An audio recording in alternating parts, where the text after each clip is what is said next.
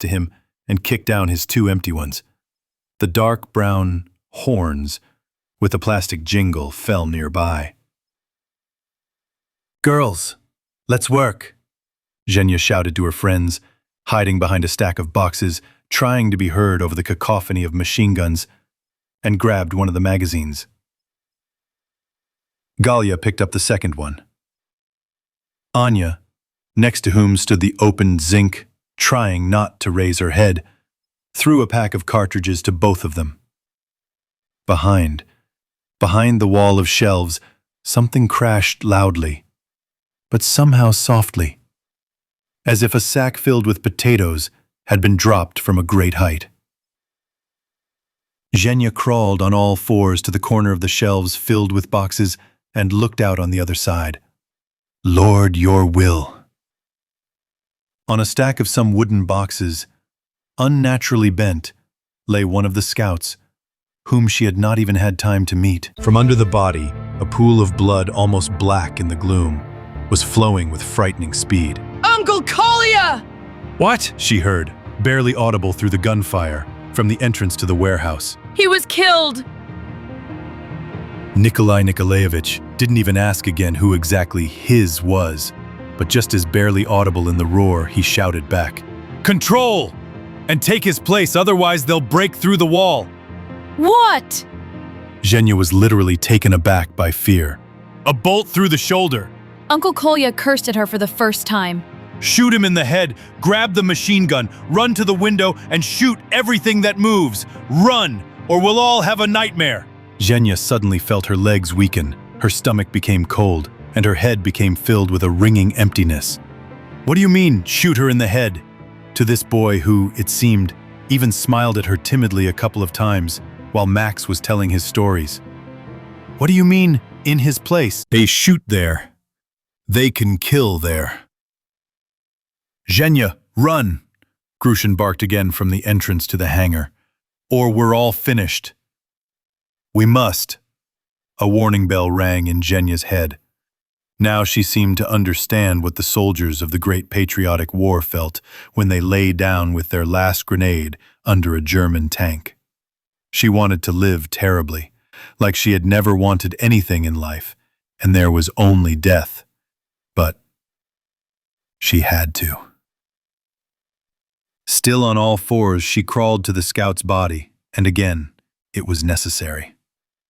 Because the head was not damaged, only 2 bullets hit at once, in the throat and in the chest. Not noticing the tears running down her cheeks, she lifted the Keter with disobedient hands.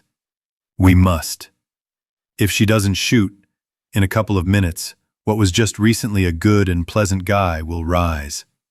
And what happens when those who died rise, she knows all too well. She's seen and heard enough. But how? She's not a soldier. She can't. Blood is pounding in her ears like huge African tom-toms. Her throat and mouth are not just dry, they're a real Gobi desert. Her hands are shaking slightly. She can't. We have to. The butt pressed into his shoulder. His finger pulled the tight trigger. Almost inaudibly, through the roar of battle, a single shot banged. The head of the dead scout limply swung. Something disgusting even to look at splashed out from under it onto the asphalt floor of the hangar. Zhenya barely held back the urge to vomit. Zhenya! There was no longer the slightest kindness left in Grushin's voice. Only clanking, icy metal. Yes, now it is clear how he managed to rouse his soldiers to attack in Chechnya. As if in a dream, almost not feeling her body, the girl picked up the scout's machine gun, lying nearby from the floor, and threw the belt over her head. The deadly piece of iron hung on her neck, across her chest, covering the Keter that had suddenly become small and almost toy-like. So, are there any cartridges? Zhenya did not find the strength to check the pockets of the scout's vest. She simply darted, bending low, to the chest, fished out 6 magazines at once and began shoving them into the pockets of her peacoat. "Where are you going?" Anya's frightened question was more read on his lips than heard. Instead of answering, she briefly pointed her index finger upwards, and then at the box with magazines. Anya nodded understandingly in response. Still in a squat and sideways, like a crab, Zhenya darted back. Now, upwards. "Mommy, what am I doing, crazy?" Slowly, like a sleepwalker, feeling every chip of the iron tube steps with her palm, feeling with her whole body how the metal walls of the warehouse shuddered and vibrated from the hits, she climbed the ladder to the balcony that ran along the perimeter of the hangar at about the level of the second floor. There were cartridges here. Next to the narrow window, on the floor strewn with cartridges, that smelled sharply of burnt gunpowder. There were 2 loaded magazines, and 6 more in her pockets. "I wonder." A strange alien thought arose in her head. "Will you manage to shoot at least half of them before you yourself, like a broken, unnaturally twisted puppet, fall down onto these damn boxes?" And this thought was so indifferently calm that Zhenya's heart almost stopped from horror. "You have to." Blinking away the tears that were blurring her eyes, Zhenya raised her machine gun, rose above the narrow windowsill, and fired several shots into the darkness, almost at random.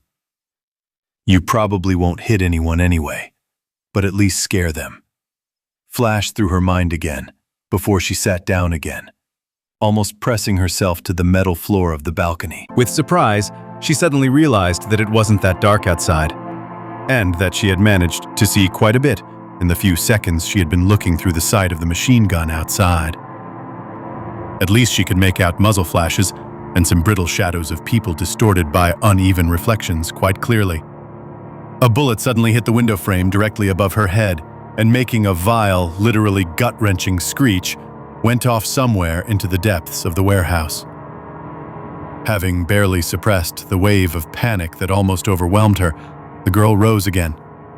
This time she no longer simply fired into the white light as if it were a kopeck, but tried to aim. It was not easy to do. The shadows of the enemies running towards the hangar were too brittle and distorted. The flashes of the shots died out too quickly, as if they had never happened. But she tried. Time after time, literally rising above the windowsill for 1 or 2 seconds, she sent bullet after bullet towards the enemy. And, amazingly, Zhenya suddenly realized that with each second of the fight, with each shot, the fear that had initially overwhelmed her was going away somewhere. And in its place came some kind of frightening, primeval, evil and cheerful recklessness, as if the sour gunpowder stench inhaled by her nostrils awakened in her with each breath some hidden, atavistic emotions inherited from her distant ancestors. Probably her grandfather, who ended up in the Marines from the crew of a Black Sea destroyer, experienced almost the same when somewhere near Kerch, holding the ribbons of his sailor cap in his teeth, he walked chest first into Romanian and German machine guns. A whole swarm of bullets suddenly burst through her window. Her ears, already torn from pain, began to ring unbearably, and her right cheek felt like it was being lashed by a handful of small, sharp ice cubes. It went numb at once, and thin streams of sticky, hot fluid flowed down her neck and into her collar. Zhenya touched the wound with her fingertips and felt a slight prick. Several small metal splinters pierced her cheek at once. And to hell with them. The main thing now was to survive, because if that didn't work out, then when she was dead, she would no longer care about the metal sticking out of her face. And they were small, hardly anything serious. "Change your position!" thundered in her head again. What is this? Is it really the memory of her ancestors, or just a long-forgotten memory of a book she once read, or a movie she watched, suddenly surfaced? What difference does it make? The main thing is that the idea is sensible. She has been shooting from the same place for too long. The same iron Mac she saw herself, ran from time to time, from one window to another, the neighboring one. And what is stopping her? She was interrupted by Grushin's sudden shout, which barely broke through the deafening ringing in her ears. "Everybody down!" Having thrown the AK-74, which was too long for her, over her back so that it wouldn't get in the way, Zhenya began to descend the same ladder, trying to do everything as quickly as possible. It seemed that it wasn't enough. Everything around her shuddered. It seemed that the metal walls of the hangar were rattling, resonating. Air, which had become almost solid, slapped against her already unbearably aching eardrums. Her head suddenly felt somehow dreary and dusty. Zhenya almost threw up. How she managed not to fall off the ladder, the girl herself didn't understand. But outside it suddenly became quiet. And what was that? What a blast, huh? What a blast. Max, black and disheveled, like a real inhabitant of the underworld, tumbled out from behind the wall of shelves like a spring-loaded jack-in-the-box, screamed right in her face. It wasn't for nothing that we placed so many mines around the warehouse. Now let them wash their faces in blood, the bastards.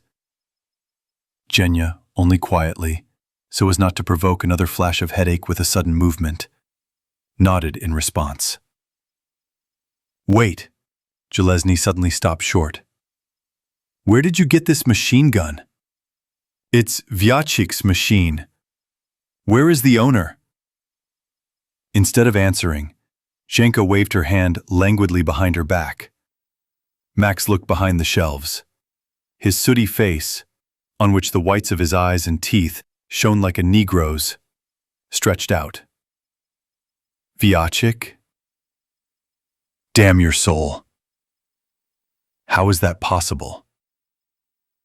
Zhenka gathered herself into a ball, waiting for the next question. And it didn't take long to come. "Are you his?" Fearfully, Zhenya nodded again.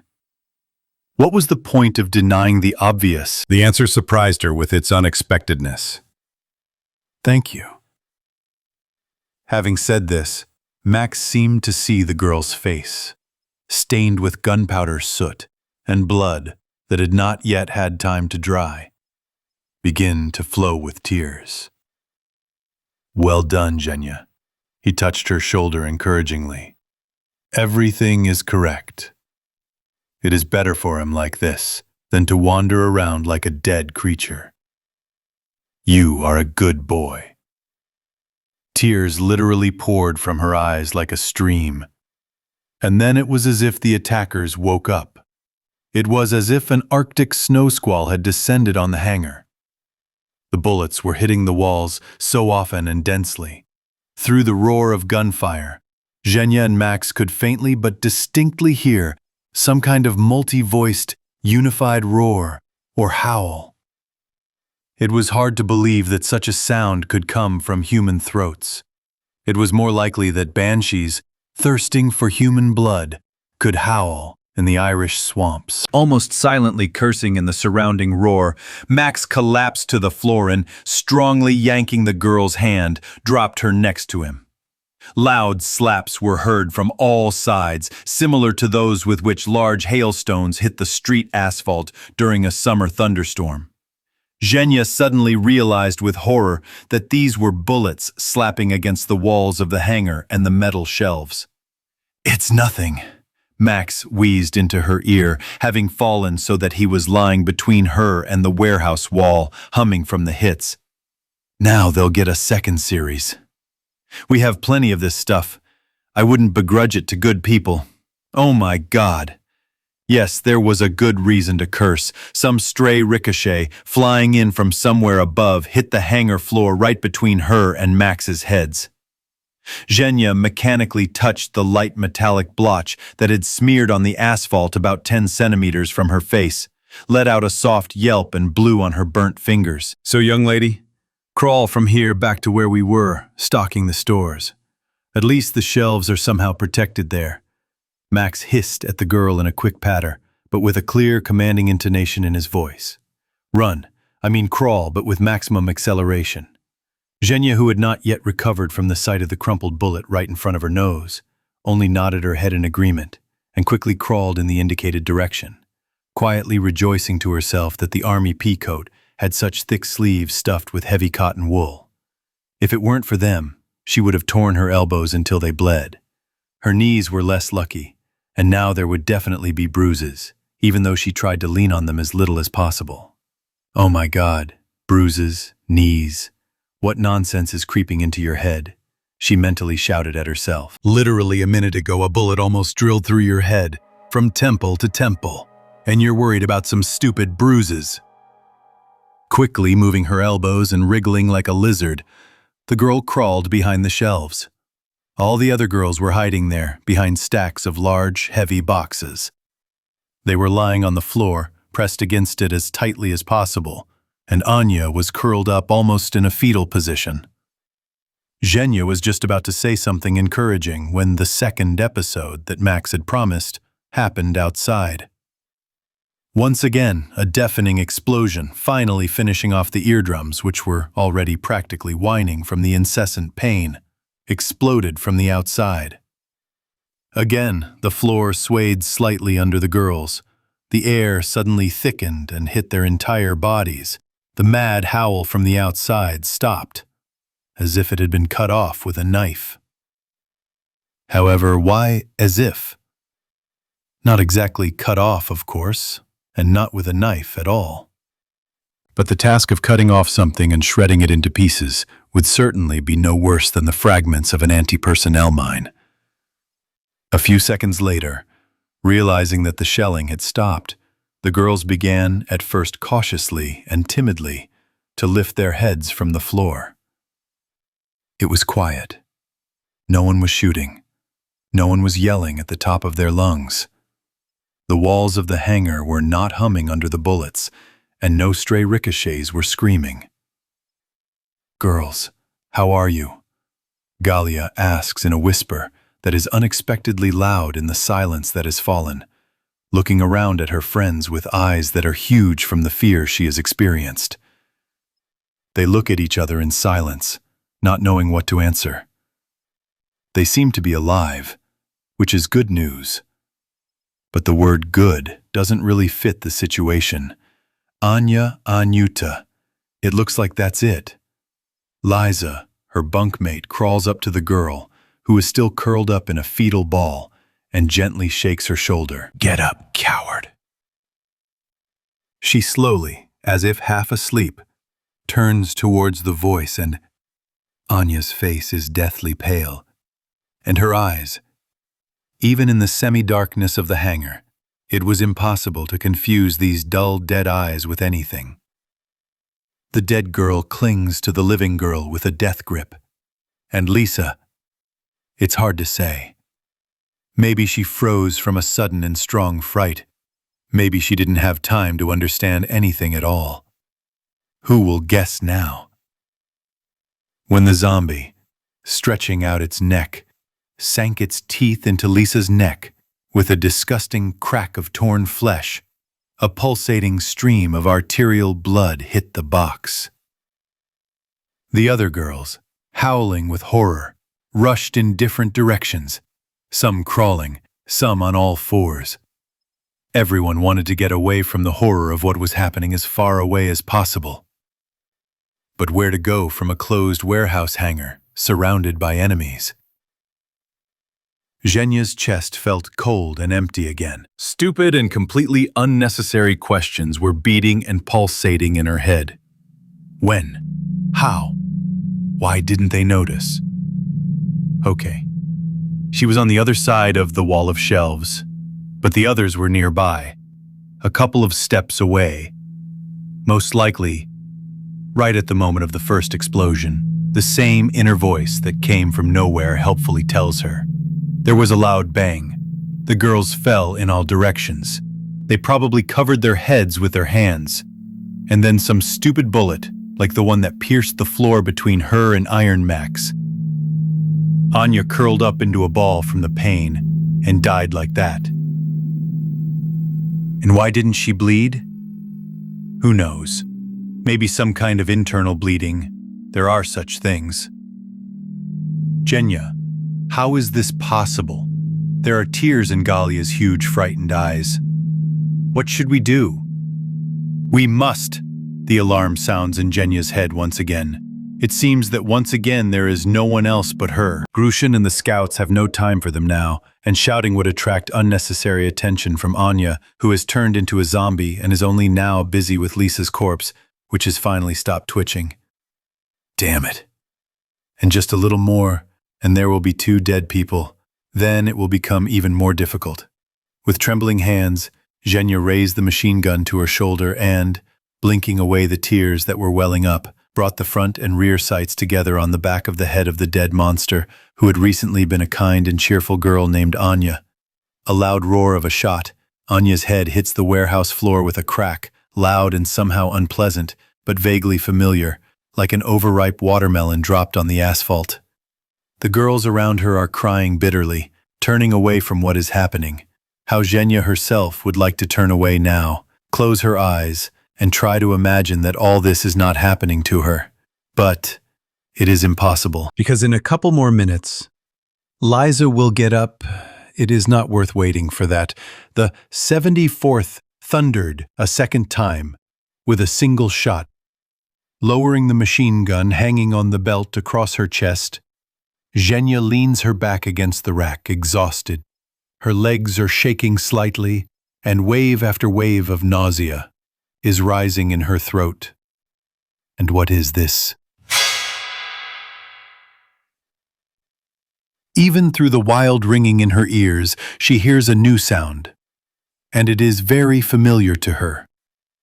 The engines of the armored vehicles of the riot police, who saved her from the business center, roared in exactly the same way. And this roar is approaching very quickly. It seems that their little war is over.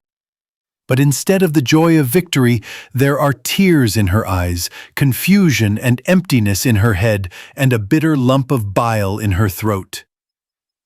Plessis Ashukino, Military Unit 3641, April 1st, Sunday. Don. Shugum. Gumarov was the first of us to smell this stench. Which is not surprising. The armored UAZ is good in many ways and terrible in even more ways. Normal ventilation is definitely not one of its advantages, and the glass, like on a regular agronomist's dream, cannot be lowered here. Instead, there is a permanently installed triplex, and right in front of Timur is an open round loophole, through which the predatory barrel of the Pecheneg with folded bipods looks out onto the street. And from this embrasure, a stream of outside air hits Gumarov's face as he moves. In most cases, this is even pleasant, in a stuffy car. But now, at first Timur wrinkled his nose several times in silent hostility. Then he snorted with displeasure. And a little later, when we were almost in a shuki, he could not stand it and swore quite loudly. What is this disgusting stench? What kind of crap were they burning here? Many years ago, when I was still a very green little scout, in my first 6 months of service, the wise warrant officer Komarov taught me, if the situation around you has changed suddenly, and for some unknown reason, if something has happened or is happening that in theory should not happen, stop and look around carefully. Otherwise, you risk getting into trouble. Since then, I have not only grown up, I am now exactly the same age as the old and wise Komarov was then, but his science has never let me down. In addition, the heavy and almost tangibly sticky stench, penetrating the UAZ's interior through the open loophole, was very familiar to me. Unlike Timur, who was still young, and had not witnessed full-scale military operations in Chechnya. And not only to me. It smells like burnt human flesh, Borov says quietly, as if under his breath, frowning. With what? Gumarov's face turns pale and stretches. I can see it in his eyes. He really wants what he said to be a mean and stupid joke. No, my friend, this is not a joke. Get used to the new reality. Someone recently burned a lot of corpses, Andre answers him quietly and exaggeratedly calmly, and then gently touches my shoulder. The only thing I don't understand is, what the hell for? Do they have nowhere else to put gasoline? Or do they just like sniffing it all? Bor, maybe we shouldn't go there like that right away. Who knows what happened there? And here we are, like that Chapayev, on a white horse, with an open chest. Agreed, I nod. We'll report to Batya. Let him give the signalman the order to contact the locals and find out what's what. After a short but very expressive conversation, from Lvov's side, of course, my subordination does not allow me to swear in a conversation with my superiors, even if it is unaddressed. I look around at my quiet team. We'll keep quiet here for now, pretending to be rags and not being home. The signalman will clarify the situation and report, but no matter what they tell them over the radio, our valiant signal is in Peresvit. And we are here. And if anything happens, it won't be Baranov who gets his ass shot, but one of us. Got it? What's unclear? Saloka shrugs. We're going to our allies, but we don't rule out the possibility of some dirty trick. Exactly. But let's be careful. Judging by the stench, there was a major brawl there just a few hours ago. And even if our guys won, everyone's nerves are on edge, and they're in an aggressive mood. If we screw up, they might even shoot us. Just like that, in the heat of the moment. Yeah, Borov chimes in just as melancholically. as they say in my village, he flew under a hot hoof, and they trampled him. The signalmen tried their best and didn't keep us waiting long. Not even 10 minutes had passed after I pulled off the road and drove our hunter behind a dismal, dirty birch forest belt, when Andrei Baranov, the senior of our valiant in-the-rain and mud men, whom I mentioned just recently, got in touch. "You'll be rich, Andrew," I say to him instead of hello. "We were just thinking about you."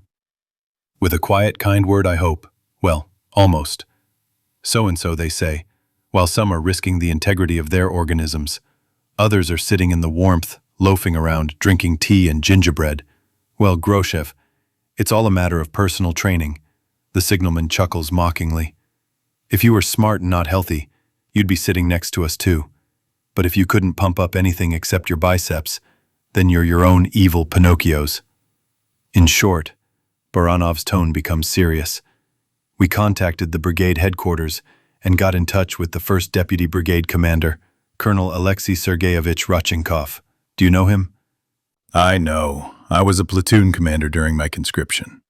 All the better. You'll find out the details yourself.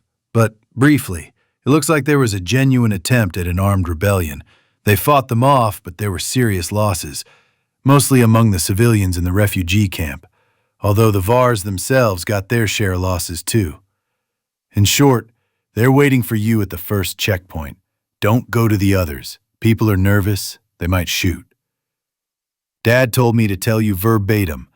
Not only is his mission still in effect, but this whole mess can only work out to our advantage, no matter how bad it sounds. Do you even understand what he's talking about? Got it. Don't get into it. This is for our own feminine football. Thanks, Andrew. See you in touch. The guys look at me expectantly. That's it, gentlemen. The rest stop is over. Let's continue with the combat mission. Getting to the first central checkpoint of the brigade is now another quest. At first it seemed fine, but about 150 meters away, a real slaughterhouse began. On the road, on the roadsides, in the ditch, on small vacant lots in front of the private village houses surrounding the brigade perimeter, piles of human remains lay in an almost even layer. Almost like Pushkin. "O field, field, who has strewn you?" And precisely with dead bones. Mostly, skeletons almost completely gnawed and torn apart into individual bones. All the skulls that I could make out had very noticeable and very characteristic bullet marks. It is clear. The dead were heading to the gates of the unit, and there, the Vovans provided them with a warm welcome. From all guns. And this has been going on for more than one day. The only thing that is not clear is why all this nauseating still life is rotting here and not in a pile by the walls. At first, I tried to go around the rotting skeletons with drooping tatters of rotten meat, but I quickly realized that it was impossible. I spat on everything and drove straight ahead. Only the ribs of the chest and other large bones cracked under the wheels. What's strange is that with such an abundance of food, we never saw any live zombies. However, there is nothing to be particularly surprised about here. All the stupid mannequins in front of the gates had long since fallen. And the fatteners get smarter pretty quickly. I noticed this back in Moscow. They heard the car, they hid. Fortunately, in the private sector around us, this is not a problem. Wooden fences, some sheds and outbuildings, greenhouses and hothouses, on the roofs of which lies dirty brown snow that has not completely melted. They are indeed waiting for us at the checkpoint. As soon as our hunter, crawling at the speed of a prize turtle, drew level with the BMP standing on a pedestal in front of the central gate, 4 soldiers immediately appeared on the flat roof of the guardhouse and took up positions behind parapets made of sandbags or earth. The faces behind the visors of the same kind as ours, the ZSH, are not visible, but judging by their figures and behavior, I strongly doubt that these are conscripts, or double bases, or even officers. However, I think that there are many more of both in the unit now than conscript soldiers. They have almost certainly gone home. It is unlikely that the situation here is much different from what is happening in the Taman and Kantemirovskaya divisions, or the same Odon. "Who are you?" comes to us, muffled but quite loud and distinct, from under the lowered visor of the helmet. At first I reached for the SGU microphone, but after thinking for a moment, I opened the door and, sticking my chest out onto the street, I loudly reported back. "Posad Oman, arrived to see Colonel Rodchenkov. They should be waiting for us." Instead of answering, the police officer who spoke to us only nods in agreement and, leaning over the low brick parapet of the roof, gives a signal to someone below. The dark green gates with a large oval emblem of the internal troops and a white parrot on a black triangular shield begin to slowly slide to the side along the jagged rail of the guide, letting us into the territory. Once again, guys, let's be friendly, but let's not let our guard down. "Don't teach your father, Bor," Solaka grunts. Yes, I said it just for the sake of form, just in case. "Uh-huh." 3 voices answered me almost in unison. "Uh-huh, that's my stereo sound." "Take the car to the wash first. No need to drag this junk around the area." Instead of hello, the burly major who had been talking to me, who had already come down from the roof of the checkpoint, immediately starts giving orders. Now his rank is known. The protective colored star on the shoulder strap is clearly visible from under the shoulder strap of his bulletproof vest. "Well, excuse me, brotherly heart. It wasn't us who set up this burial ground." At the entrance, the major gave me such a gloomy and heavy look that I stopped mid-sentence. Well, yes, considering the events of the night, they are hardly in the mood for jokes here. Quite the opposite, in fact. "Where should I drive it?" "Right after our booth, to the left, between the wall and this building." "Got it, to the old headquarters smoking room." Now the major looks surprised. "I served here." I spread my hands in response. "A long time ago, right back when the headquarters was still here. And the current headquarters is a training building." "Ah, so that's how you know Raicha. I found him when he was still a lieutenant." "I see. Well then, go to the car wash." The major briefly waves his hand behind him, in the direction where the smoking gazebo stood 15 years ago. "Let's rinse off your ash can." Listen, why are almost all the dead bodies so far from the gates? How did you even shoot them? There is no direct visibility here. The houses are all closed. Oh, he drawls. Everything here is really strange. The dead people themselves drag them there. In what sense? I didn't understand at first. In the most literal sense. They don't touch each other, only while they're walking. As soon as one of them finally bites his boots, the others will start sharpening him in a few minutes, until his bones start to crunch. I saw it. So what? Why? Call into more information. You is simply of humanly annexed by it. You was all refire the experience said that. Call into more ingadir. You was looking secure if you, but if you must couldn't say views of all the flew about it. After wears druggles. Well, I would make your agree flooring the affectional leave, refergingly America side. Why name about the your D, where's disability with a guardy. Well, I would name decree to the world with a key. Now, we have batter leaving the thrifty and economic Salok, who had long ago taken over the position of non-staff sergeant major in our group by unauthorized seizure, in charge of supervising and managing the process of bringing the UAZ into a divine form, and the guys under his command. I set off towards the headquarters, where my former platoon commander, Lyokarachenkov, is waiting for me, who, unlike me, a slacker, managed to make a quite respectable career over the past years. That's the kind of mess we've had, Borisian Mikhailycha, Rachenkov sighs heavily, finishing his short, but very expressive story, filled with real masterpieces of obscene language.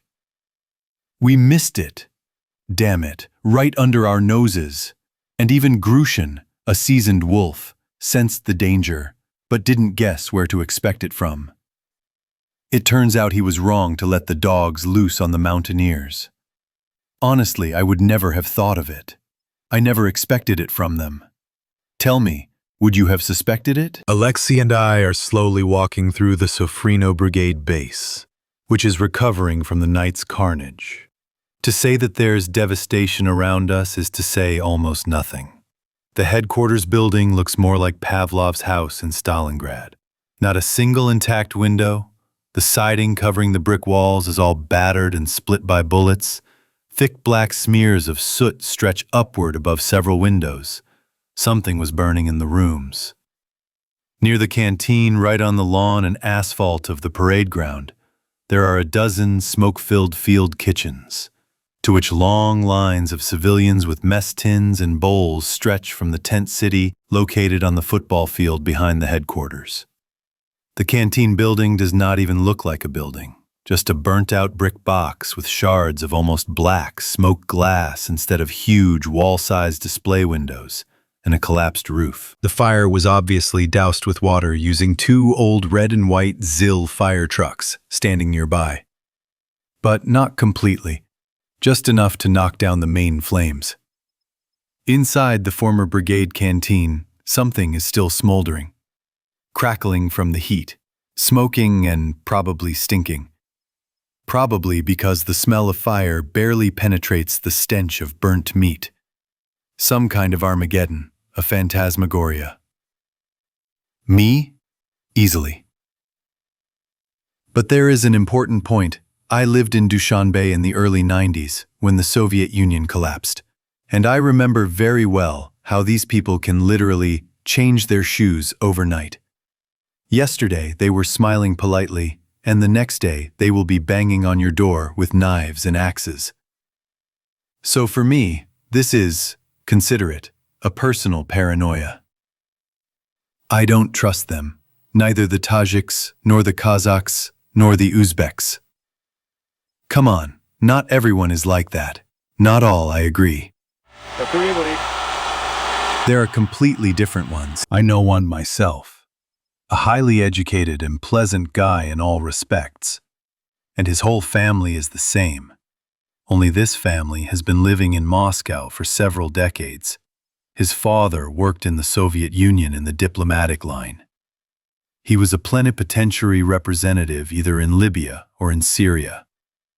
But there are few of them, and basically all sorts of half-wild rabble from owls and kishlaks. Yes, those who committed a merry massacre against the Russians in 1992-1993. They most likely only graduated from high school on paper. The Wahhabis got busy, sent recruiters and propagandists. What a nutritious broth it was for them. No brains, but a ton of health, and greed for money and power.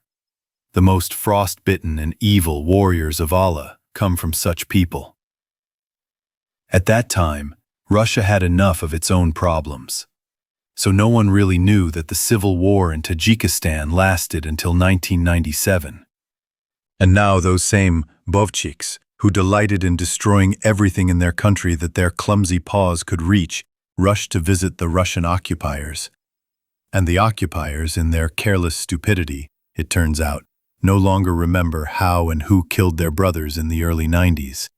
And their idea of Tajik migrant workers is strictly according to Ravshan and Jamshut from the stupid Nasharashi. And among the migrant workers are those same former boys from remote villages who slaughtered Russians in Dushanbe, and their youngsters who have grown up since then, who are even worse, because they grew up in the war. There is no education there at all, not even on paper.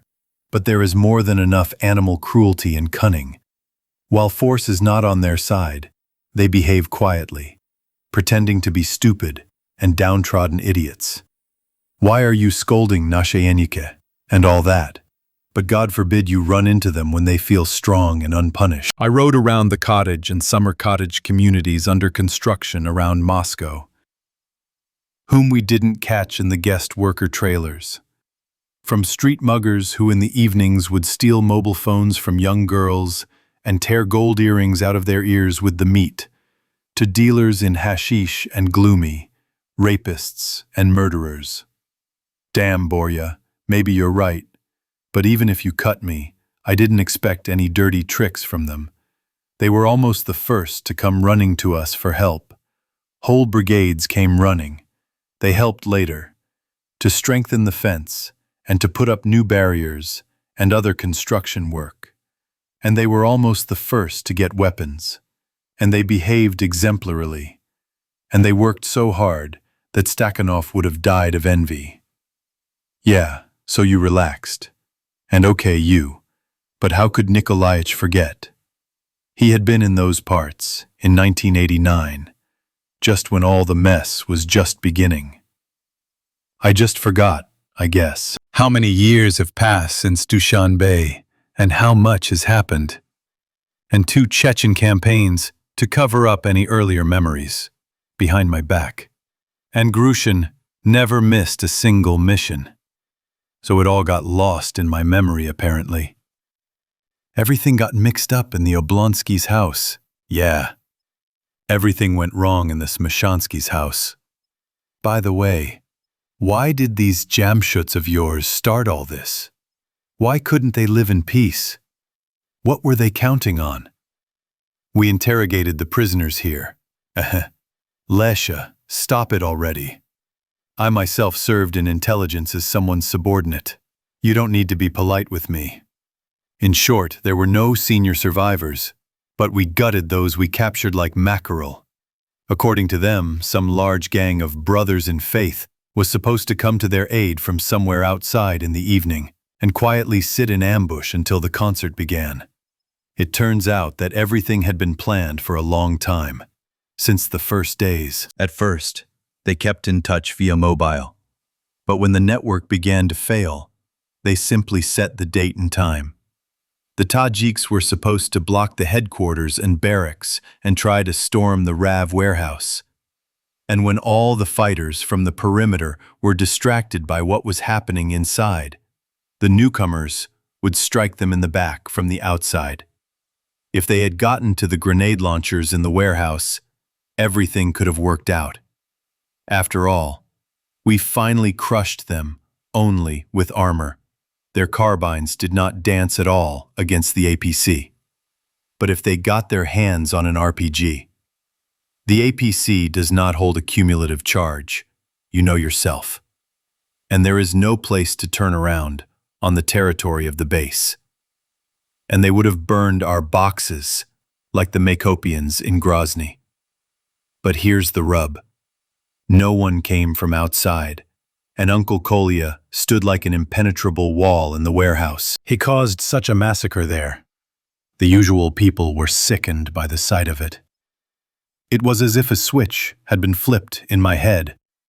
A large gang of brothers outside, and the militants who stopped in Osaniki, purely on their way to some big showdown. And that's how the picture came together. Wow, what a small world. If we hadn't set up an ambush in Osaniki, the people of Sofrino could have gotten into trouble too. But it turned out that way. It's also bad, to be honest, but it could have been worse. A gang that got hold of army arsenals and armored vehicles, that's a complete mess. We've been through that in Chechnya. We know. By the way, how is he? Yeah, it seems okay. He was wounded, and he's lying right here. Rodchenkov nods towards the medical company building we're walking past now. But I wouldn't say it was very serious. He just lost a lot of blood. He couldn't apply a tourniquet right away. There was no time. The medical unit didn't get hit as hard as the headquarters. But even here, you can see bullet marks on the walls. Several windows of the two-story building have lost their glass and are now covered from the inside with green army raincoats. And what about those Abreks with whom Nikolaich had a row? What about them? Who? The Ingush? You won't believe it. That's also normal. They turned out to be not such goats as they seemed at first. When the mess started, they even organized the defense of their part of the refugee camp. They fought back and protected unarmed civilians.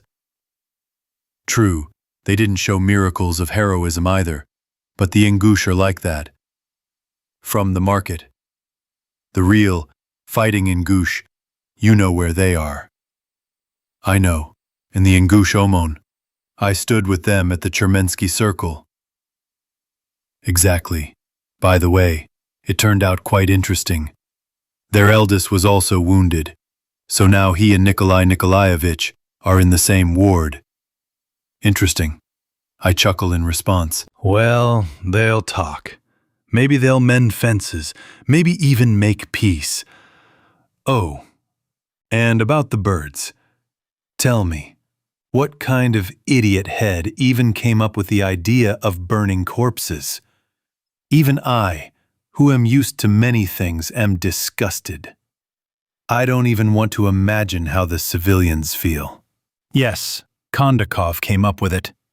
Rokhenkov winces as if from a toothache. Strategist, damn it. Field Marshal Kutasov.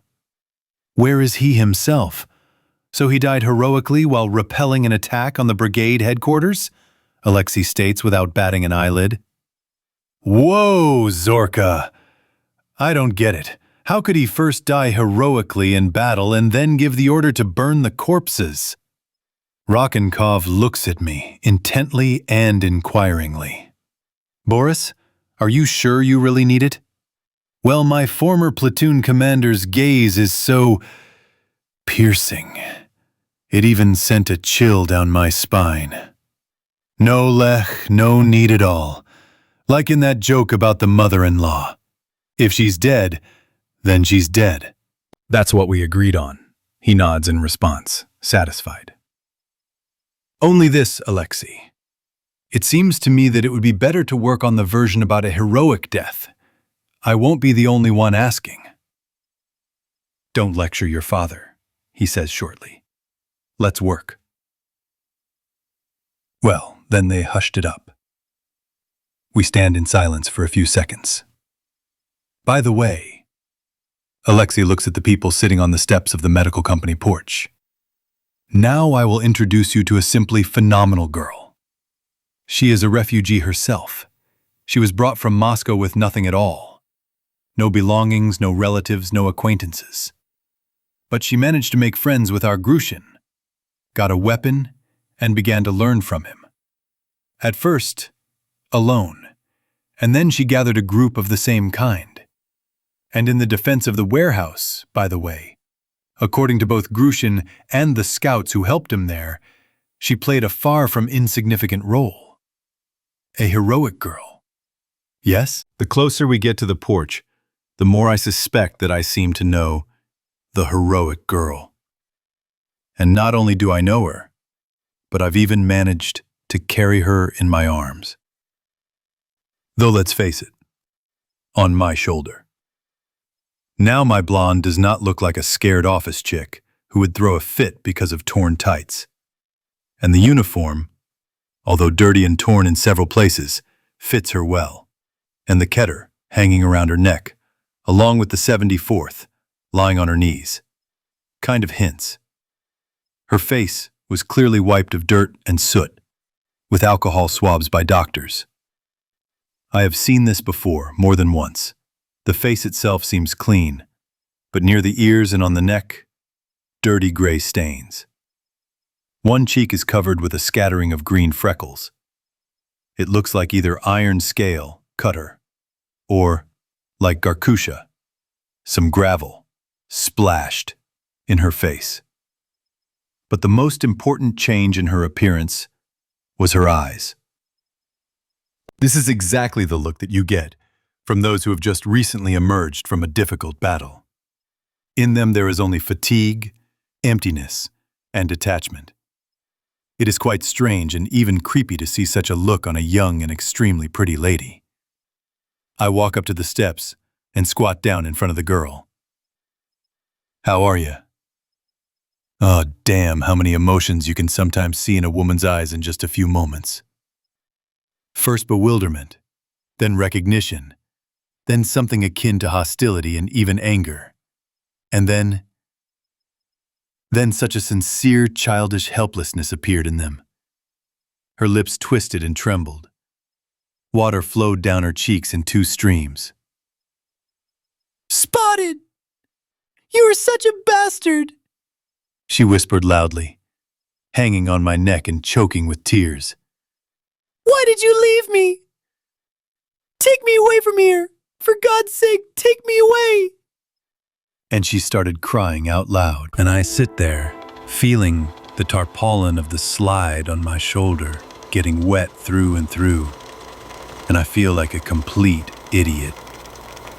And her whisper is already turned into some kind of incoherent but fragmentary muttering filled with bitterness and fear of what she has experienced.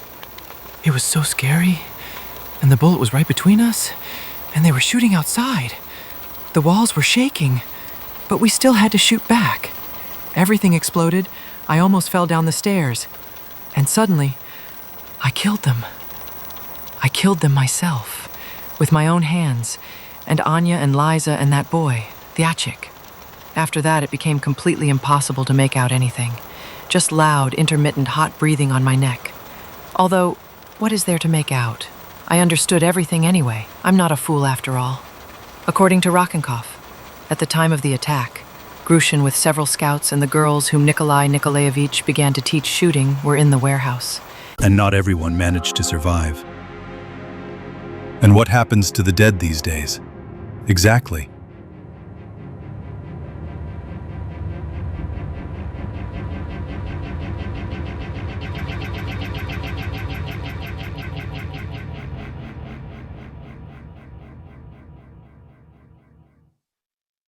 And someone has to put the risen dead down again. Oh, you really got it, girl. I didn't quite understand. A quiet cough came from behind me. So you know each other or what? Yeah, I answer, not letting go of the sobbing girl and half turning towards him. Old friends, almost childhood friends. And then I lightly run my hand through the girl's hair. What's your name, blonde? Xenia, she sniffles. And I'm Boris, that's how we met. So, what now? Nothing. The phrase, We are responsible for those we have tamed, has been firmly imprinted on my soul since I was about 5 years old, when my mother read The Little Prince aloud to me. I lightly pressed the button of the radio headset hanging on my ear. Kokol to Altai 11. Kokol to Altai 11. Over. Yeah, it's time to sort out the call sign issue. Previously, only the command staff had radios in the detachment, and the standard call signs were enough for them. Now almost everyone has short communication, but we haven't thought about the call sign issue yet. You're a kohol yourself, Solaka snorts offendedly on air. Although no, what are you to the bathhouse? A kohol. You're a katsub, at a reception, damn it. Have you had your say? I ask sarcastically. Uh-huh, Andre mutters, still dissatisfied.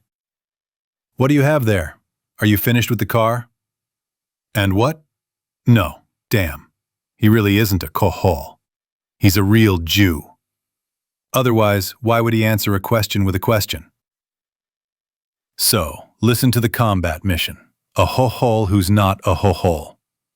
Find out there, at the checkpoint, where the medical company is, and be here in 2 minutes. We'll leave from here with a group. We need to escort the man to our hunter. How did you receive him? So maybe I'd better send Timur? He's young, so let him run around. What kind of person is he? That same young lady because of whom you were almost eaten in the office center? No! Then I'll do it myself. I'll be right there. Disconnect! Lights out. The girl who had begun to calm down little by little finally stops wetting my slide and looks up at me. Everything is fine, Genya. You are leaving with us. While I sit and, waiting for Soloka, calm the quietly crying blonde, Rodchenkov with an embarrassed face is fidgeting nearby. Judging by his beetroot-colored mug, he is embarrassed and does not know what to do. How I understand him. When I see a crying woman, like that elephant from the cartoon about Kolabox, I lose my will and fall into a stupor, except that, unlike Lyoka, I do not blush. No, Ensign Groshev, you are still a monster! Soloka hasn't even reached the porch yet and he's already teasing. You've only been talking to the girl for a few minutes and you've already brought her to tears. That's it, I'm taking her away from you. You're not worthy. Andriuka is a good guy after all. It's not for nothing that he has 3 girls growing up in his family, and a wife to boot. Now he'll start talking and joking with our blonde, distracting her from everything she's been through. A real spontaneous psychologist. Let's go, girl, or this goblin will teach you something bad. Wait, Genya, who had almost gone with him, suddenly stops and looks at me. And what about our girls? Don't worry, Genya. I think in a couple more days, not only your girls, but the rest of the base will move after you. Actually, everyone calls me Genya. Well, it seems like this is her first smile towards me since we met. Not even a smile, but a weak hint of one. But this is already a lot, because at first she was scared to the point of wide eyes. Then she cried. Already progress. Well, then Genya. I smiled broadly in response. Okay, stop. But from the moment the entire base will move, let's go into more detail. Rakenkov takes me into his arms tightly, as soon as Solok, carefully, as if holding an ancient Chinese vase, holding the girl, moved away from us about 20 meters. I sigh and rub my tense neck. I'm about to have a difficult conversation, and Lesha Rakenkov, despite his good-natured and even simple appearance, was not distinguished by his meek disposition, even during his lieutenant years. I'm afraid that as he grew into a colonel, his character is unlikely to have improved. In general, Alexei, don't think that we are vultures who have come to someone else's misfortune. I received the task to talk about this topic with you and with Mr. Kondakov, who suddenly left us the day before yesterday, and I was supposed to voice it yesterday afternoon, but I was late. The unpleasant squint in Rodchenkov's eyes gradually smoothed out as I told him about the gang we had smashed yesterday near Osiniki, and where, and most importantly, why this gang was heading. He was an experienced man who had seen a lot, and therefore he understood perfectly well how the night's confrontation could have ended if, at some more opportune moment, the sons of the mountains had struck the Safrinci from behind. Okay, Senior Intelligence Officer Groshev, the fact that you are a legendary hero and saved your native Veach from a treacherous blow in the back, we consider confirmed. What next? Damn. Good question. You know, Alexei, this won't be a quick conversation, and it's not for strangers' ears, it seems to me. Let's go sit down somewhere. P. Ashukino, Military Unit 3641, City of Sergeyev Posad, April 1st, Sunday. Day, evening. Radchenkov's whole appearance now expresses deep thoughtfulness. His elbows are resting on the tabletop. The fingers of his strong hands are clasped together, on which he has rested his chin. His gaze is blindly boring into some graphs and diagrams, under a sheet of organic glass slightly clouded by time. His thoughts are clearly somewhere far away now. While Chapai is thinking, I look around the former commander's office.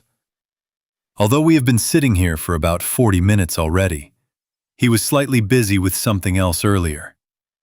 As one movie bandit said, I talked and talked. Now my interlocutor has taken a time out, and I am looking around. During the night battle, it was clearly fun. Through the window openings around the room, slightly moving the bullet-riddled, crookedly hanging blinds, a warm and extremely fetid breeze walks, not for March. There is no justice in life. If not for this nauseating stench, the day would be just great. Sun, warmth, a light breeze. Sit and enjoy. Grab vitamin D with your entire body exhausted by winter. But here, it's time to pull a gas mask over your face. And the kind of firefighters have, an insulating one, which does not filter the outside air, but produces its own. There is no glass in the frames, only small chips grin along the edges, glinting in the sun with sharp edges. But in the corner and under the wall, carelessly, as if by foot, although why as if, most likely by it, my dear broom. I do not see anything nearby, an impressively sized pile of shards of broken glass and machine gun shells, shimmering like red copper. Of which, by the way, there are many, very many.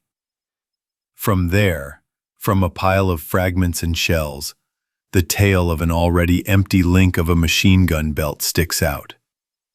Next to the table leg lies an overturned box for 200 cartridges, also empty, but the machine gun is nowhere to be seen. It was already taken away. And the thing is, what is he supposed to do in the boss's office now? The boss had fun and wakes up a little bit of good. It is not a royal thing to hit the enemy with a cul-de-sac. The furniture got its share of damage too. The back of the simple black office chair I was sitting on was shot through in 2 places, and there was one very distinctive hole in the seat. I think it ricocheted off the ceiling. Pieces of broken plywood stick out here and there from the polished walls of the cabinets. Only one of the glass doors miraculously survived. Numerous books and loose-leaf folders that used to stand on the shelves now lie in a sloppy pile on the floor. The portrait of the guarantor of the Constitution, hanging on the wall, got its share of damage too. Damn, it was as if the unknown shooter was aiming on purpose. He put a bullet right between the eyes. A sniper, his mother from the town hall. Or was it really on purpose? No, hardly. 3rd floor. From below, you can't see not only the portrait, but even the wall it's hanging on. Maybe just the ceiling of the office. So, there are coincidences. Alexei finally emerges from his dark meditation. So, you suggest that we drop everything and move in with you. Well, first of all, it is not me who proposes.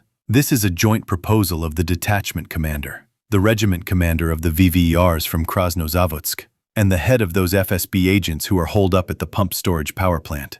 I am only conveying their words. Exactly. He'll pass it on then. He chuckles sullenly. Leshenka, my friend, when was the last time you got a spanking? I drawl affectionately, boring an unkind look into Rachenkov's nose. I learned this trick from Antoka Tisov some time ago. And who I picked it up from, God knows. I didn't care. The idea is as simple as mooing. If you want to really scare someone or put someone really cheeky in their place, talk to them tenderly, like a loving mother. But look at them as if you're ready to tear them to pieces with your bare hands. And eat them right away, raw, without salt or pepper. I don't know why, I'm not a psychologist, but it works great. Rachnikov fell silent for a few seconds and then loudly cleared his throat. Sorry, I got carried away. No problem. I understand everything. Tough night, all on edge. So what was I talking about? Oh, right. And what exactly, everything, are you so afraid to leave here? Warehouses and equipment? No one is suggesting leaving them behind. These are the ones that definitely need to be taken out, either at the same time or right after the main mass of people. In the meantime, we'll be taking them out. There's a small garrison here, about 100 to 150 people that will remain on guard. What else? The horizontal bars from the sports ground? The barracks? This headquarters, the canteen that burned down? What good are they now, other than causing losses? It doesn't just smell like renovations here. Some things need to be rebuilt, almost from scratch. And then there are the civilians. I looked at your attempt to wash them all at least once. No, just once. That's a great idea. Well done. No jokes or jibes. Seriously. But what's next? And another such wash, and you won't be able to drive up to the warehouses and the guard town in a tank. It will be a solid swamp. There is no drainage, practically no runoff. And you will be stunned to heat water for the whole crowd. And in Peresvet, there are multi-story residential buildings. In each apartment, there is a bathtub and their own city thermal power plant. Not the same misunderstanding that you have here, which with great difficulty kept the temperature at 15 degrees. In the barracks, what, do you think I don't remember? The local thermal power plant simply won't pull anymore. It will die. And there, a normal city one. And a hydroelectric power station nearby. A power station that is still working, mind you, to this day. And a normal city hospital. Not a medical company, where, to be honest, only mild patients were kept in the hospital, I remember. All the severe ones were taken straight to Roitov, to the central group of vessels. A normal hospital. And a bakery, albeit a small one. But you don't even have that. You're eating crackers from the NZ. And, also, a properly functioning water supply and sewerage system. And huge warehouses of Rosa Reserve and the Air Force nearby. And the Krasnozavodsky plant, like a chemical one, damn it. Do I need to explain this? No, it's not necessary. Rachenkov shakes his head. It's not small. Cartridges, grenades. Exactly. I lightly press my palm to the tabletop. And what is here? This stench that makes even my soul sick. Your civilians will climb the walls in a couple of days from the stench of burning carrion. And you, after them. And Peresvet has everything. Well, okay, almost everything. In today's times, almost the limit of dreams. Only, there are not enough people to develop and protect these riches. In Peresvet and at the pump storage power plant, it is even easier. And in Krasnozavodsk, the streets are still not properly cleared. They barely got enough people to defend the factory perimeter. And you are sitting here with people and equipment in the middle of, forgive me, a real cattle burial ground, and still being stubborn. What keeps you here? Habit? Well, brother, forgive me. Since you are so attached to these bricks, then maybe you yourself will stay here. But what are the women and children who are huddled on wooden bunks in your tents to blame for? Alexei's face is darker than a cloud, but he doesn't try to argue. He understands that I'm right. Yesterday afternoon he could have argued with me. But now, in this wrecked office, littered with glass fragments and spent cartridges, through the broken windows of which a thick and heavy stench of corpses creeps into the room from the street, even the most stubborn fool won't be able to come up with any counter-arguments here. And Lyoka is not stubborn at all, and far from a fool. Well, I don't know, he draws out, obviously just to stall for time and try to come up with some arguments. What don't you know, Lesh? Look out the window. Getting up from my chair and going to the window, I mercilessly tear off the blinds that were already hanging by a miracle and point my finger in the direction of the barracks standing on the other side of the parade ground and the 5-story panel buildings of the DOS visible behind them. Are you planning to settle people there for the night? It's more or less bearable there during the day, and that's not Tashkent at all. And what will happen at night? What if, God forbid, there's a frost? It's April, not July. You'll freeze a lot of people, and it's good if they don't die. Although, that's only from a general human point of view. It's good if they survive and only get sick. But from the point of view of military expediency, with a patient with the flu or double pneumonia, there's much more fuss than with someone who froze to death. And do you have enough medicine to pull out those sick people? Or will they die anyway, only first they'll use up the medicine and suffer on top of that? Damn. Rodchenkov's face has turned black. I understand that I am saying very mean things now, but it is better to hear about these bright prospects, now in words, than to see them in reality in a couple of days. And you guys are supposed to give everyone a separate apartment right away? Is that it? Alexei growls angrily in his heart. No, not right away. I don't even try to pass off wishful thinking as reality, and not separately.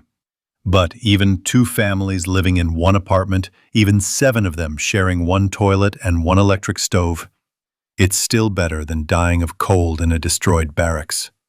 And over time, when we conduct a final inspection of the housing stock, who knows? Many people from Peresvat went to Moscow to work, and many never returned from there.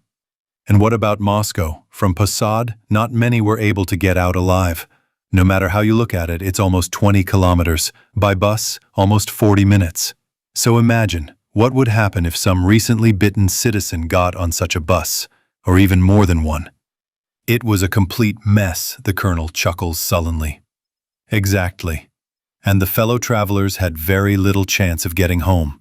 And the apartments of these poor fellows are now empty and unoccupied. All that's left is to find one, open the door, and put in a different lock. So there will be a place to accommodate people, especially if Krasnozavods can be properly cleaned. And there are plenty of villages around there. Yes, the villages are a good idea, agrees Alexei, slightly recovered, but still gloomy. They themselves have already sponsored several small agricultural communes with weapons and ammunition, with an eye on further cooperation in terms of barter, potatoes for cartridges and all that. By the way, what about them? Yes, I think so too. We'll go for a ride, discuss the terms of cooperation with them again. We'll present a radio station with an antenna of a suitable size. Well, so that it would hit for 3 or 4 dozen kilometers. That's all we need. There are no traffic jams on the roads now, so, if the need arises, a man group in an armored car will come to their rescue and get there from Peresvet in about 40 minutes. I see. How and on what do you plan to transport the people? Judging by the decisive crease that appeared on the bridge of his nose, Alexei seemed to have finally made a decision. Do you have any buses left? Where from? People were transported in convoys from evacuation centers. The column arrived.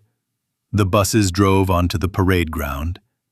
The people were dropped off and back to Moscow. I see. You know, to be honest, I'm not authorized to discuss any specifics with you. Catching the former commander's mocking glance, I lower my eyes to the floor and chuckle. Okay, I got you. I just don't know what's going to happen there. I'm this living text message, damn it! Extended. You need to talk to Lvov and our other seniors about specific issues. I'd advise you to go to Peresvet right now. Warn them that you're leaving so that they can get ready and wait. And go. You know yourself. The early you get in, the early you get out. If you're lucky, you'll at least have time to send the children and some of the women to us before nightfall. An option. Rachenkov can't find anything to say in response. Can you establish contact with your command, or do I need to go to the signalman? No need. I shake my head, pulling out of the looter's bag the iridium, which was already slightly shabby from not very gentle handling, and which, until recently, had been so beautiful, glossy, and new. Yes, the rich have a different life, Alexei grins sadly. Come on, I say, squinting, waving my hand. If it were my personal property, it would be no big deal, but it's government property. All the same, it's a good idea.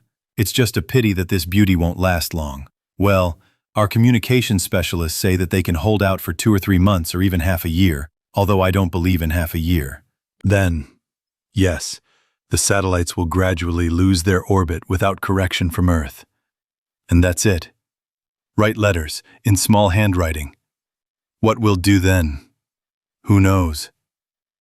We'll think of something. Rachenkov answers confidently.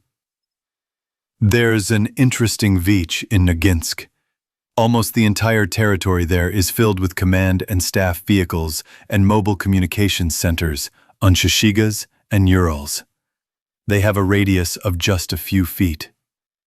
If only we could find some specialists. I say, uncertainly. We'll find them. The colonel, recovering from his black melancholy, chops the air with his palm. While we were registering people, we found such unique individuals. And as for former communications officers or even smart former conscripts, we still have time. They'll remember themselves and train assistants. I suddenly remembered what branch of the military my father's bathhouse buddies, Major Volodya and Lieutenant Colonel Volodya, had served in, and silently spread my hands, admitting that the former platoon commander was right. They'll come along, remember, and teach. What can you do if you're in a pinch? I hand Rachenkov the massive handset of a satellite phone. Take my service ID out of my inside jacket pocket, and from it, a piece of paper with numbers folded in 4. Here, it's signed. And this, for the conversation, it's better to sit on the windowsill. It barely picks up the signal indoors. Instead of answering, Alexei only muttered something unintelligible under his breath and started dialing the number in order not to bother my old comrade who, it seemed to me, was already having a hard time, and besides the conversation was serious. I left the office into the corridor. It was quiet and empty. Well, yes, but what was there to do at headquarters now? There was plenty to do outside, and times were different now. There was no one and no time to chill in the offices. For about 10 minutes I wandered aimlessly back and forth across the floor, rolling cartridges of different sizes, of which there were plenty over the slightly worn and very dirty linoleum. Then Rachenkov came out of the office, serious and focused. You could tell from his face that he had finally made some decision and was now tensely considering the options for implementing it. "Are you with us now?" he asks, handing the iridium back to me. Should I wait? I shake my head. We'll leave right now, but we need to stop somewhere else on the way. So no, don't wait. We go down the stairs to the first floor and come out onto the porch together. And then our paths diverge. I go to the old headquarters, where my faithful nukers and stolen beauty are waiting for me. And Leoka? God knows. I don't know where his gar is. Well, if that's the case, then I'm off. He extends his wide palm to me. Maybe we'll actually manage to send someone to you before nightfall. Good luck. Take care. I nod briefly in farewell. The trio of my subordinates, contrary to expectations, are not dozing in the car, as is usually the custom among Omon fighters in their free time, but are sunbathing on a bench near the former headquarters building, in which, as I understand it, the communications center is now located, and the rear service personnel are sitting, although more likely they were sitting before it all started. True, my eagles cannot be accused of neglect. The washed UAZ is literally a few meters away from the long bench where friendly gatherings are taking place. Soloka is the first to notice me. He stands up, comes over, and, as usual, reports, slightly sarcastically. Comrade Warrant Officer, the unfortunate victim of your terrible manners has been calmed down, given tea, fed sandwiches, and is now sleeping in the back seat. Ah, so that's why they're not in the car and not sleeping. There's a shortage of seats. Oh well, it happens. As it's written in our contract, I undertake to steadfastly endure all hardships and privations. I have to live up to it. Well done, Andre. Thank you. I pretend not to notice the sarcastic tone. Okay, say goodbye to your interlocutors, wake up your fellow traveler carefully, and let's go. We still have— Yes, I understand. Soloka interrupts. It's all as usual. Get up, Count. Great things await us. Damn how good it is to breathe fresh air again. No, on the way out of the brigade territory, I had to drive through a rotting burial ground again. And although I tried to follow in my own footsteps, the car from the outside again looks, well, let's say unsightly and unappetizing. And it probably stinks. But at a quite respectable 50 to 60 kilometers per hour, I no longer risk accelerating faster even in bright sunlight, and even on the wide, completely empty Yaroslavl highway, as they say correctly, don't wake up trouble, meaning don't create problems for yourself out of nowhere. We are blown by a headwind, and the smell in the cabin is almost imperceptible, and the fetid and sticky, almost tangible stench, hanging like a cloud over the military town, is left behind. Zhenya, with her head comfortably settled on Burov's shoulder, continues to sleep. She, it seems to me, was so exhausted that she didn't even understand anything when she was brought from a horizontal position to a sitting position and pressed from both sides by strong men. She only mumbled something without opening her eyes and settled down more comfortably. It's clear, more comfortable for herself. But poor Andruka is sitting now, afraid to move, so as not to wake up. Poor guy. Soloka is clearly bored just sitting there, and he leans forward and sticks his head between the central pillar and the headrest of my seat, loudly whispering all the stories he heard from the sovereignty. Timur, who literally heard these same tales half an hour or an hour ago, vigilantly shoots his eyes around without removing his hands from the cover of the receiver of the Pecheneg. I am driving. Everyone is busy. It's interesting to listen to Soloka. She tells the story, albeit in a whisper so as not to wake up her sleeping neighbor, but emotionally and almost in person, as if she was there and took part in everything. Judging by Gumarov's occasional snort to the right, she also lies a little and makes up something of her own on the fly, not out of evil intentions but purely for the beauty of the picture and out of love for art. Well, yes, to lie a little is to spoil a good story. And so, damn it, legends are born, because of which historians break spears in disputes centuries later.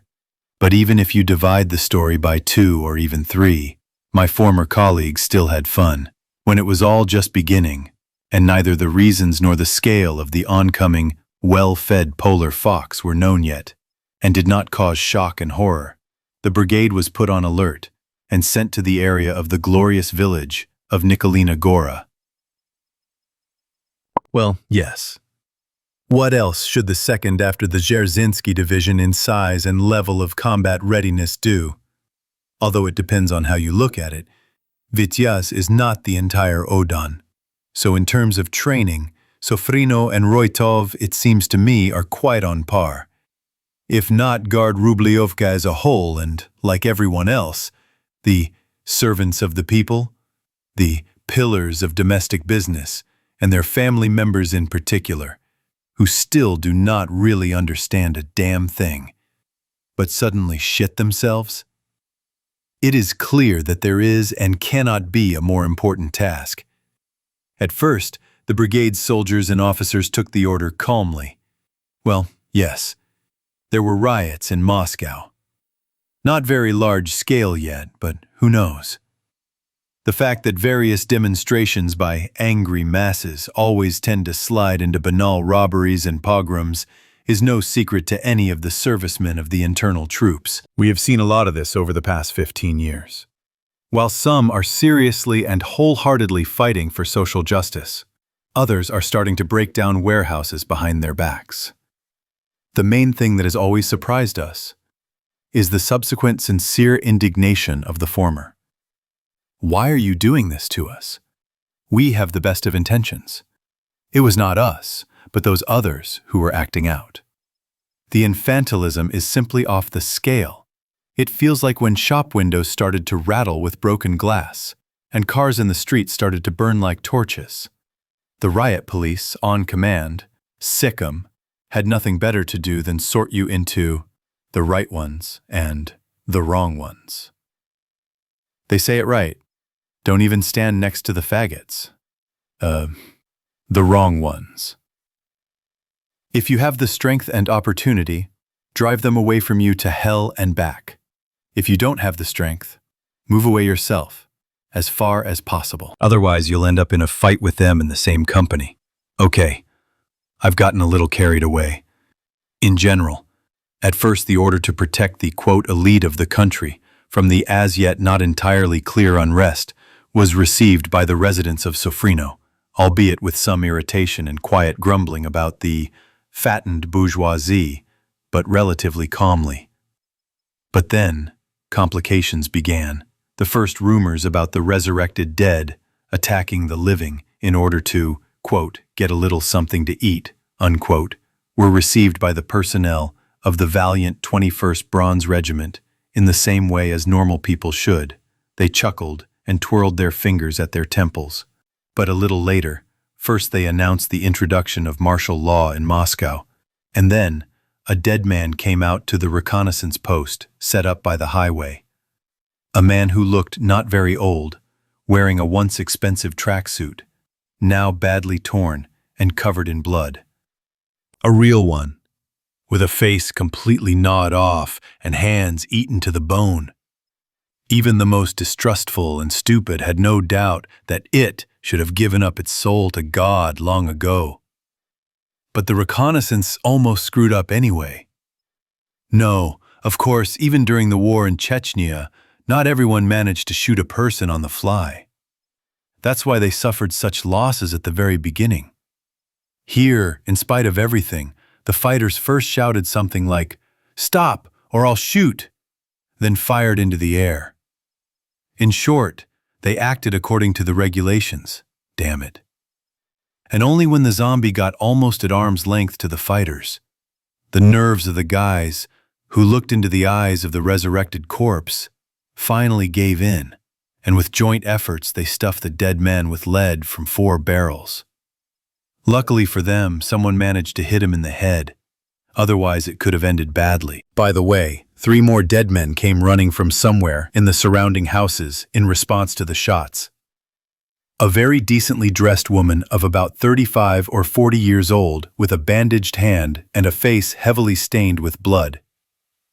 And a little later, a couple of slightly gnawed old men of retirement age. Well, basically, the picture is almost clear. Someone grabbed this businesswoman in Moscow. She, understandably, got all frayed and rushed home. Unfortunately, she managed to get there. And, already, in the family circle she matured and had a little snack. In general, it was during the communication with the three who hobbled to the shooting. Fortunately, they started shooting from a quite reasonable distance, that the people figured out about, if you want to kill, shoot in the head.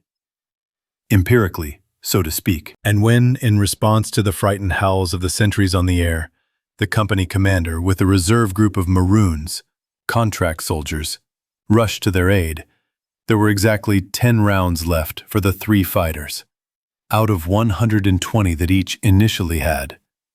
In general, the boys were very lucky.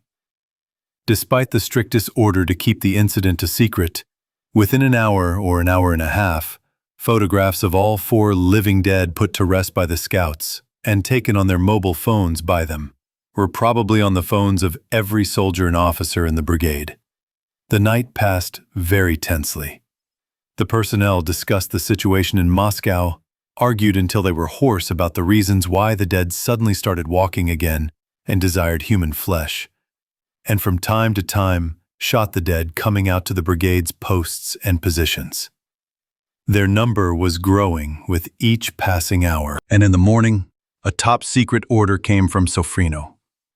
But thanks to the magic soldier's telegraph, instantly, even before the announcement, it became known to everyone. Take away the mobile phones of all conscripts. Most of the officers in the brigade are far from fools, and do not at all resemble the gold-shouldered blockheads from Battleship Potemkin. Well aware of how badly the execution of such an instruction could end in such conditions, they honestly reported to the PPT, "We can't because we're fighting." Kondakov from the headquarters responded with thoughtful silence. And when the soldiers, who still had their mobile phones, began to receive sad news from home en masse towards evening. Damn, I suspect that my heroic feat on the porch of the police station in Peresvet simply pales in comparison to the feat, this time in all seriousness without quotation marks, that the platoon and company commanders of the brigade managed to accomplish on Nikolina Gora to calm down and pacify almost 3,000 frightened and extremely nervous, but at the same time well-armed brats. That's no easy task. Here, as the Americans say, you need not just steel balls, but, who knows, titanium ones, probably. In general, fortunately, there was no shooting or fighting. They were able to come to an amicable agreement. The decision was simple. Screw the national elite. Let them deal with their own problems. They are above any cattle.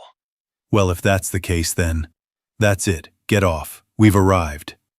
Then exclusively by our own efforts, without the help of the cattle. And the cattle. First to Sofrino, and then, as they say in the army, according to their personal plan. Translated into normal language, everyone goes where they want and how they can. Some to their homes.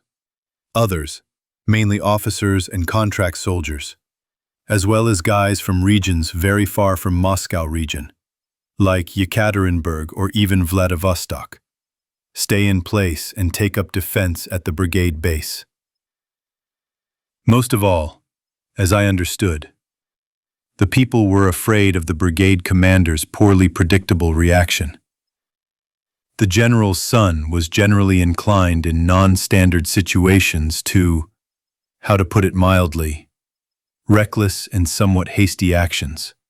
Everything turned out well. Upon arrival in Ashukino, it turned out that Colonel Kondakov, like Athos in The Three Musketeers, had suddenly, but very seriously fallen ill. For obvious reasons, he was unable to go to the waters in Forge, but he went home and stopped communicating. Purely theoretically, of course. Rodchenkov could have sent a messenger to him, and even walked around himself, since the brigade commander, like most officers, lived in the DOS on the territory of the unit. But he didn't. Holy shit. Why am I not surprised at all? I remember at the end of November 1999, literally a day, well, 2 days at most before the storming of Grozny, Monsieur Kondakov, who was then still a lieutenant colonel and deputy brigade commander, also suddenly caught a cold and, poor thing, was hospitalized in Mozdok for 2 weeks. But then, after his recovery, he managed to show off his military talent to the fullest extent. It was to his sensitive and valiant leadership that the brigade owed the fact that the list of soldiers and officers killed in battle increased by as many as 36 names in one day. Having commanded in this manner for about a week and a half, the brave warrior proudly hung the man on his chest and departed from Chechnya, full of dangers, for the calm Moscow region, to the great relief of everyone he had not yet managed to foolishly kill. In general, as expected, the story develops in a spiral. While the brigade officers led by Rodchenkov were rushing around like crazy, trying to somehow organize their daily life and organize security for the happiness that had suddenly fallen on their heads in the form of a refugee camp bearing the beautiful official name of Rescue Center. While they were racking their brains over how to distribute the already small personnel among the huge number of tasks that required immediate implementation, in general, while people were straining their veins, Colonel Kondakov was recovering and gaining strength. In a week and a half, everything more or less settled down, and even the number of fighters in the brigade slightly increased thanks to Rodchenkov's excellent idea. When sending fighters home from the Moscow region and nearby regions, he suggested that they return with their entire families. Like how things will work out for you there, God knows. And here there are high walls, and large warehouses, and armored vehicles, and some kind of extras. And although from a brigade of 3,500 bayonets, on the payroll by that time, barely 500 remained in the ranks, even the dumbest fighter should understand. It is much easier to fight back with 2 battalions with heavy weapons and armored vehicles, damn it, than in proud solitude with a single Kalash and a very meager ammunition supply. In general, quite a few returned, having slightly improved, if not catastrophic, then very close to it, the situation here. Kondakov, it must be admitted, was not a complete fool. The dressing down with screams and spitting that many expected upon his release from sick leave never happened. He only half-heartedly chided Rodchenkov for failing to prevent mass cases of unauthorized abandonment of the unit by conscripts. And he completely ignored the fact that the soldiers unauthorizedly abandoned the unit and with weapons in their hands. At that moment, his image immediately appeared in my head. A bored and disgusted expression on his smug face and a raised chin. Ugh, damn it, scum. No, to say thank you to people. But, according to the logic of the colonel and others like him, there's nothing to thank people for in such situations. They are simply doing what they are obliged to do. So what else do they need? If they hadn't done it, then they would have gotten a full dressing down and a severe reprimand with an entry in their personal file. I don't know how much longer Rodchenkov would have kept up the politeness with this ghoul, but then the Tajik rebellion happened, and the heroic brigade commander died a hero's death, defending his office in the headquarters building. True, the chronology of this incident is somewhat chaotic, because he could hardly have given the order to burn the bodies of the dead in the heat of battle. And there was no one to carry out such an order at that moment, and no time. Although, in fact, Alexei is right. Do I need it? Not at all. Maxim died, and screw him. I just feel sorry for the people. What's wrong? Soloka lightly touched my shoulder when the Uaz first slowed down and then stopped near the road fork where the Moscow highway turned left from the Kolmogorny highway, leading towards the city of Sergiev Posad. Dad set the task of driving through the city on the way back, to see what's what there. Whatever you say, Andre became serious and slightly lifted the machine gun standing between his knees by the barrel. I understand everything. Stop telling stories. Look around more carefully. We are in full combat readiness, right? Approximately. We didn't stop at Vaccina. I just honked the horn as we passed their checkpoint.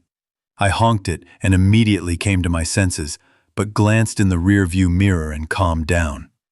The blonde occupying Borov's left shoulder didn't even bat an eyelid. She just smacked her lips like a child in her sleep. Catching my glance in the mirror, Andre made scary eyes, as if to say, Commander, in terms of full combat, I'm not quite ready right now.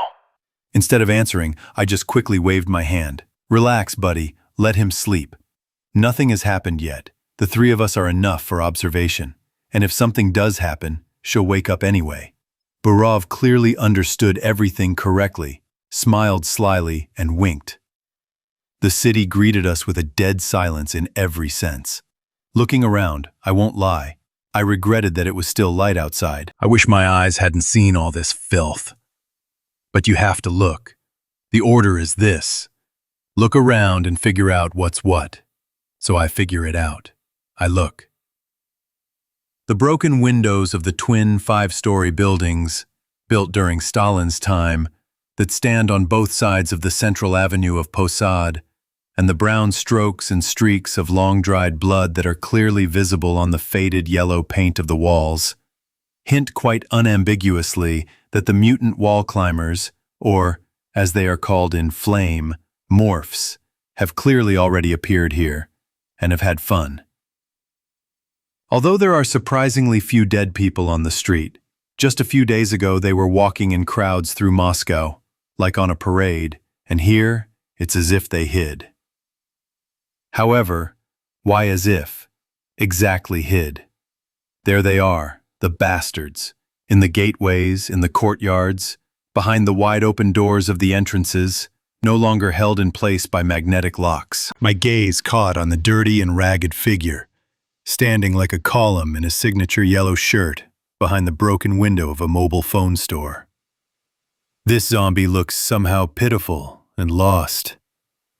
His face looms in the gloom of the room as a pale spot. It looks like he hasn't eaten anyone yet. He's completely stupid. He stands behind a long broken display case and over a windowsill that doesn't even reach his mid-thigh. He won't think to step over. And that's right. That's where you should stand. You'll be safer. The city pre-trial detention center, as far as one can judge from the outside, is empty. There's no one on the towers, and apparently there's no one behind the high and thick walls, built before the revolution. I even turned off the avenue and drove up to the central gate, hoping that someone had occupied this building, reminiscent of a small fortress, and might want to talk.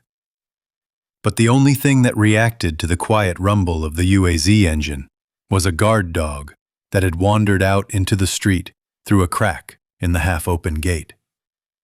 A dead and rather ragged shepherd dog, dragging behind itself a dirty, calloused piece of a wide canvas belt.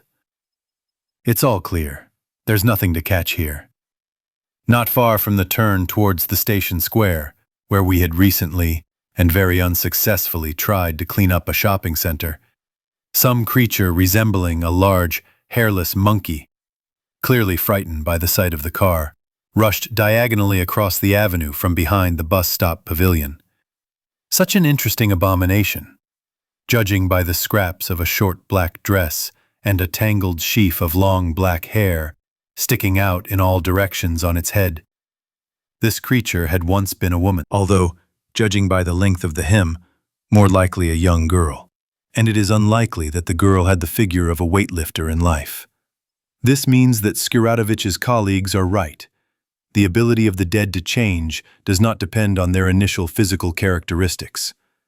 Yes, the mini-Hulk from Leninsky Prospect had impressive muscles even before he died. But this one, which ran away from us, judging by the way the dress, barely hanging on by its straps, burst at the sides, the girl was not exactly large in life. Quite the opposite. But look at that. In a couple of weeks, she grew her body. Some weightlifters have narrower shoulders. What will happen next? Trinity Lavra of St. Sergius. The gates are open, and through them, albeit poorly, you can see motionless zombies. Many, even from here, on the road, from a not very good vantage point, I saw at least a dozen. Yeah, damn. Who would have doubted it? I understand that I am now reasoning like a complete cynical bastard, but No one had a chance to save themselves in the monastery. Yes, the walls are high. Yes, there are very few entrances that can be easily blocked and sealed. And at first glance, the Lavra looks almost like a fortress, which, in fact, it was only 3 centuries ago. But this is only at first glance. Because I do not recall a large number of young and strong men among the God-fearing. I won't even mention weapons. So it turned out, it seems, that the garrison behind the fortress walls consisted of old grandmas and grandpas, the wretched of all stripes and beggars, of which there are always plenty around large churches. When all this apocalypse began, they all rushed here to seek help and protection from the Lord. But the problem turned out to be not the kind that icons can help with. Again, where there are elderly people in severe stress, there are always heart attacks, plus a complete lack of medical care. in short, the Lavra was unlucky. It turned into yet another hotbed of the undead. Moreover, a hotbed that brightly and beautifully glitters in the sun with the gold of the church domes. The feeling from such a discrepancy between form and content is terrible. It even sends shivers down your spine. And it seems that I am not the only one who feels uncomfortable here. Boria. Saloka gently tugs at my shoulder. Let's get out of here already. There's nothing to see here. You are right, Andre. Right all around. But here is not only near the walls of the Lavra. This can be said about the whole of Sergiev Posad. About a recently large and rather cozy provincial town, which has now turned into a creepy crypt, where hungry, restless dead people roam. And about the city administration building, blindly staring at the surrounding world with dark holes of broken windows over which the Russian tricolor flutters languidly in the wind. And about the burnt-out building of the Internal Affairs Directorate, which clearly held the line and survived the assault, near which several zombies in gray police uniforms are aimlessly wandering. I don't know what exactly happened here, but it looks like someone on the outside really wanted to get in, and someone inside was actively preventing them. But they didn't succeed. And now the bullet-ridden red brick walls are covered in thick black soot, in front of the central entrance and the gates leading to the courtyard. The skeletons of burnt-out patrol cars, 14ths, are already blooming with bright rust, with which the defenders clearly tried to block the approaches to the building, and the gates themselves are broken down and lie on the asphalt. I think they were rammed by a truck at speed. And corpses, both rebels and those who were completely gnawed. I wonder who fought the Grey Brothers on such a large scale. After what I saw, I had no desire to turn to the nearby traffic police departments and non-departmental security. Firstly, I have a serious suspicion that the picture there will not be any better. And secondly, it is a fairly wide avenue, and there we will have to climb into narrow streets and courtyards. And who we might run into there, who knows? I look at the shot-up facade of the police headquarters, and I have no desire at all to meet those who did this, at least not now, and not in such a group. No, screw them. It's time for us to get out of here, and the sooner, the better. We've seen enough. However, after about a kilometer, I slow down and turn right off the avenue, into the courtyards of old panel apartment buildings built during the Brezhnev era. I drive into a courtyard that is familiar to the last pothole on the curbstones, and stop. There are no dead people in sight, but I don't turn off the engine. You never know. It's a strange feeling. Here is the house where I have been renting a one-room apartment for God knows how many years. There stands my old Focus, impossibly sad and covered in dust. Something tells me that it will stay here forever, quietly settling on gradually deflating tires and rusting. Because no one will send me this cheap pipe for the cooling system anymore. And even if I find one, which is not so difficult, I have seen exactly the same American Fords in the city. Then what do I need it for now? Now is not the best time for low sedans. It's high time to get hold of a Hummer or some other all-terrain mastodon. By the way, the yard is not full of cars. It seems that many of them managed to pack up their belongings and rushed wherever their eyes looked. Or, on the contrary, they were unable to return home from Moscow. In any case, I do not see a noticeable lifted and equipped with everything possible in accordance with the latest trends in off-road fashion, black Japanese SUV Toyota Land Cruiser, but I know for sure that the owner only rode it for trials. We talked with him several times. A good guy, a fisherman, a hunter, and a fan of driving along our endless country or completely off-road directions. But he drove to work in a Nissan Tanya, which is right there. And there is no cruiser. Well, that means he was able to get away, the tramp. God bless him. Oh, guys, look at her, she's so cute. A voice from behind me sounds like a blonde who seemed to have just slept. At first I decided that she had not fully woken up. It happens that people talk in their sleep. I dreamed something pleasant and here she is. But then a thin girlish hand with an extended index finger appeared between me and Timur. Wow. So that's who the cutie is here? From behind the front wheel of an old and rusty once dark blue 6th model Zhiguli, a kitten is staring at us with obvious suspicion with its huge round eyes. A small gray fur ball with a white bib on its chest. A cute nobleman. Well, I mean a yard breed. A typical future Vasca slopper. Boys, let's take him, Zhenya said in a pleading voice. He'll be lost here. What a pity. Yes, perhaps this fluffy little thing won't last long here. Cats used to feed from garbage dumps and catch mice and rats. Now there are no people, no garbage dumps, and I'm afraid the mice of today will eat anyone they want, especially such a small one. I look around again. There are no zombies in sight. Maybe they are hiding in the entrances, but I don't see a single one within reach. Guys, keep your eyes peeled, I command, and open the UAZ door. Kss, kss, kss, kss. What are you staring at, you little possum? I'm calling you. Come here, you animal. The kitten cast a long, assessing glance at me, as if considering whether it was worth trusting this suspicious guy of unknown military affiliation, and then slowly trotted in our direction. Listen, you beast, move your stilts. I won't hold the door for you until the evening. I'm not a doorman! As if realizing the seriousness of the threat, the cat picked up speed and with a beautiful jump landed right on my lap through the door that was slightly open for him. Here, take this. I hand the kitten to Zhenya. Receive it and sign for it.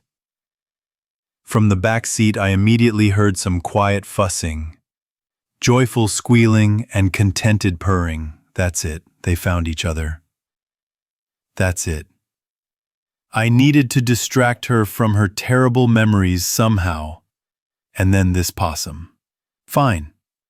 Let him deal with it better. I slam the heavy door and, squeezing the clutch, turn on first. It's time for us. Enough, we've seen enough. Peresvet, Moscow region, Omon base, April 1st, Sunday, evening, and again. Gumarov was the first. Only this time Timur heard it first. Which, however, is again not at all surprising. After we entered Svyatkino, from which the outskirts of Peresvet are only 3 kilometers away by road, and the road is practically completely empty, if you don't take into account some small industrial zone, in which for 2 weeks from the very beginning, one could say neither the living nor the dead were visible, and the entrance to Tabletka, which our guys have now taken under tight control. In short, realizing that the base is just a stone's throw away and that we are apparently not in danger, the people relaxed a little. Everyone was busy in the back seat. Zhenya was squeezing an as-yet unnamed animal. The animal was happily purring and quietly meowing from time to time. And the Andres sitting on either side of the happy couple were watching what was happening with cute faces. On the one hand, of course, vigilance was at 0. On the other hand, okay, there's really only a short drive left. And Timur and I, unlike that scattered trio, not counting the cat, haven't relaxed and are still on guard. Everything is within normal limits. But after all my concussions, I have a slight hearing loss, not so serious that the ENT specialist would start picking on me during the medical examination, but nevertheless. But Gumarov's hearing is in perfect order, and again, the round loophole I already mentioned is right in front of him. In short, all the conditions. "That's fine," he chuckled in surprise when there were literally 300 meters left to the Tabletki checkpoint. Just an uphill climb. What kind of disco is that? I didn't even have time to ask him what exactly he meant. I saw and heard everything myself. In front of the gates of the secret Vesh, which we hadn't really known anything about for many years and which turned out to be the tip of the iceberg over the almost bottomless underground granaries of the motherland, or rather, part of them, the weapons depots of the Air Force of the Moscow Military District and the Russian Reserve, stood a dandy and beautifully painted camouflage armored personnel carrier. Clearly not our 80. In the detachment, all the armor, both standard, ours originally, and stray, like the mess left in Osiniki by Sasha Lisko, is standard army khaki color. And here, it is just a toy, a model from a collector's shelf. And, without irony, in fact, it is beautiful. A person with good artistic abilities painted the armored personnel carrier. I wonder where such a cute one came from. However, it was not even the armored personnel carrier that attracted the most attention, but the crew that had settled in it with all the possible comfort. On the edge of the commander's hatch, leaning his left elbow on the perforated casing of the barrel of the KPVT deployed along the road, sat a broad-shouldered young man of about my age, wearing an old-style camouflage jacket sklone and a maroon beret. I remember such jackets well. Before the First Chechen War, all the special forces of the armed forces showed off in them. I once had the same set, but I did not save it. In the battle on Lasaya Gora near Bamut, only scraps remained. How I survived then, I have no idea. Probably God and Ensign Komarov looked after the young fool. But the man's beret is tilted to the left side. Not our maroon, not so Frinsky. From Vityaz, probably. So my ideas did not pass by the commander. We began to put reservists under arms. By the way, in the man's right hand is a yellow enamel mug, from which he sips something from time to time. Tea, most likely, or coffee. He's got a good job. Besides him, there are 2 more fighters on the armor in the standard flora, and with the chevrons of the internal troops. It looks like they are from those with whom we tried to clean the attack in Posad.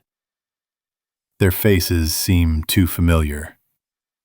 One is sitting astride the turret, holding the butt of the SVD resting against the armor with both hands.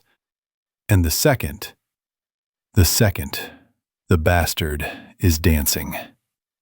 Right on the now closed hatches of the engine compartment, and so well with soul. I don't know what exactly this style is called, but in appearance, it greatly resembles the upper brake popular in the mid-80s. Well, the one that, unlike the lower brake, does not involve any falls and spins on the back and belly. That's right. It hurts to fall on the roof of the APC, and spinning on it is tough. from the speakers of a small cassette recorder standing at the sniper's feet. I never thought anyone still had one of those. The long-deceased Yurikoi blares out, "We are Special Forces. Vampire exterminators!" Well, well. A familiar and, I must admit, quite appropriate song. True, we are chasing a slightly different enemy, but also quite evil and undead. And the guy dances great. The Special Forces soldier, who continues to sip either tea or coffee, but definitely something hot. Judging by the light park rising above the mug, only smiles indulgently. Well, yes, I understand him. No matter what the kids amuse themselves with, as long as it's not with their hands. No matter how relaxed the trio looked, they clearly gathered themselves as we approached. The sniper raised his rifle and began to examine our UAZ through the sight with exaggerated attention. And the dancer stopped dancing and fished out the handbrake from somewhere. The ratchet, with obvious reluctance, placed his mug on the armor, between the commander's and driver's hatches, and with a flexible movement, jumped off the armor onto the ground, habitually placing the machine gun on the crook of his elbow. Taking a couple of steps forward, he stopped on the side of the road and unambiguously made the same gesture with his right hand that the traffic cops use to let drivers know that it's time to stop and pull over to the side of the road. I didn't put on airs, obediently slowed down and blinking my turn signal a couple of times out of habit, stopped on the opposite side of the road. Having noticed how, accompanying us, the turret of the armored personnel carrier slightly turned, thoughtfully staring straight into the face with the flares of the KPVT and PKT, I coughed meaningfully, subtly hinting to my companions about the need to behave politely and decently, like guys on duty and, as far as I know from personal experience, servicemen usually leave their sense of humor in the locker room, along with their civilian clothes. I open the door wider and politely greet the Maroon who has come up. He nods in response and asks the purpose of our visit. Normal. We've been away for a day and a half, and they don't want to let us in anymore. Buddy, let's do it this way. I'll go to the squad's duty now, and they'll contact you and confirm both identity and authority. You have a connection anyway. He only shrugged his broad shoulders slightly in response, as if to say, go ahead, act, and will see what kind of Sukhov he is. Without closing the door, I remove the radio microphone from its mount. Yugra, Altai. Yugra, Altai. Yugra on the line, the duty unit of the detachment responds in the voice of Stas Sorokin, Uncle Sanya's assistant. Yugra, I'm here at the block near Tabletka. Please contact the senior and give the go-ahead for passage. Altai 11, do you have nothing better to do? Stas, judging by his voice, is no less exhausted than Uncle Sanya, and is clearly not burning with work enthusiasm. Yugra, you have nothing to do there, but I have a KPVT staring me in the face. How did you receive it? Reception. I got you, Stas sighs, realizing that my challenge was not a stupid April Fool's joke at all. Literally a few seconds later, a mustachioed face of about 40 or 45 years old looked out of the driver-mechanic's hatch. Mustachioed and with completely unregulated and even disheveled unkempt hair.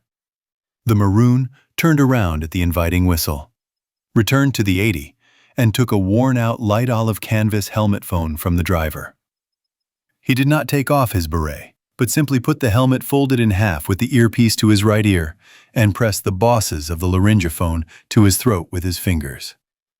While the Special Forces soldier is talking to the duty officer, I am looking at the driver.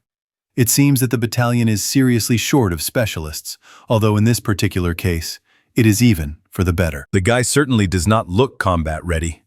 Even the camouflage he is wearing is not the regulation army flora. but some kind of spotted misunderstanding that various mushroom pickers, fishermen, and just gardeners buy cheaply at the markets. But such a guy, unlike a pubescent brat, probably knows the engine, like the reflection of his own face in the mirror, down to the smallest detail.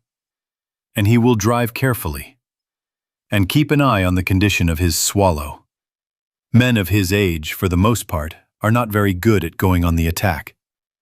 But behind the wheel, rather the opposite.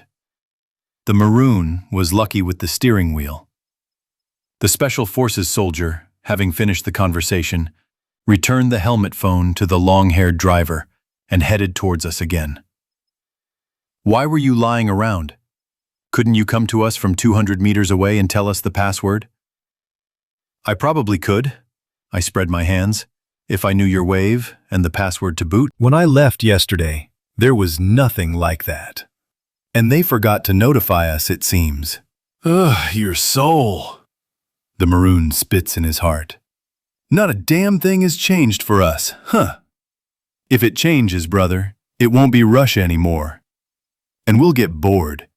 My interlocutor only flashed a snow-white smile. When you arrive, don't forget to find out everything. Now I certainly won't forget, I answered seriously. I don't need such adventures. I can easily find problems without them. By the way, Yugra only told me about 4. And who is the 5th one? Well, he has sharp eyes. The sun is already setting, and only silhouettes inside the car are visible through the cloudy triplexes, and even those are very vague.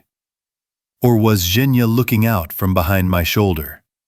5th, we met an acquaintance in a refugee camp. It was wrong to leave her. Agreed. I wouldn't quit either. My interlocutor nods approvingly. And you're okay. Normal. I was afraid you'd start acting up. Why? I chuckle in bewilderment. You weren't put here for show either. If you're stopping and checking, that means you received such an order. And all my orders come from the same people as you. So why should I pretend to be a ram butting the gates? Exactly, normal. The maroon drawls approvingly. Well, okay, I won't keep you. Go. Thank you. I playfully salute him with 2 fingers as I say goodbye. By the way, which Special Forces unit are you from? Vityas? Rus? You didn't guess? He smiles broadly. Black Scorpion Seeker? 100th Dawn. What, one of ours? Almost. Safrinsky Brigade. Reconnaissance. Younger brother then. Not bad either. Bye, intelligence. Good luck to you too, brother. Wow, what speed. We've only been gone 2 days. And the results of the construction team's work are already visible, as they say, to the naked eye. Between the outlying high-rise buildings of Peresvet, there is a real anthill. People in construction overalls scurry about. The diesel engine of a bright yellow Caterpillar bulldozer rumbles loudly. Chinese trucks shine in the rays of the almost set sun, with their pearly acidic shades of cabins. An Ivanovet's truck crane based on an old MAZ slowly rotates its boom. And the main thing is that all this fuss was not in vain. Oh, not in vain. 300 meters, I won't lie, of a quite reliable and durable-looking concrete wall between the residential buildings has already been erected. So high, solid, 6 meters no less, on a powerful foundation of large blocks. Further, as far as I can see, they are only leveling the site. The windows of the first and second floors of the 2 multi-story buildings closest to the road are covered, as if with shutters, with sheets of thick iron. Just like the windows of Rostix on Triumphal. The builders are working together, and despite the gathering darkness, they are clearly not going to stop their work. On the contrary, powerful construction floodlights on high stands are starting to turn on around the perimeter of the construction site. I have a suspicion that they work here around the clock and in shifts. They are all so nimble here. If they had been working since early morning, they would have already gotten tired. But these guys are like clockwork. Yes. A person who really understands what exactly he is doing, and why, is a terrible force. They can move mountains. A detachment tiger slowly drives towards us, from the upper hatches of which a sniper and a machine gunner are clearly not just for the sake of it, looking around. Familiar faces, by the way. Kolya Terekov and Dima Gruzintsev, both from my company, only from the 2nd platoon. I briefly pressed the horn, greeting. Both just nodded in response, and the tiger driver, whom I could not see, also honked his SGU signal and, without stopping, drove on. Well, what can I say? Everything is true. Serves cheerfully without being distracted by anything. The situation around is such that it is really not worth being distracted by chatter. They will change in the barracks and we will chat. But for now they have much more important things to do. To protect the builders. To meet, so to speak, fully armed. If, God forbid, some dead abomination hobbles into the light from the forest, from the direction of the same tabletka, or maybe it doesn't even hobble but comes galloping. By the way, I'll have to remember to try to contact Skuratovich later and ask him this question. These same mutants, the morphs, are they generally prone to migration? It's just that if they sit in abandoned cities and, like ordinary wooden ones, hide in cracks and go into hibernation mode when there is no food nearby, that's one thing. But if they have enough wits and strength to form artels and start touring, that will be a completely different story, and a very sad one. I specifically glanced around the construction site with an experienced eye while driving by. I didn't see a single builder without a holster, each with a revolver. Just kidding. I didn't see a single revolver. Mostly old, caked, and not yet properly straightened out, tarpaulin TET holsters on belts. And where did they get so many? Although, what do you mean, where? Yes, in the Air Force warehouses on Tabletka. I think that in the motherland storehouses, if you look, you can find even more than that. But against morphs, a pistol, even if it is a reliable and lethal TT, will not help much. There, even a machine gun is only useful in the hands of a good and skilled shooter, and preferably not alone, but as part of a unit. And a TT, when attacked by a morph, is just that. You can shoot yourself if you can, if you have time. I think that is why our guys are driving around the construction site, and I suspect that there is more than one car spinning around here, and not on one route, and there are probably stationary posts. I just didn't look for them particularly. But, as it was in DMB, and it's there. In the detachment, the first thing I did was break into the duty station's aquarium, and, in the softest parliamentary, after all, there was a girl standing next to me, expressions, tell Sorokin who he is in this life. Stas sort of apologized and even tried to talk his way out of it, but without any fire or enthusiasm. Zhenya, who was peeking out from behind my shoulder, clearly interested him more than all my complaints. Actually, I understand him. Our Valkyrie looks dashing and warlike, despite her cheek stained with green paint, and her camouflage seriously damaged in battle. Or maybe, on the contrary, thanks to them. And I would have been fascinated, why lie to myself, realizing that just a little bit more, and Stas, despite his clearly noticeable chronic lack of sleep, would start making eyes at the girl right then and there. I shook out, figuratively of course, a printout with communication channels with external checkpoints around Peresviet, and a code table from him. As a parting shot, I gave him a very weak, symbolic slap in the face for forgetting to inform us about such important changes, and went to settle Zhenya. To be honest, at first, I was thinking of taking her to Osiniki, but after briefly turning the idea over in my head, I decided no need. Firstly, the girl might get the wrong idea, which I wouldn't want. I've already offended her once. That's enough. Secondly, I hope my mother doesn't screw things up.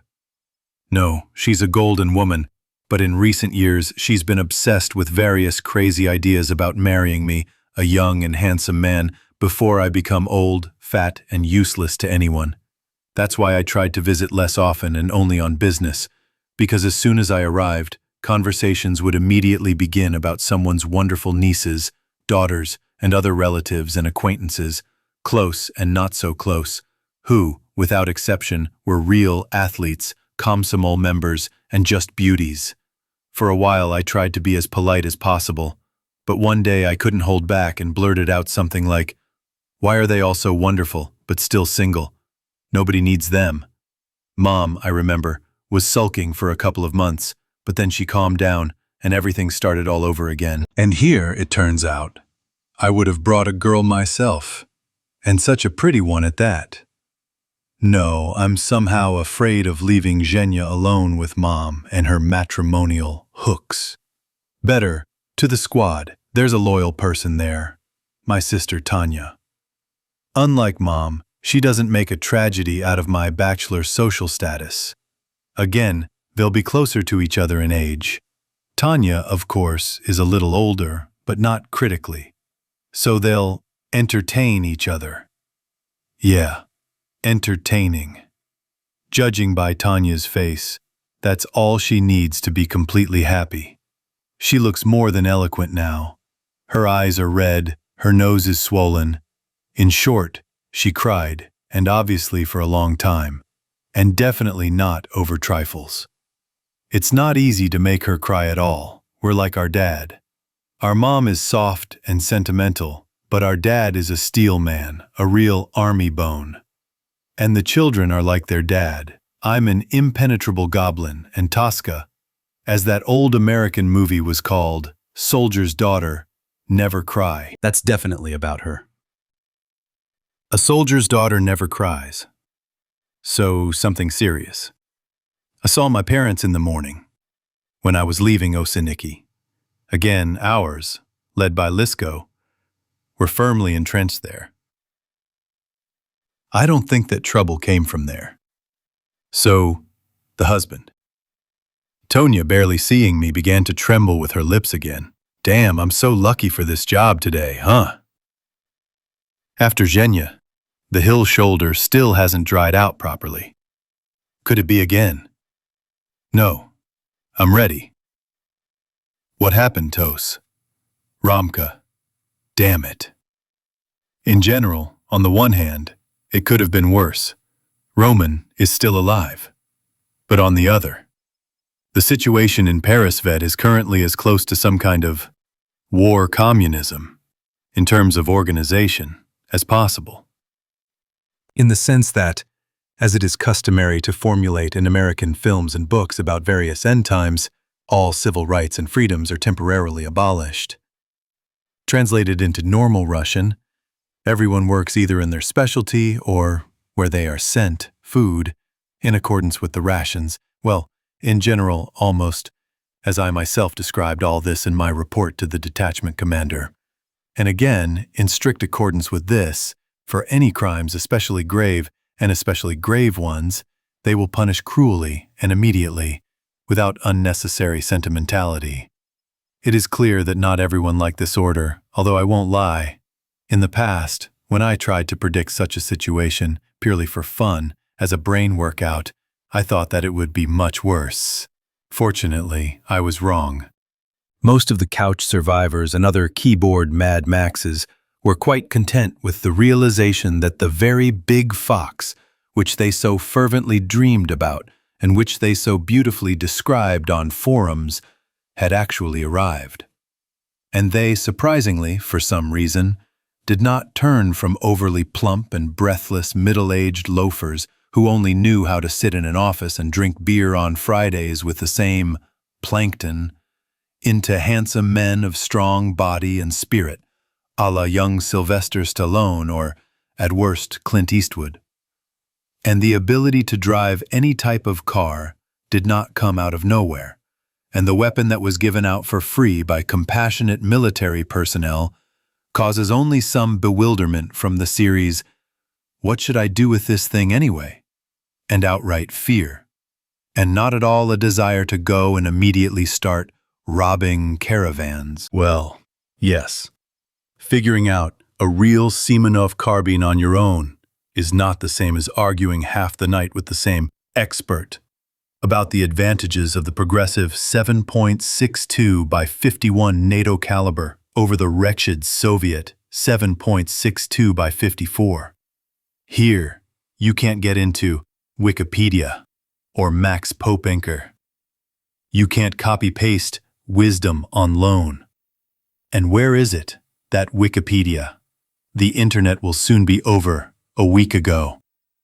Although it didn't collapse in an instant, but died out piecemeal over the course of several days. The problem is that not all of them are couch potatoes. There are others, smart, literate, with a good, and sometimes very good, understanding of weapons and how to handle them. Smart and cautious enough not to get involved with crime while everything was fine in the country, but suddenly deciding that their time had come as soon as the government collapsed. In short, there were some like that in Peresvet. Not to say that there were many, but there were some. At first, they didn't get cocky or act up. They behaved quietly, looked at the situation, looked for like-minded people. Then they got weapons and ammunition.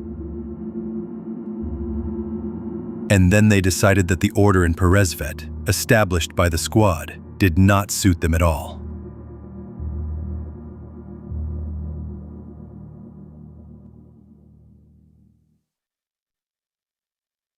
It's good that our Lvov is a very experienced and smart guy. I don't know how. I wasn't there myself, of course, and Tanya couldn't really tell you anything. But yesterday, late in the evening, when the homegrown survivalists, in the style of revolutionary Baltic sailors, showed up to Lvov in a crowd and rattling their weapons and started voicing their grievances to the colonel, everything almost ended in a major brawl. And only thanks to the commander, the shooting never started. What Badia talked about with them in his office for almost 3 hours, God knows. But it all ended relatively herbivorously. The very independent guys received from the detachment, gratuitously, that is, with money, 6 armored hunters, of those that the guys and I had driven from Pozarskaya, 2 armored Zvezda Urals, and 3 hefty imported buses. The Urals were loaded with food and ammunition.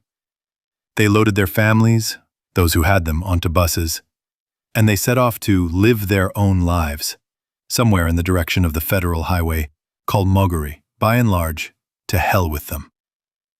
But the trouble is, one of these clowns trained here in the squad, in the same group as Tanya Roman, and managed to thoroughly screw with his brains. Although, the devil knows, maybe they didn't have to try that hard there. As that doctor, whom Bronvoy played in Formula of Love, used to say, the head is a dark subject, not subject to research. Who knows what was going on in Roman's head? Maybe he didn't have to be convinced much. Yes, I knew him as a completely normal guy who had served in the army, a fan of shooting in the quarry behind the dachas, and drinking beer with shashlik and telling dirty jokes. So what? I suppose that some Batko Makhno had half of his rebel army like that, cheerful and happy, which didn't cancel out all the other charms of the Civil War, like the gallows, where communists and golden shoulder straps could hang side by side. Anyway, Roma left, and he invited Tanya to come with him, persistently and stubbornly. But my sister wasn't tempted by all this romanticism and refused to go. Roman tried to put pressure on her, but trying to force the sister of a riot police officer to do something she doesn't want to do, and in the middle of this riot police base is, well, to put it mildly, it's not exactly a smart way to behave, let alone, even if you are her husband and her brother is not around.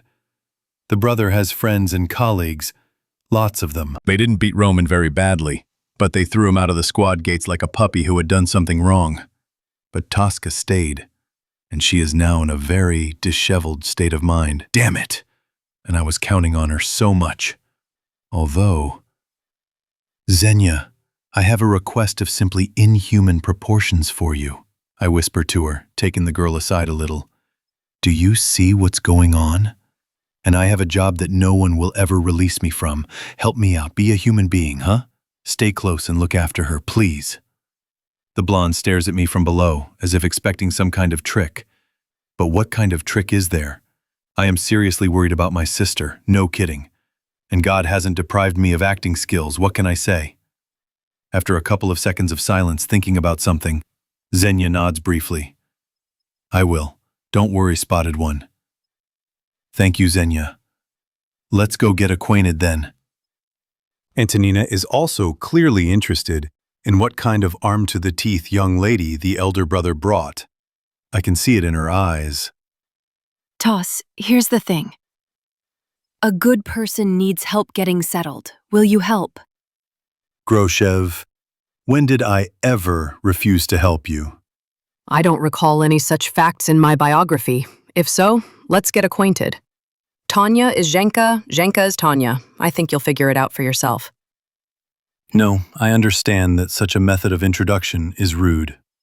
Honestly, I understand, but I still haven't figured out how to introduce Zhenya to my sister. The girl I saved? Holy shit, how modest. An acquaintance? Well, in principle, you can do that. But I'm superstitious. I remember very well about what will you name the yacht and... Anyway, I wouldn't want to. I like her. A lot. So I decided to shorten the procedure as much as possible. Did I introduce you to each other? I did. And then you figure out for yourselves who, what, and how. Yeah, no way. Judging by my sister's squint, and it doesn't bode well at all, I'm going to get it in the neck now, and I'll even get a lesson in good manners. A gray foundling with a tail saved me. Tosia didn't even have time to take a deep breath to start her retort, when this small, furry monster started to stir and meow under Zhenya's peacoat.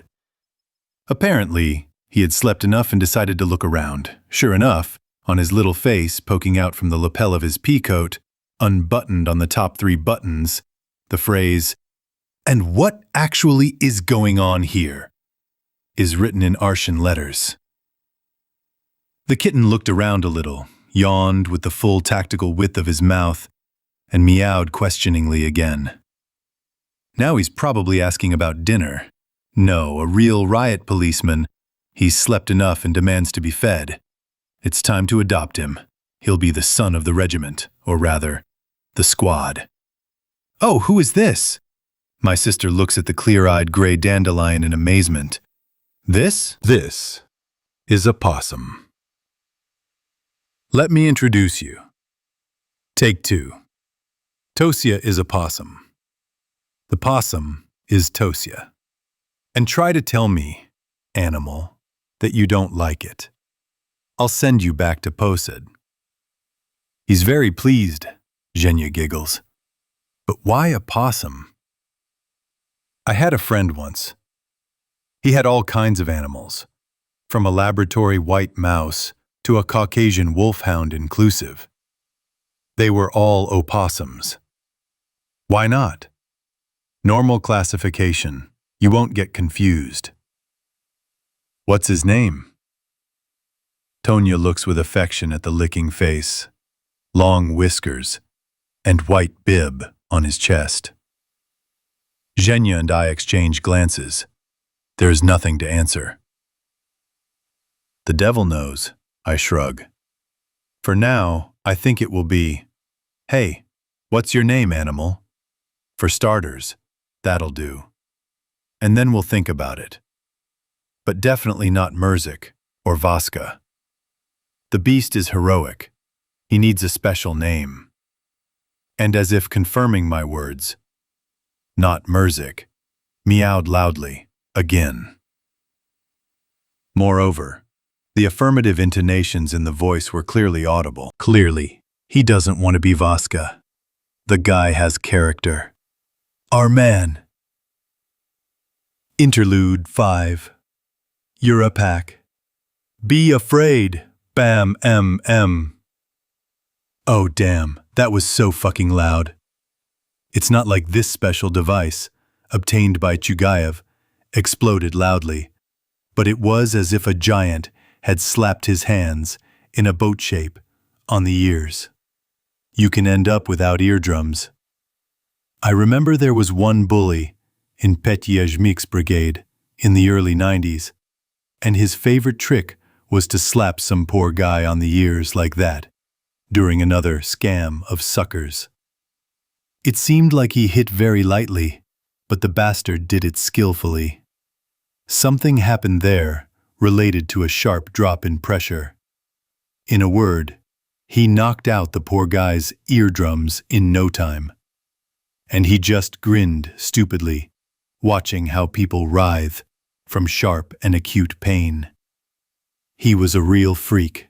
He was Spat out whitewash dust, one of the two police sergeants who had firmly joined the team. Leshka, the one who was running around with a mallet and wedges. Although why running around? He still has a gas mask bag dangling over his back, completely stuffed. What? Pak, who was slightly deafened and a little bit stunned, didn't understand. That bastard behind the door, I said, has turned on again. The sergeant eagerly repeated, and even shook his head in the direction of the opposite door. Now Yura himself heard a steady booming from behind the door of the apartment located opposite the one that Senior Warrant Officer Vova Chugayev was now trying to break down. It seemed that a dead man had settled in the corridor there. Apparently, he was alone in the apartment, had no interest in going anywhere, and passed out there, like that old man from Bobik visiting Barbos. In the hallway, on the rug, and then the brave apartment burglars showed up. First cleared the entrance of several zombies hanging out on the stairs and landings, and then began talking loudly and rattling various tools. Here he is.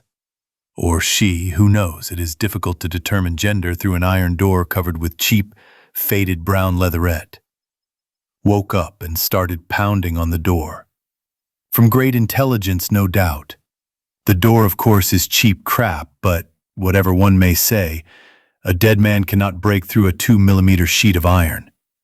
And Pak and his company were not going to visit him either. They were here for a slightly different reason.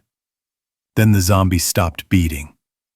Either he got tired, or he realized the futility of his efforts. And now again this rhythmic boom boom, boom boom. Apparently, the explosion of the key had such an effect on him. Whatever one may say, in the confined space of the cramped entrance of a standard panel 9-story building, a small surface-mounted charge exploded noisily. It's done. Chugayev turned to his comrades, picking at the hole made by a special device in place of the door lock, with its edges untidily melted. Yura, I admit, you were right.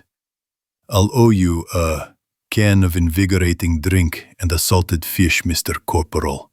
He had obviously quoted something about the can and the fish. Yura understood it from the intonation, but he couldn't identify the quote. Maybe something purely cop-related. Specific number 1?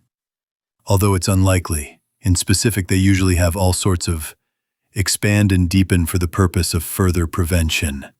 In any case, the praise of a seasoned police ensign was pleasant. Whatever one might say, he, Yura, was really a good guy. After all, at first they had planned to tear off the door hinges with surface-mounted charges. Fortunately, such doors have them on the outside. This is required by fire safety measures, so that, if anything, firefighters or rescuers could cut them off with a grinder. And Yura chuckled skeptically and said that he himself had once ordered these doors for all the Zhmikov safe houses. And, in general, it's not that he stole. Let's say he saved money. The iron and the pins embedded in the wall are reliable and strong, but the locks are so-so. Well, provided that you look at them from the inside. On the outside, there is only a serious-looking steel plate of the lock and a fairly large keyhole. And the lock itself is so-so, large, but simple, without any frills. So the Korean suggested saving again. This time, on the keys. There are 3 hinges, and only 1 lock. Chugayev scratched his clean-shaven head and waved his hand in agreement, as if to say, "Let's try." In the worst case, we don't lose that much. 1 overhead charge.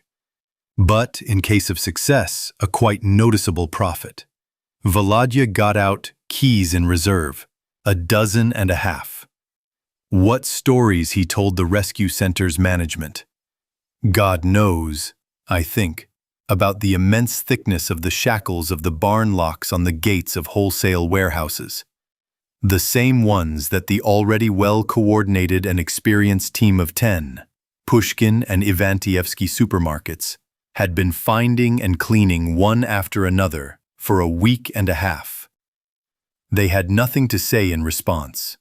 For some reason, they absolutely did not want to travel to a distant and very dangerous distance for cereals and canned goods, beyond the relatively inhabited and already cozy in places perimeter of the former Moscow Traffic Police Training Center.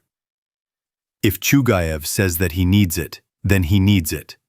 After all, he finds the products regularly, and columns with them go to the center, one after another, on his tip. Well, let him. What in the end is this key? What kind of threat did it pose to them? It wasn't a large caliber machine gun or a grenade launcher. Anyway, they didn't skimp, they gave it to him, right after Pak remembered, and with the support of his comrades, visited a really good warehouse, not very big, but filled to the brim with various delicacies by today's standards. Fruit cocktails in jars, canned crabs and squids, and other exotics. And not the kind that you could find in any Perekrestok or Auchan, but the real thing, which wasn't for everyone before, and cost a pretty penny. Like real Spanish Iberian jamon, or the most delicious Riga marinated lampreys, plus various glass containers ranging in volume from 0.5 to a liter from gutted supermarkets. Even after this rich gift, the center's management, represented by Gapanov and Skorohodko, began to treat Pak with an emphatically friendly attitude, which, however, did not deceive the Korean, who had been through the crucible of the gangster wars of the early 90s for a second.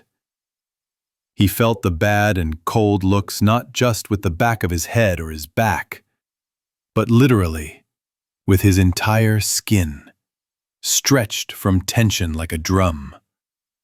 So far, only looks, but Pak was sure. Just a little more, and at any moment, the aiming tick of an optical sight or a bright dot of a laser pointer could be added to the looks. Or they could simply try to kill him on the sly, although unlikely. The fact that Yura, despite his build, is more than an athletic man, his ill-wishers are well aware, and they are unlikely to take risks. A bullet in the back of the head, at the right moment, and it is desirable that the client at that moment be far from the center, and that's it. Write letters in small handwriting. If you consider who, or is it what? Damn. Even the rules of the Russian language have gone to hell because of the risen dead. And in what quantities are now roaming the streets? Not an hour will pass before there will be nothing left to identify. They will gnaw you down to your bones, and the bones themselves will be scattered in all directions. But this will not happen today. And not even tomorrow. For now they need Pak, which means they have time to prepare, which is what he is actually doing now. Yura was brought back to the surrounding reality by a weak but offensively loud slap on the back of the head. Yura! Hello! Chugayev, like a neurologist, waved his index finger up in front of the Korean's face, as if checking his reaction speed. Wake up and sing, damn it! Have you lost consciousness? I called you 3 times. No reaction. So I had to use brute physical force. Are you offended? The policeman, as if apologizing, spread his hands. Like, that's how it happened, brother. It's your own fault. Everything is fine. Pat cleared his throat, embarrassed. I suddenly went into myself. But I'm back now. They returned it quickly, Chugayev chuckled. It's good that you came back. Come on, lead the way. Show us what and where. We don't need to open up the whole floor here. With a broad gesture, the senior warrant officer swung open the broken door. You don't need the whole thing, Yura reassured the policeman. Let's go. I'll show you where to break it. Watching how quickly and beautifully, literally in one movement, two police sergeants took with crowbars and lifted a whole layer of laminate, Pac only smiled wryly.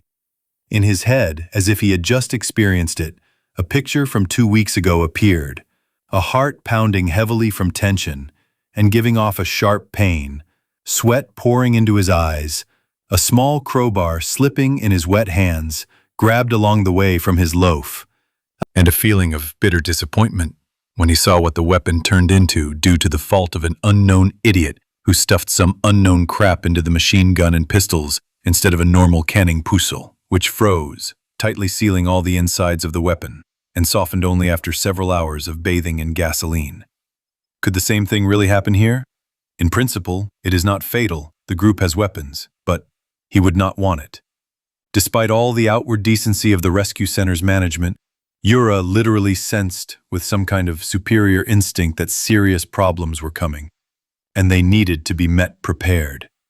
The lock of the folding knife clicked, and the polyethylene cracked slightly under the sharpened blade. Wow! Sergeant Leshka's partner, Sergeant Danila, who readily responded to Danka, whistled as he folded his knife and sat down on the edge of the hiding place that had opened under the floor of the apartment. That's pretty good. What's up, Dan? The Korean came closer. And you yourself, don't know? Danka raised an eyebrow in surprise. Why? Pak answered in Yiddish, with a question for a question. I was not the last person in the brigade, after all. I was not supposed to do heavy physical labor, according to my term of service. That's what the bulls were for. I carried out general management. General management is cool. Volodya chuckled from behind. Strategy, all that stuff. Okay, let's go see what's there. Chugayev's heavy and wide palm gently pushed Yura forward. Holy shit! Their voices sounded simultaneously, and then silence fell in the room for a few seconds. Everyone was looking at the PK machine gun, lying inside the ripped polyethylene cocoon. Chugayev was the first to come to his senses. You lived beautifully, I see, Yura. He chuckled, squatting down and slightly moving a sloppy tuft of black polyethylene with his index finger. They didn't even erase the number. Was your Jemik afraid of no one at all? Who the hell knows? The former honest businessman, and even more former bandits, spread his hands in confusion. To be honest, I didn't even suspect that there was a machine gun in the brigade. Maybe it was Zhemikov's personal stash. Well, for the most extreme case, when there is nowhere to retreat.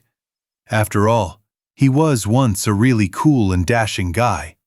Once upon a time? Volodya asked with obvious interest. And then what? And then he went bad. Pak twisted his lips into a contemptuous grin, and in just a couple of phrases, recounted his last telephone conversation with the prominent patron and philanthropist. What a moron! Both sergeants pronounced their merciless verdict in two voices at once. What kind of crap must one's head be filled with to make one run abroad because of this? Leshka nodded towards the opened hiding place. Who was waiting for him, the fool, there? Danka nodded, agreeing that his comrade was right. Zombies were waiting for him there. Pak waved his hand. Exactly the same as here, except their faces were black, although more likely gray. Why is that? Asked Danka. Who knows?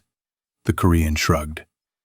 I read somewhere that Europeans and Asians first turn pale after death, and then their skin turns blue. But blacks, they turn gray. And is it true? The sergeant was clearly interested in the question. I have no idea, Don. Do you think I've seen a lot of dead blacks in my life? That's what it says. But who knows? I see.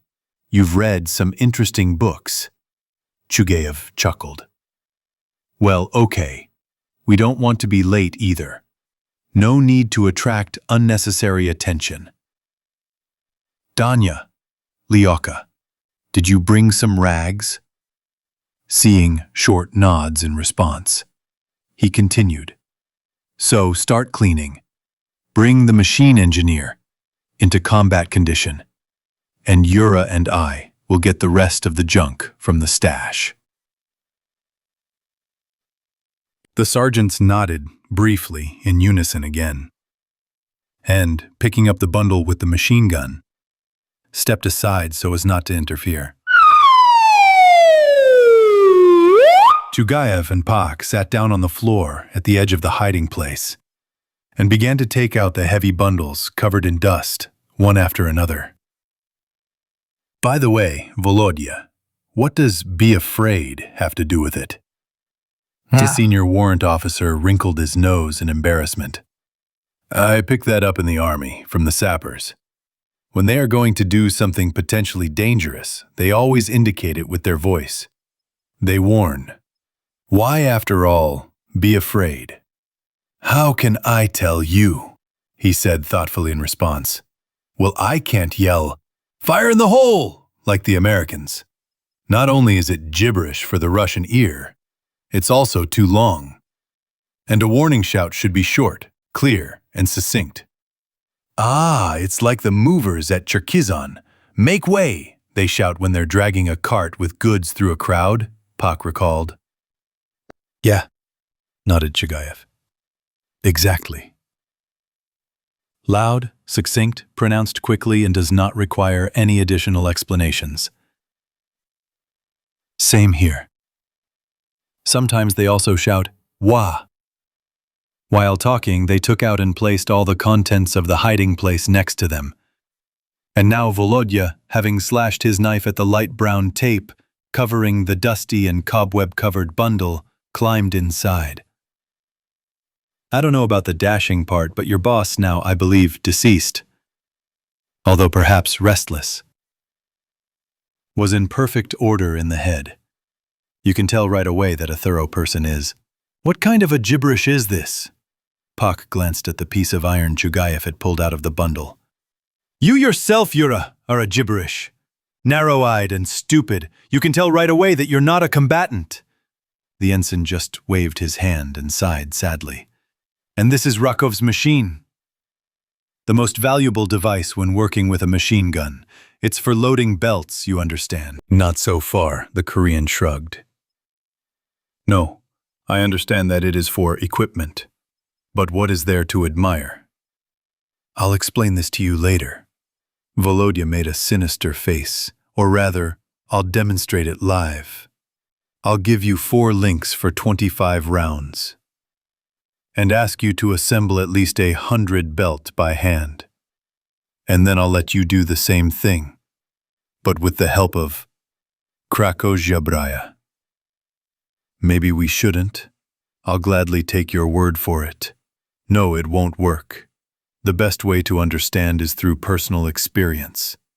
Everyone knows that. So we'll organize this experience for you. But later, what do you have? Pak lifted the bundle closest to him off the floor. Judging by the shape and weight, it's zinc with cartridges. Go ahead and open it, and don't make assumptions. Okay, I'll open it, the Korean agreed accommodatingly. The thick polyethylene spread under the blade of the Swiss Wenger, which Yura had found in a small pavilion selling various tourist souvenirs and gifts that stood in the lobby of a supermarket they had cleaned out about a week ago. There was a lot of stuff there. Flashlights, flasks, hatchets, folding shovels. But Chugayev, who was clearly experienced in such matters, only snorted contemptuously, as if to say, junk. But he appreciated the Swiss folding ones, both red Victorinoxes and gray Wengers.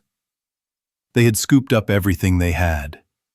Each had chosen the one they liked best, and had also stocked up on spares. It would be a long time before such knives would be delivered from Switzerland.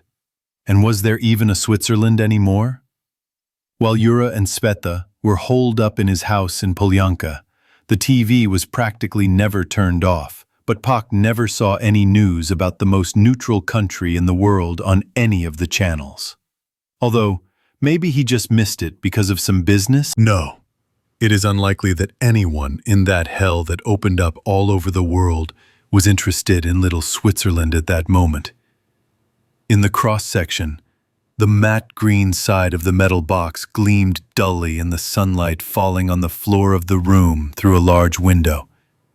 Yura turned it upside down. Oh, damn. And all those letters and all those numbers.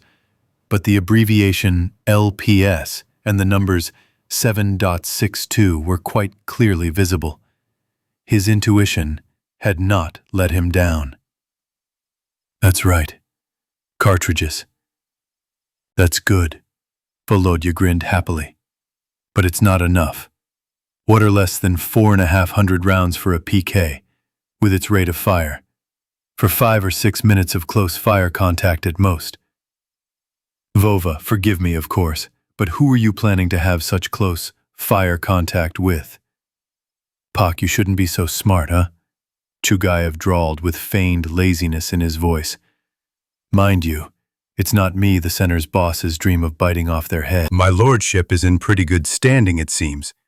They've already approached me a couple of times with lucrative and tempting offers. They promised a very sweet life.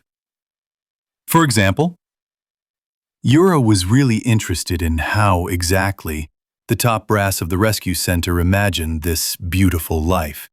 In all fairness, his future plans depended on this. Either try to make peace and somehow settle down or break out. And it is possible that he will break out with meat and noise. In the sense, with blood and gunfire. As it turns out. Ooh, the policeman drawled. Such a picture they painted.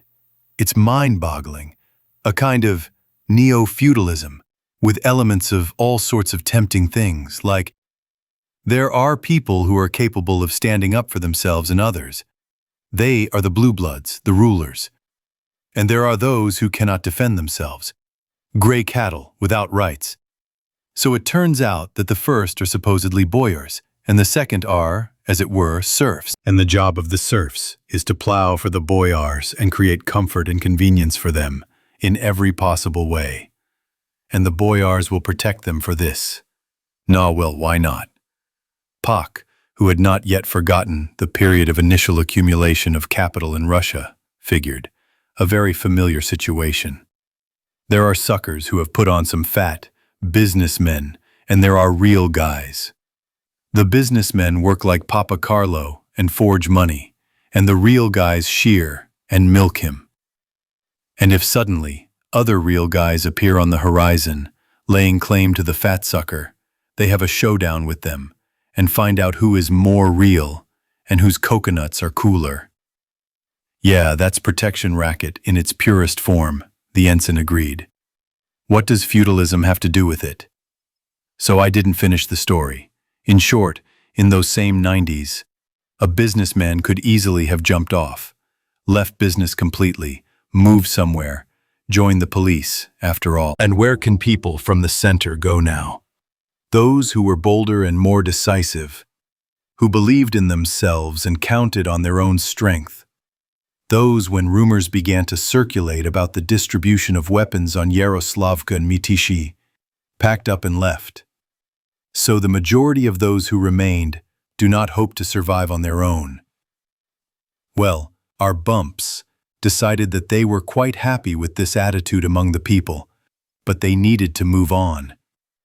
And much further, Pak himself already understood what Chugayev was leading to, but he wanted to make sure. Yes, practically until the new serfdom, with all the consequences, in the sense of, "I'll beat you in the stable, you pig-headed cattle," and the right of the first night. Even a small harem, if such a desire arises, like, "We ourselves are nobody and have no name, and since we protect them, then it turns out they owe us for it, like land to a collective farm." That's normal. Danka whistled animatedly behind them. "What's wrong with you, greenhorn?" Chugayev growled. "Have you finished cleaning the machine gun yet?" "Almost," he immediately gasped. "Well, keep working, and don't eavesdrop on what your elders are talking about." "You shouldn't have done that, Vov," Pak interrupted the ensign, and putting aside another open bale, this time with 2 brand-new empty cartridge boxes, turned to the sergeants who were toiling over the machine gun. By the way, they were lucky. Unlike the first hiding place, here the machine gun was preserved not with an unknown dark brown muck, which Yura himself called ceradol, but with a quite decent, whitish and translucent preservative fat, which Chugayev, having barely glanced at it, called margaguselin. That marguselin turned out to be a completely adequate thing. It did not dry out, did not harden, and was removed quite normally. Only it was very greasy, and there was a lot of it in the machine gun. Nothing normal there, guys. Just complete beastliness. Some, it turns out, are, quote, white people, masters and rulers, and the others are nobodies and nothings, serfs, cattle, and slaves. Doesn't that remind you of anything? Danka only shrugged his shoulders in bewilderment in response, but the clearly more erudite Leshka, wiping his greasy fingers with a piece of rag, nodded understandingly. Yeah, right, there was something like that relatively recently. And about masters and serfs, and about slavery, and about someone's inferiority. Übermensch, Untermenschen. Only there, as I recall, they initially planned to reduce the number of slaves several times so that they wouldn't occupy the master's lands and waste air. As I recall, everything ended very badly for the, quote, masters then. Are you talking about the fascists? Danka realized. That's not it at all. Those bastards went to war. They killed, raped, forced. And here, do you think everything will be different? Pak peered closely into the sergeant's face. He even shuddered under the Korean's piercing gaze. Do you think so? Well, let's put it simply. Pak lightly slapped his palms on his knees. Do you have a girlfriend? Well, there is. Danka clearly didn't understand what his friend had to do with it. So you have a girlfriend. You like her. Maybe you even love her. She's good. Beautiful. And then, bam, you meet an even more beautiful one and ask her to be your third. Do you think she'll agree? Well, first of all, my friend would have to agree, the sergeant chuckled. And as for now, who knows? They are different. Maybe she will agree. We're not talking about different people. Pak stubbornly stuck to his guns. There are, of course, some sluts who would even have sex with a dog just so they could sleep softly and eat sweetly. We're not talking about those, but about normal people. If we're talking about normal people, then it's unlikely, Danka sighed. And my friend will actively object, even to the point of using improvised means. Let's move on. You don't want to give up your idea. You beat up your girlfriend to keep quiet. You made her, the second one, somehow. Well, I don't know. Yes, you beat her up too. Why create complications? How do you think the relatives, both your girlfriends and the second ones, will react to this? I think it's bad. The cheerfulness disappeared from Danka's voice, He was clearly beginning to guess what the cunning Korean was leading to. I think so too. But here's the problem. You're not just Danka the sergeant anymore. You're a tough guy now. You have a machine gun and a pistol. You dug up a machine gun and almost got it in order. And most importantly, we're not really talking about you, a normal and proper guy, but about a freak who, in his sick head, has already come up with the idea of serfs and harems. Do I need to explain any more to you? No, it's not necessary. He shook his head. It's exactly the same kind of filth, only on a smaller scale. Otherwise, it's the same thing. The one with a weapon in his hands and rot in his head will mock normal but unarmed people, as he pleases. Oh, Pak drawled approvingly. And how many civilians in our center have weapons in their hands? Judging by the expression on his face, the sergeant had never even thought about this topic before. Those who had weapons, almost all left long ago. Only those who have nothing are left. Why do they need them anyway? They don't even know how to use them properly. They'll do something funny. And that, we're here. That's right, Pak nodded. There are few armed people at the base. Those who were armed from the start, or later received them from the army in Mitishchi. They almost immediately set out to arrange their own lives. It seems their character did not allow them to sit and wait for someone's mercy. Only the unarmed and not very decisive remained. Yes, they have security.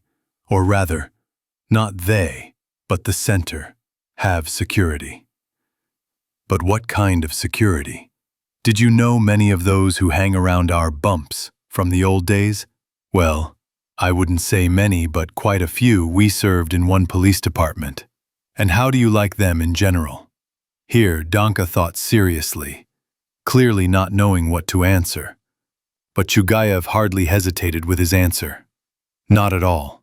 Amoebas, for the most part. In terms of service, they were zero, worthless. All they could do was lick their bosses' asses. Of course, not all of them. There are normal, proper ones. The same Doronin from the BEP, or Semenkin from the criminal department. But there are few of them.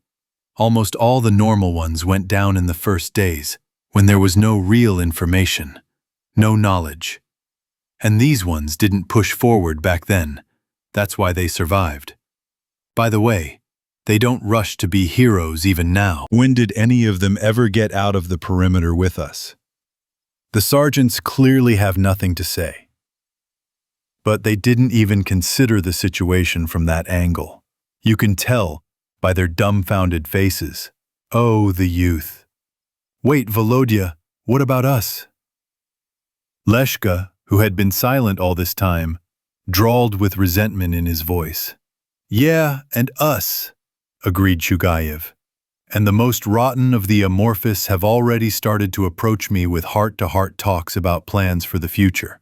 I think that just a little bit more, and they will approach you some warm evening.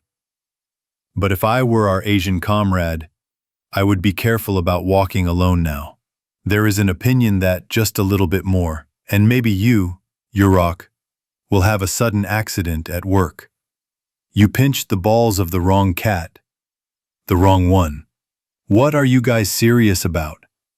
The eyes of both sergeants, Leshka and Danila, widened like those of owls. No jokes.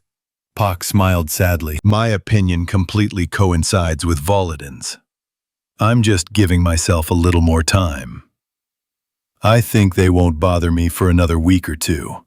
I haven't shown them all the tasty warehouses, but then, yes, either I'll accidentally twist my ankle and hit the dead guy in the teeth, or I'll accidentally shoot myself in the head while cleaning my pistol. 3 times.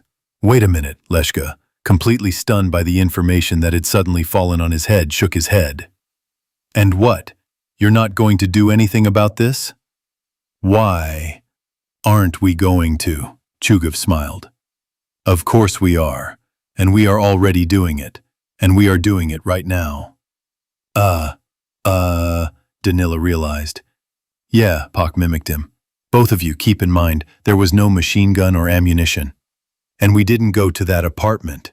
We were at the warehouses, looking at what was there and how. And by the way, this apartment isn't the last one. Is everything clear? Nope. Danka shook his head. What's not clear to you? Jugayev sighed. What kind of apartment are we even talking about now? The sergeant asked with innocent eyes. Veresviet residential building on Parkovia Street, Moscow region, Ulmon base. April 7th, Saturday morning. Where is that flea-bitten ottoman? It seemed that even the concrete slabs of the ceiling shook from the roar of our Misha. Or rather, no. Everything was a little different. First, our hitherto nameless possum rushed along the corridor past the kitchen, where I was just about to drink some tea, stamping his paws like a squadron of flying hussars. Strange, he, the bastard, is supposed to be a silent lying in wait.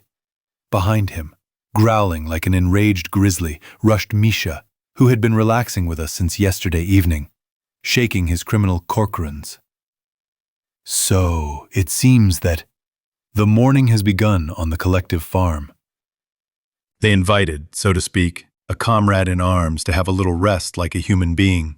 The squad commander appointed Mikhail as the senior reconnaissance group member, the one that had spent the previous week searching the outskirts of Sergeyev Posad in search of the bandits' base, some of whom we had so successfully multiplied by 0 last Saturday in Osiniki. I don't even want to imagine what it was like to spend a whole week driving around a city, filled with the revived and very hungry dead. I drove through it once by car, and even then I almost fell into a deep depression mixed with black melancholy. And these demons are fearless. They spent days and nights there for several days in a row, and most of the time they did it on foot. How much can you see from a car? Again, there is practically no secrecy if you are on wheels. And so yesterday evening they returned, black from lack of sleep, covered in stubble, with haggard faces and sunken cheeks. But in full force, and having completed the task, all the guys, as soon as they tumbled out of Lvov's office in a crowd, were taken home by their relatives who, understandably, were extremely worried about these days. In short, they were all dragged home in no time. And Misha, he, like me, is a bachelor, a tumbleweed. His parents are somewhere far away. He has never acquired a wife or even a permanent girlfriend. The apartment is rented, also somewhere on the outskirts of Posad. In short, except for the empty cabin, the guy has nowhere to go. So, Andre and I decided to invite him to our place, to wash properly, eat home-cooked food, and sleep like a human being on a civilian bed, and not on a sagging wire mesh barracks bunk. Oh wait, I completely forgot to tell you, yes, now there is this very to us. The commanding officers thought about it, and decided that in all the houses that have now become part of the almost finished wall around Peresvet, it would be reasonable to house the garrison on the 2 lower floors, and to organize round-the-clock shift guards on the flat roofs of the multi-story buildings, so that in case of a threat there would be no need to run across half the city. It seems to me a completely reasonable idea. It's one thing to rush somewhere like a mad bison, wondering whether you'll make it to the breakthrough point or whether the attackers will meet you with heavy fire on the approach, and quite another to jump up from the couch at the alarm signal given in advance by the sentry. And on the roof of a 9-story building, he's like Mashenka from the fairy tale. I sit high, I look far, grab the machine gun lying nearby and stand at the loophole cut in the thick steel sheet covering the window from the outside. It turns out to be a completely different time for taking up positions. True, Bata had to sweat a little, persuading the residents of the very apartments in which we were now located to move. Fortunately, there were no serious problems. As I have already said, the people living in Peresvet are mostly not just adequate, but also have some connection to the military space forces. Plus, they are not stupid at all. Having quickly realized that staying to live in an apartment that could at any moment turn into a fortress bastion was not the best idea, the citizens eventually agreed to move to houses located deep in the guarded perimeter. The garrison fighters, on the contrary, moved into apartments turned into pillboxes, together with their families. For now, everything is fine. ordinary apartments, except that sunlight is in serious deficit. If problems begin, evacuating from the first, maximum the second floor is a quick matter. Grab the children in an armful, and God bless your legs. These are not the times to worry about clothes. If we survive, we'll bring something new from somewhere. I won't lie, almost no one got an equal exchange. But this is mainly due to the Sofrinskaya brigade that moved to Peresvet in full force, and the refugee camp that came with it. However, fortunately, there were no truly nightmarish communal apartments, in the spirit of those that Zoshchenko or Ilf in the company of Petrov described with such relish. The harshest and most common options are 2 large families in a 3-room apartment, or 2 small ones in a 2-room apartment. Also far from easy, but you don't have to stand in line for an hour and a half or 2 for a shower. Again, the commander swore that after the final cleanup of Krasnozavodsk, all the settlers would be moved there. There is a lot of empty housing there now. All that remains is to knock the dead out of those apartments and more or less put them in order. Air them out, wash them, paint them. So, why am I going through all this here? I got distracted, damn it. Oh, right. Anyway, there were places for us in the Bastion Fund too. Our entire friendly gang settled in 2 adjacent 3-room apartments, combined in the most barbaric way. They just punched a relatively neat hole the size of a door in the load-bearing wall. Burov and Soloka with their household children in one. Timur with his Polya. Me with Tanya and Zhenya in the second. Overall, it turned out pretty well. Of course, it's hard for me or Tanya to bring a lady or gentleman to visit. But I think we'll get through it somehow. My sister is still worried about her breakup with her husband, and I simply don't have time to arrange my personal life right now. By the way, we checked in beautifully, in full accordance with ancient traditions. In short, the first one to be let through the door was a gray, fluffy cat who, fully aware of his important role, was a bit stubborn at first, sat sniffing on the doorstep, but then finally gave in to our pleas and majestically walked inside. By the way, the kitten finally made up his mind about the owner and gave preference to Zhenya, which in principle was quite logical. Who else should he go to? To the Andres? There are children there. To Toska? This option was obviously also considered by the cunning kitty, but, in general, in addition to the kind Antonina, who was ready to scratch her belly and behind the ear for hours, there was one large and untrustworthy guy. I mean, me. No, this impudent possum did acknowledge some of my merits, like he took me from the city and treats me with something from time to time. But this was clearly not enough to finally establish trust in the kitten. And Zhenya turned out to be an ideal option, so to speak. Young, unmarried, without bad habits, and even with her own living space. In general, this animal did not think for very long. And now the nameless and impudent but wildly cute monster lives in the blonde's room, from time to time going out into the common area in order to show off his luxurious tail and so, just to make us, unworthy, happy with his supreme presence. True, he wisely tries to stay away from the daughter of Burov and Solokin's youngest. After all, children are like that, without any concept of subordination.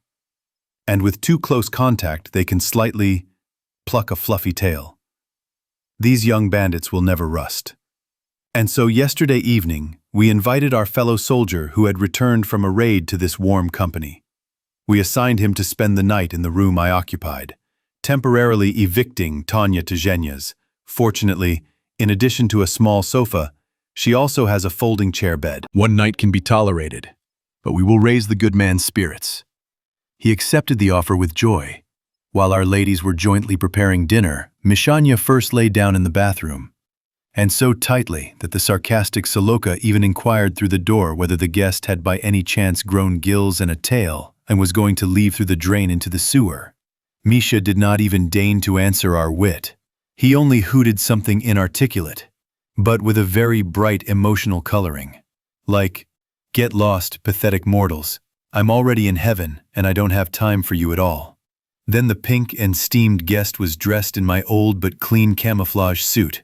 Fortunately, we are almost the same size, except that Mishka is slightly wider in the shoulders, and on the contrary, a little narrower in the waist, and we sat down at the table. We sat soulfully. 4 women in the kitchen, if of course they do not fight, are capable of creating a real miracle even with a minimal set of products. And with us, everything was relatively normal with the products. The free life has its advantages. We slowed down here, stopped there. And then there was Saloka, with his national stinginess.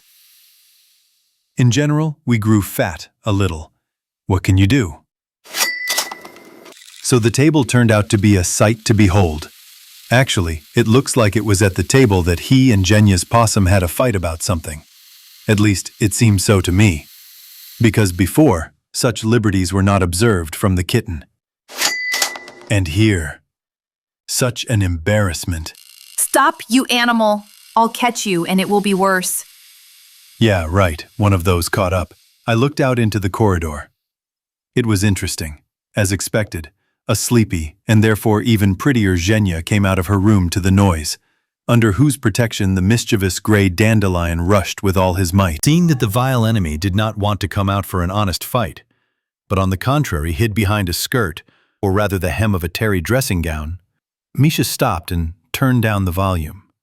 What's going on here? Blue eyes from under long bangs look stern and unkind. Here. Mikhail snorts resentfully and holds out his cool, but now very unpleasantly smelling booties. Izzy. I can't help but laugh. It's an insult by action. Isha looks at me reproachfully. It must have been the same look Julius Caesar had when he said, "And you, Brutus." So what? Zhenya grabbed the furry hooligan, who was clinging to her leg under his belly, and settled him in her arms. Well, it didn't turn out well, I agree. Do you want me to wash them for you right now? There's soap in the house and a clean brush, too. Once they dry, they'll be as good as new. "Give him here," Well, I never. Misha muttered, embarrassed. The last thing I need is for a girl to wash my boots. "I can handle it myself. I'm not a kid." Zhenya simply shrugged her shoulders slightly in response. Like, if you do it yourself, then so be it. My job is to suggest. But you, Basmuch, Misha was clearly going to use a harsher word at first, but he held back. I won't forget this. Oh, I pointed my index finger at the ceiling. As for me, that's a very suitable name for this robber. Basmuch? Zhenya looks at me in surprise. Why not? Well, he's still small and not quite up to the level of a full-fledged Basmuch. It depends on how you look at it. Mikhail gently shook his aromatic boots. No, it still doesn't work. I finish my thought. In general, for now, you can just call him Basya. Zhenya thoughtfully scratched the instantly fainting cat behind the ear. What? Will you be called Basya? The kitten opened his right eye, looked around at everyone present with a serene gaze, meowed something affirmatively, and rolled over onto his back, offering his belly to Zhenya's arm. Like, to hell with you, I'll even agree to Basya. Come on, Scratch Woman, don't get distracted by nonsense. And loudly, like a small diesel engine, he purred. Okay, let's consider the incident closed. Mikhail coughed quietly into his fist. So, Boris, come on, wake up your team, have breakfast, drink tea, and be ready. If my intuition doesn't fail me, there will be action today. I think our father's commanders have been working on plans all night, and they've definitely come up with something. Damn, Brother Scout, at least give me a hint what to prepare for. Misha, the ungrateful scoundrel, did not give an answer to direct questions yesterday, and today he remained true to himself.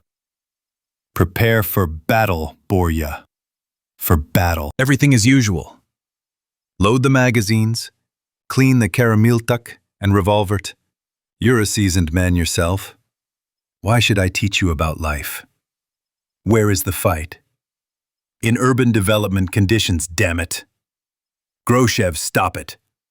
I told you yesterday in plain text. Everything is strictly according to the regulations. The order will be communicated to the personnel in the part that concerns it. You understand everything yourself. And if you were in that group, and not me, then now your lordship would be playing the role of a Belarusian partisan during interrogation. Or am I wrong?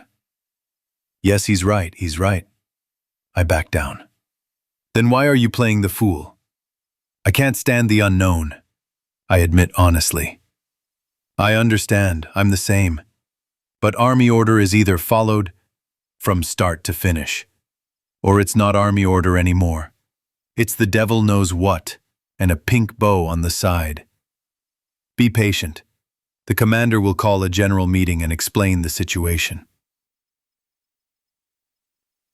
Lightly slapping me on the shoulder, Mikhail stomps into the bathroom, from where a few seconds later, the sound of a water jet and the shuffling of a brush begins to be heard. Zhenya has finally won the guy over with her offer. Before I could return to the kitchen, both Andres tried to squeeze through the door at the same time. If Soloka had been a little slimmer, it might have worked. But no luck. They got stuck. And, having backed up, they entered again. But this time one after the other. Well, the possum did some mischief and got the underground nickname Bashmach for the sum of his merits. In short, Basya, I reported, without getting up from the stool. To hell with the possum, what's the matter? To the point. Misha said everything in due time. I think we'll find out all the details when we set the task from Bati. No, what a harmful person. Soloka exhaled in his heart, pretending to want to spit on the floor and throwing up his hands in frustration. Oh, come on. I gently calmed down our sometimes overly temperamental Ukrainian. He just told me everything correctly. If we were in his place, we would have kept quiet just the same. Soloka only sighed deeply and long in response, and Burov nodded in agreement, as if to say, that's how it is. Sit down, men. The kettle just boiled. And call our silent one, the very secret one, from the bathroom. That mug loves to drink tea, I remember from business trips. What is he doing there anyway? Burov raised an eyebrow questioningly. He's washing his boots. I told you, the kitty screwed up. Damn it! Andrei lightly slapped his palm on the doorframe. So then it turns out he's not Basmach, but Sapper. No, it was all small business. He's clearly not up to the level of Sapper. Again, it looks like he liked being Basya. If that's the case, then so be it, the Andres decided in chorus, after which Burov headed towards the table, and Soloka followed Mikhail, who continued to splash around in the bathtub. So we will wait, but not just like that, but with benefit for the cause. Misha is right. It wouldn't hurt to use the weapon once more, and fill the magazines with cartridges, and tighten up the equipment. We will do all this while waiting. But first, tea. Sweet and strong. And with tea, pretzels and small vanilla gingerbread cookies, which our thrifty Crest got from nowhere. For which, as always, a huge thank you to him. The detachment has a natural signal, assembly. Or rather, there is no signal itself, but people behave as if it had been received. All available personnel are wandering around the quarters and corridors. The terrible secret that the bandit base has been found has been known to everyone in the detachment since yesterday. And slightly drowsy from lack of sleep that has already entered the chronic stage, the duty officer Uncle Sanya and his assistant Stas revealed another military secret to all interested parties. It turns out that Batya Rachienkov, and the battalion commander of the VVE battalion stationed in Peresvet, Lieutenant Colonel Lapshov, who came into the office yesterday evening, still haven't left it. It looks like they are still sitting there over a large-scale map of Posat and the surrounding area, pouring liters of strong coffee into themselves. Oksana, one of our squad cooks, again in great secrecy, told us that in addition to a good half-dozen large kettles of boiling water, she also brought a new jar of instant coffee, there, in the morning. And yet yesterday morning, Lvov's nightstand was almost full. Our youngsters are nervous. The guys are pacing the corridors like wolves in a zoo enclosure. From time to time, they gather in small groups, talking in low voices about various nonsense. But on their faces and in their eyes, there is the same question. When already? The older ones, like me, both Andres or Misha, spend their waiting time wisely. They sit in the quarters, God knows how many times adjusting the straps of the unloaders, tightening the linings of their helmets or polishing their weapons with an oiled rag. Everyone's barrels have been perfectly clean for probably a couple of hours now, but I think I told you. There is something meditative about cleaning weapons. It allows you to kill time and clear your mind. So we clean them. By the way, I finally got around to it.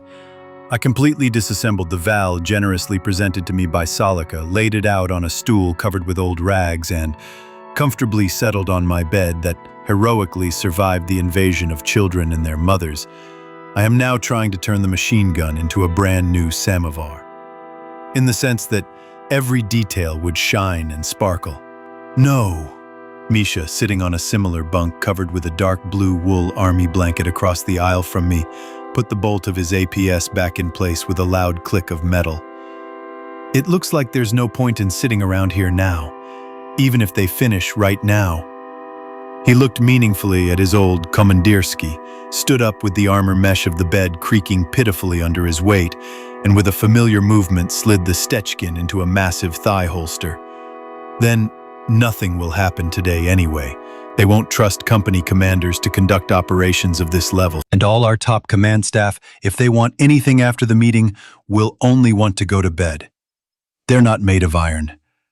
Especially Batya, he's getting on in years. So I'll go and take a nap as a kid.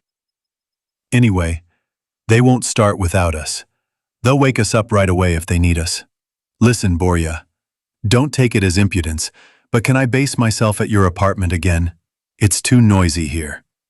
And indeed, the hum in the corridor is distinct. It seems that no one is shouting, but the hum of many voices is as if in a huge beehive. No, if you really want to sleep, and the conditions for sleep are not at all suitable, you can still fall asleep. Been there, we know. But why create artificial problems for yourself out of nowhere? There is an apartment. In it, there is a room with a door, and in the room there is a cozy sofa. No problem, I spread my hands. My home is your home. Here are the keys. Deftly catching the black leather key case on the fly, Misha looks at me questioningly. And what about you? You know that I'm right. I know. I didn't resist. I'll finish cleaning Val and come. I also think that nothing will happen today. Most likely, tomorrow all the action will start. Yeah. My interlocutor nodded his head in agreement. Closer to evening. Okay. I'll go, because I slept for a long time today. But my eyes are still sticking together. Take care of your boots. I couldn't help but say. Instead of answering, Misha just looked at me with silent reproach, as if to say, it is a sin to laugh at human misfortune. And then he waved his hand, as if to say, what can I expect from you, a fool, except for tests, and left the cabin into the corridor. I spent another 20 minutes rubbing the inside of the receiver with a rag, removing the remaining oil. I didn't give a damn about the carbon deposits. I wiped the small parts of the trigger mechanism and then slowly assembled the valve, as they say, in a heap. I put the cover back in place with a click, clicked the trigger for nothing, and raised the safety flag. And then I turned the assembled weapon over in my hands with pleasure. Oh, what a doll. By the way, I'll need to stock up on cartridges for it. I have a suspicion that before I start mixing the bandit's nest with the ground, I'll have to work hard with the silent guns first. Oh, how easy and simple everything was in Chechnya. Well, compared to what's going on now. But they didn't understand, didn't appreciate it. Back then, you could easily sneak up on the enemy in the dark of night, without fearing that some completely dead, but at the same time very mobile and deadly scum would bite your ass with its yellow, slimy fangs. Now, almost all cities are filled to capacity with this filth, and Passad is no exception. One thing is good. Judging by the words of the smart guys from Flame, those who even before Skuratovich's arrival began to pump up their brain muscles on the topic of what and how things are with the revived dead, ordinary zombies, both wooden and fattened, are not inclined to long journeys. If there is no food nearby, meaning living people or some dead person who has finally kicked the bucket, they simply hide in some dark and damp corner and, like bears, hibernate. Or go into suspended animation, if you prefer comparisons from the world of science. And, apparently, they can lie around like that for a very, very long time. As for mutants, or rather, these, what are they called? Morphs. It's not entirely clear yet. They haven't even begun to study them properly, and they can't say anything specific right now. But there are fewer of them, much fewer. How many morphs have I seen in all my time in Moscow? 2 mini-hulks near Kalorskaya, a rat dog in an office center, a large-sized creature torn to shreds by SOBR officers on Pozharskaya, and how many ordinary, damn it, we've lived to see it, I've already started dividing the living dead into ordinary and unusual zombies. Not 1,000, or maybe even tens of thousands. Well, these are quite favorable statistics for the living. Even if these morphs turn out to be fans of hanging out wherever they want, I think we'll manage with them somehow. I don't even want to imagine a mass migration of millions of dead people from Moscow. It's scary. Nothing can hold back such a mass, neither tanks, nor artillery, nor aviation. There's no point in even talking about a regular rifle fight. They'll crush us, cover us with piles of rotten, stinking meat, and still sweep us away. And eat us. And then they'll move on.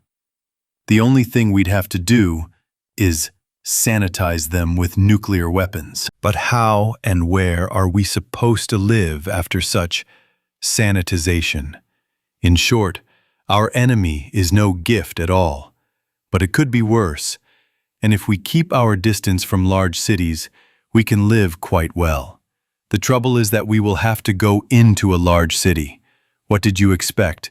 It had a population of almost 160,000 now.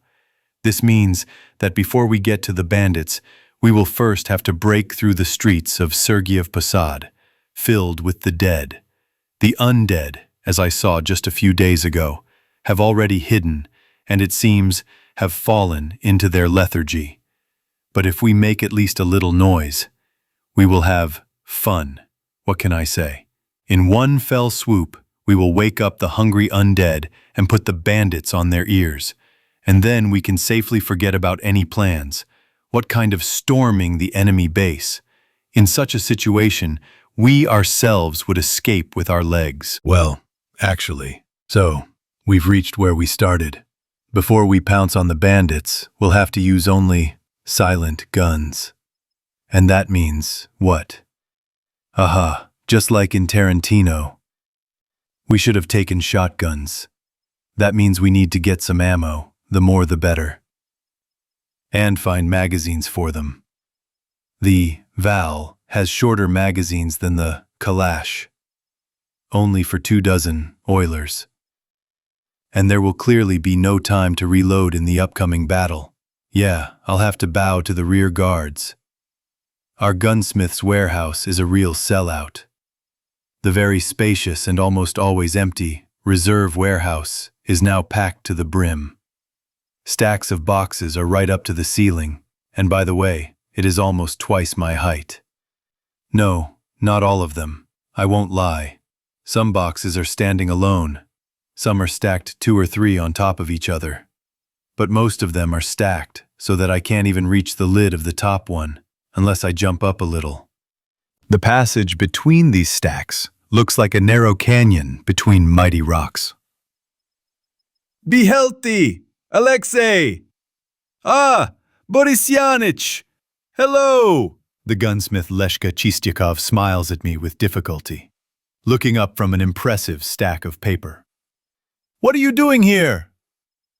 Ouch! He waves his hand resignedly. Don't ask. You and Pozharskaya brought in some junk, and now it's up to me to sort it out. Dad? Who else? You know him. Yeah, I sympathize out loud. Socialism is accounting and control. It looks like accounting is what Chistyakov is currently doing. By the way, it's not such junk. I lightly tap the toe of my boot on the wooden side of a large box, painted dark green army paint. There are as many as 3 stacks of them, up to the ceiling. And on each one is written in chalk, 7.62mm AKMS, 10 pieces, Ministry of Transport. Just like that. I wonder who needs machine guns in the Ministry of Transport. Not exactly. Leshka agrees obediently, throwing back the latches on another box standing near his desk and lifting the lid. Yeah, SR-2M. What? Lek, let me have a look. Professional curiosity awakens in me. What didn't you see there? Chistyakov shrugs. Heather is just Heather. I haven't seen anything, I say honestly. I read about the Whirlwind, which is the SR-3, on the internet and looked at pictures. It's not bad, somewhat similar to the 9, but as for the seconds, I've never even really heard anything about them. Just the name, and that's just a vague idea. Here, it's a pity, isn't it? Alexei hands me a submachine gun that looks like either an enlarged kashtan or the fruit of the gloomy Jewish genius, Uzi. No, perhaps it looks more like Uzi. Well, let's see. Aha, the safety catch, like on the Val, is on its own, and the fire selector is separate on the pistol grip, right behind the trigger. The bolt handle is a tiny, bolt-type thing, and even folds upward. The fore end is some kind of weird. Short, humped, ribbed, and even with a button? Oh, I see. It's not just a fore end, but also a short folding handle. The buttstock looks like that of the same Keter on top. Oh, my soul. Not at all like. Not at all similar. What's wrong? The gunsmith looks up from his papers at me again. I almost tore off my nail, the bastard. I complain and put the injured index finger in my mouth. Good thing I cut off the claws at the root, otherwise I would definitely get an industrial injury.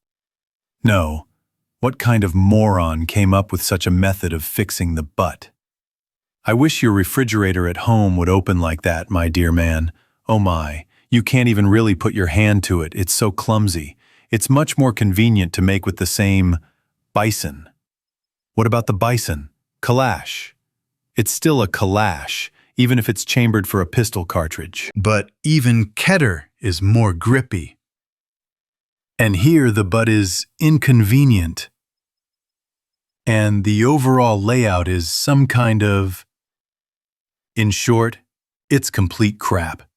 Not a setup for shooting, in a standing position. However, maybe I'm just too big for this awkward stump. And it would be quite convenient for someone smaller. I don't know. Here, Lek, take this disgrace. What a horror. Compared to it, even the PP2000 is the pinnacle of convenience. and the pinnacle of engineering thought. Oh, come on, it's creepy. You obviously haven't seen the PP-90 yet. Chistyakov chuckles sarcastically. Of course I did. I feign indignation. That's exactly why you won't find a single one here.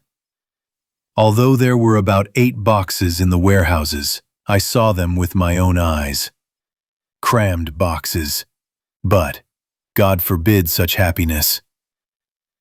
The only thing we need here is some fingers, when stacking the severed ones. I'll give that 90th a coffin, in white slippers. By the way, Liexi, do you mind if I rummage around a bit here while you, like Koshai, pine over gold? Yes, look, is it a pity? The foreman gestures widely around the warehouse as if to say, everything that's mine is yours. Just don't distract me. And this, mind you, don't steal anything on the sly. Who do you take me for, brother? This time I am indignant in all seriousness. Regarding Tsar Koshai, I think I hit the nail on the head. Only instead of gold, there are whole deposits of a completely different metal. There was no time to look at Pazhirskaya. We swept away everything that was not nailed down with maximum speed, although, if it had been nailed down, they would have torn it off and dragged it away anyway. But now we can be curious about what exactly we grabbed for ourselves. The storekeepers at the regional warehouses were clearly responsible. Each box had neatly printed chalk letters indicating what was inside and in what quantity. Come on. 9A91 without PBS 20 pieces. 9A91 with PBS 20 pieces. 5.45 millimeter AKS 74, 10 pieces. AKMS again, this time from Spurbank. Well, who hasn't stored their shooting iron in our warehouses? A whole stack of boxes with SVDS, 6 pieces in each. Normal, it looks like a Kamaz, with gingerbread overturned on the street of our snipers. Some strange black cases, similar to the glass, or rather, plastic diplomats, popular in the late 80s, only long and narrow. I press the buttons to lock the locks. Hello, girls. OTS-14 Groza. And it's fully loaded, with a sniper scope, a long thin silencer tube, an assault grip, 2 spare magazines, and an underbarrel grenade launcher. Wow, I thought they were taken out of service a long time ago. So, 9mm TKB-0216, as many as 40 of them. I wonder what kind of abomination is this? Not bad. The short-barreled matte black revolver is not at all heavy, and fits quite comfortably in the hand. After lightly pressing a small button on the left side of the frame, the cylinder folds to the side into 6 slots. I twist it with my palm as if I were going to play Russian roulette, and then, with a sharp movement of the wrist, with a click, I return the cylinder to its place. Damn, just like this. Clint Eastwood. Lisha, what kind of animal is this? Well, damn, I asked you not to distract me. Chistyakov grumbles discontentedly, but still turns in my direction. Cobalt is, Borya, the second model it says on it. A joint development of Stechkin and another, what's his name? I don't remember. It starts with A or something. Cool. What kind of cartridge does it use? Yes, the same as for the Maka. PPO or even Kurtz for the 71st service. Izhik. It doesn't matter to him. He is almost omnivorous. Damn, he's so cool. Cool, agrees Lyoka. Only expensive. More expensive than the IZH-71, but it holds fewer rounds. And it's inferior in rate of fire. And in reload speed. In short, it was removed from service in our private security and did not really catch on with collectors. These, judging by the papers, were actually waiting for their turn to be destroyed. Such a beauty. And under the press? Holy shit. No, definitely. Russia is a country of fearless idiots. Oh, come on, what's this? Alexei, what do you have here? Where? Leka sighed resignedly, having clearly already resigned himself to the fact that he would definitely not be allowed to work in the next 10 to 15 minutes. Yes, here. I pat my palm on the side of the box, on which is written in the same chalk, Mannlicher, 5 pieces. Can't you see it yourself? It says Mannlicher right there. Chistyakov answers patiently as if to a slow-witted child. I can see that myself. I just have one association with this name. This, what's it called? Mannlicher Karkano. And this thing was almost in the First World War, or even earlier. No, Bor. This is a completely different Mannlicher. This is A04. From the expression on my face, Alexei realized that what I had said meant nothing at all and continued. An Austrian sniper SSG-04, a joint development of Mannlicher and Steyr. Only a few were purchased for the OMSN, but someone brazenly cut them from the Sobers. It wasn't on purpose, I muttered in response. I've never even seen that box, otherwise I would have remembered. Mannlicher, huh? Oh, it's a pity. You can't take a look. On top of this box, there are 4 more with AKS-74. I don't want to drag them around. Oh, I have an idea. It's enough to accidentally let it slip about these very sniper rifles in the presence of the Utkins, and that's it. They themselves will move everything around and drag it away just to get to it. Maniacs. Damn it. One problem. The cartridge for these imported rifles is probably also not ours. Although, if there is a hunting analog, there will most likely be no problems. In Krasnozavodsk, a lot was produced in the hunting line, both for smooth and for rough. They will definitely scrape together enough cartridges for half a dozen sniper rifles, from which no one even thinks of shooting in long bursts. Damn, Lesh, it's cool here. I wish I could stay longer. Pretending not to notice the grimace of despair that distorted the gunsmith's face, I continued. But I actually came to you on business. Can you help out an old friend? Yes. Judging by the expression on his face, Chistyakov is ready to give me the moon from the sky right now, if only I would stop interfering with his work and go away. I was returning home in a very high spirits. Lyoka, a holy man, not only didn't chase the boring me out of the warehouse with some heavy club, but on the contrary, out of old friendship. What's wrong? How many 6-month missions to the Caucasus have we been on together? Generously endowed his comrade in arms. Well, I mean, my impudent mug, with both SP5 zinc and half a dozen black plastic magazines. He's a sincere guy after all, and not greedy. And most importantly, he has the patience of an angel. Someone else could have killed me. Fortunately, he has something, and in great quantity. Now you can live. 10 magazines, matte black and ribbed. These are not the pathetic 4 pieces that I had this morning. You can already fight with 10 magazines. And with 4, conscript boys guard warehouses with expired stew in the Moscow region. Guarded, your soul to Godmother through 3 rocker arms. You had to be so lost in your dreams that you almost fell with your nose into the asphalt, tripping over a taut steel cable, huh? Shame on my gray hair. I missed the stretch, and such a noticeable one. Strictly speaking, I tripped over the guy wire of a very tall antenna installed in the middle of our yard. What is it doing there? Just standing there, damn it.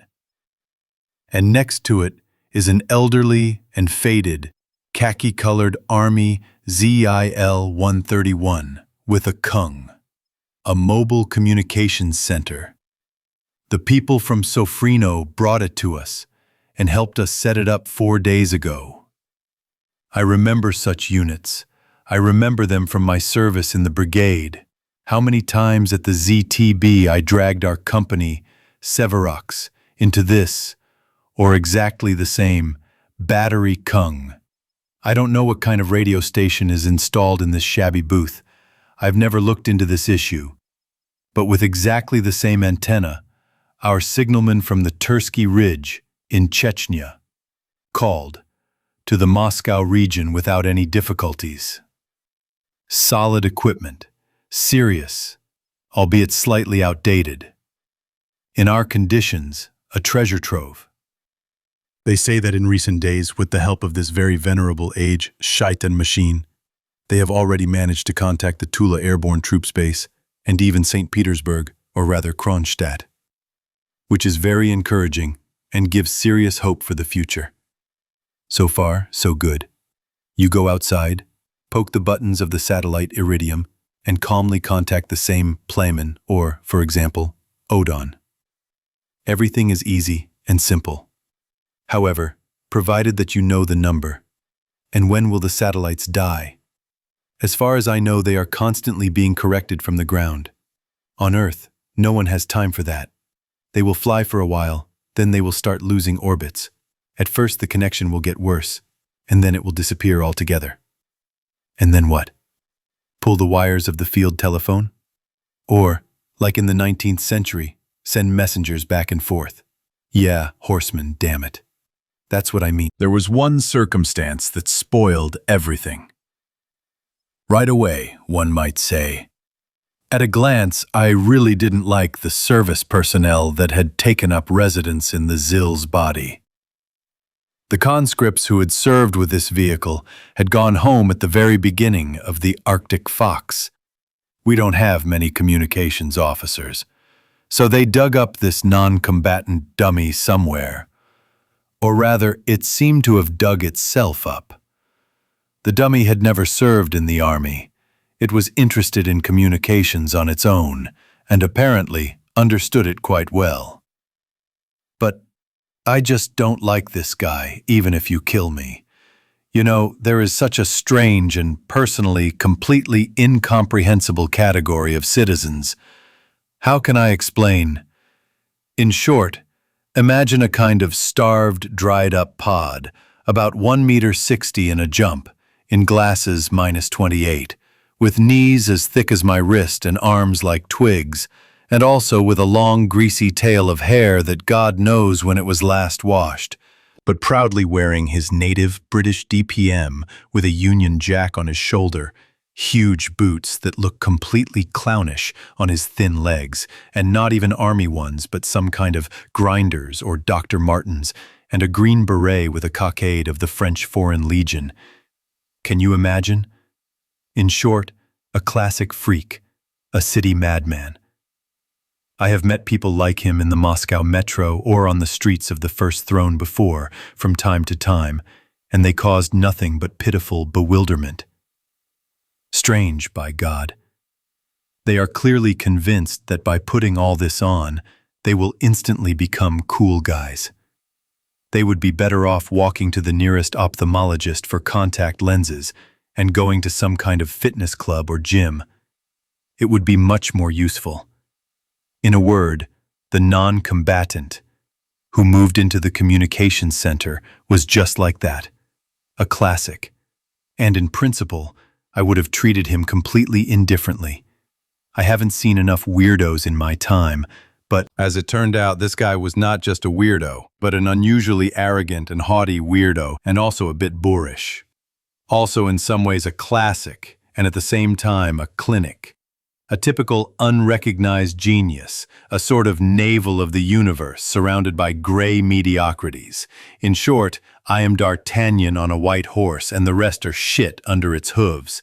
I remember going to see him on the very first evening to make contacts, to get to know him. It was like I'd bathed in slop. Since then, our hostility has been mutual. I even go to the communications guys at the detachment base to charge the batteries for my ICOM, although it is more than half a kilometer away. And I also don't like the way he looks at Zhenya. I really don't like it. Misha did not sleep, but quite the opposite. He sat in the kitchen in the company of Tony and Timurova Polina, drinking tea with the same gingerbread Soloka had found somewhere and making small talk with the ladies. It seemed that if he and Vasya had not made peace, then at least had concluded a neutrality agreement. The kitten was lying right there, on the back of the kitchen corner sofa, and was calmly dozing. "Hello, everyone," I waved to the tea-drinking group. "Where did you lose Zhenya?" "So she rushed off," Misha shrugged his broad shoulders. "Where to?" "So to that puny, long-haired guy." The colleague also clearly wasn't burning with friendly feelings for the non-combat signalman. "She rushed off as if to a date. The dust was flying." Taking a closer look at my face, he suddenly chuckled. "What? They took your girl away, brother scout." "A civilian. took her right from the stall. What a turn of events. Slapping his palms on his thighs, Misha, in a deliberately nasal voice with gangster intonations, and obviously deliberately terribly out of tune, began to sing a trumpet. I was a battalion scout, and he was a staff clerk. He's making fun of me, the bastard. He's obviously taking revenge for a not-so-kind joke about combat boots. And I wasn't even offended by him, but all the same, he touched me to the quick. What can I say? Oops. Misha abruptly stopped singing. Damn, bro. What's wrong with you? It seems that something did appear on my face, which made Mikhail suddenly lose his desire to tease me. Oh my, I'm sorry, Borya. I didn't realize it right away. I just waved my hand in response. Okay, whatever. And Misha spread his hands understandingly. Who could understand them, women? And seemed about to say something else, but he didn't have time. The front door slammed loudly, and a small but very angry blonde tornado burst into the apartment. Yes, he, where? Yes, where? Oh, here, I'll kill the bastard. Wow, and from this point on, more details, please. It's time to slow down our short Valkyrie before she does something stupid. Having jumped out into the corridor, I managed to intercept Zhenya, who was rushing from her room in the opposite direction, angrily shaking her keter at the exit. Where are you going? It's none of your business, she snapped angrily, and tried to slip past me through the half-open door into the entrance. I don't understand. Volunteer Vorobuva, stop! I barked so convincingly that it seemed that not only Zhenya, who was staring at me in amazement, froze at attention, but also the youngest of Solikin's bandits, who had looked out at the noise in the corridor.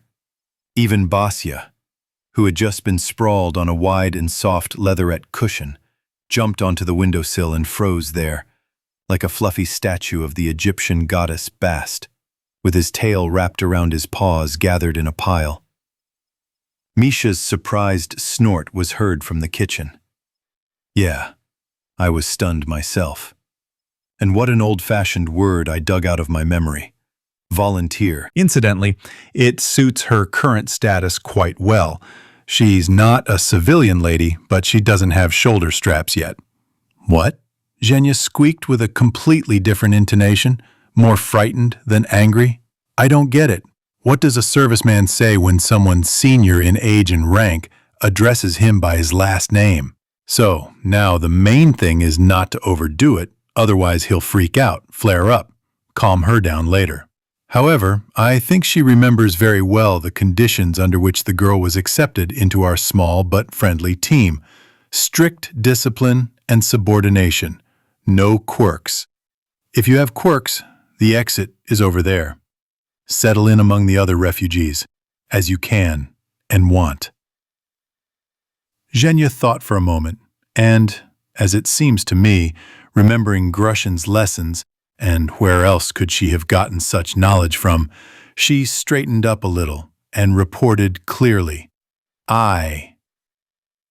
Well, I continued in a calm and friendly tone, that's a completely different matter. And now briefly and clearly, what happened? Of course, Zhenya couldn't do it, either briefly or clearly. She was too indignant about what had happened. If we put aside all emotions and other lyrical digressions, the following came out. The non-combatant apparently decided to get to know our blonde better. He promised a lot, to contact the military in Ivanovo, to find out the fate of her family, and even, if everything went well, to organize radio contact with her relatives.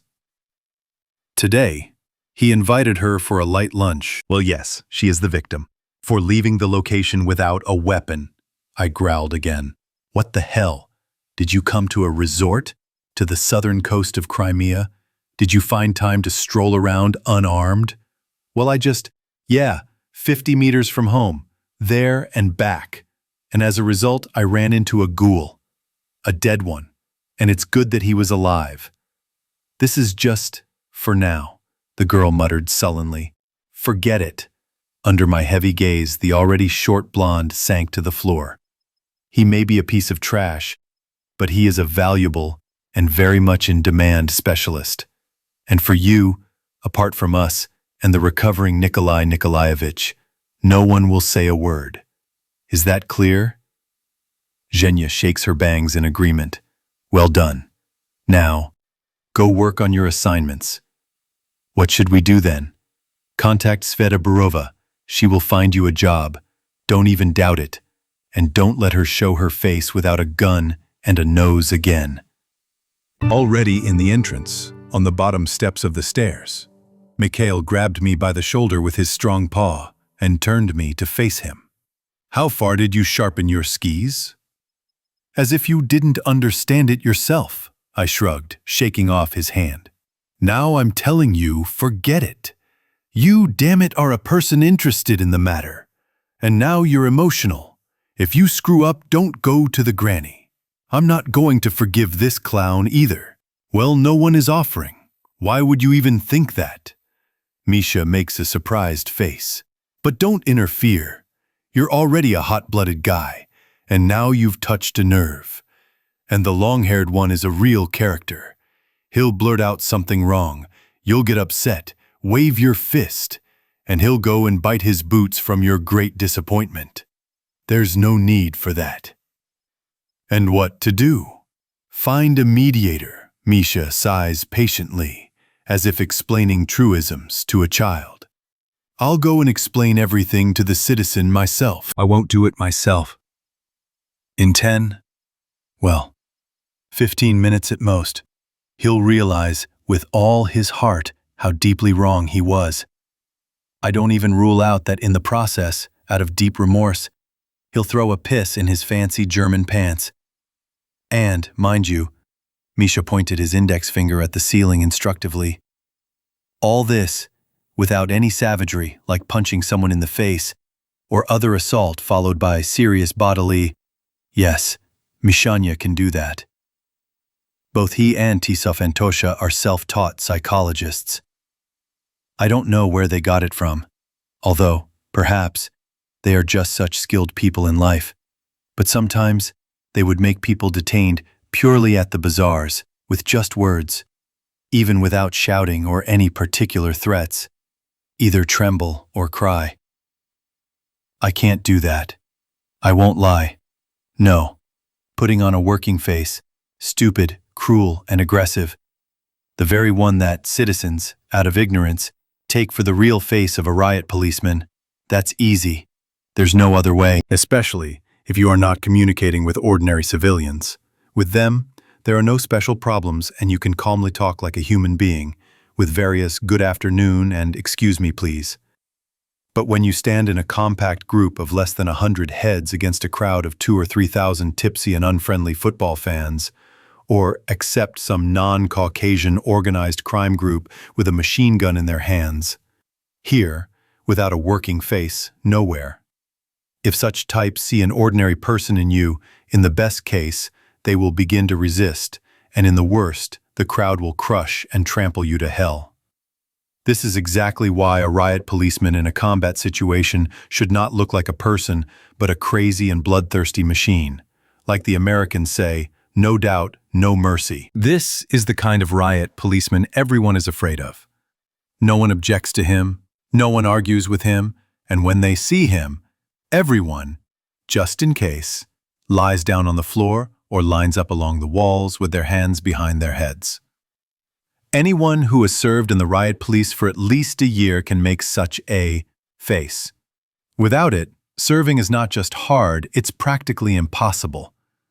Because riot police rarely communicate with calm and friendly people on duty, but more often with rowdy and not very adequate ones, but to intimidate a person to tears in a quiet and even friendly voice like Tisov or Misha, what is needed here is not a skill honed over years of service, but a real, natural talent.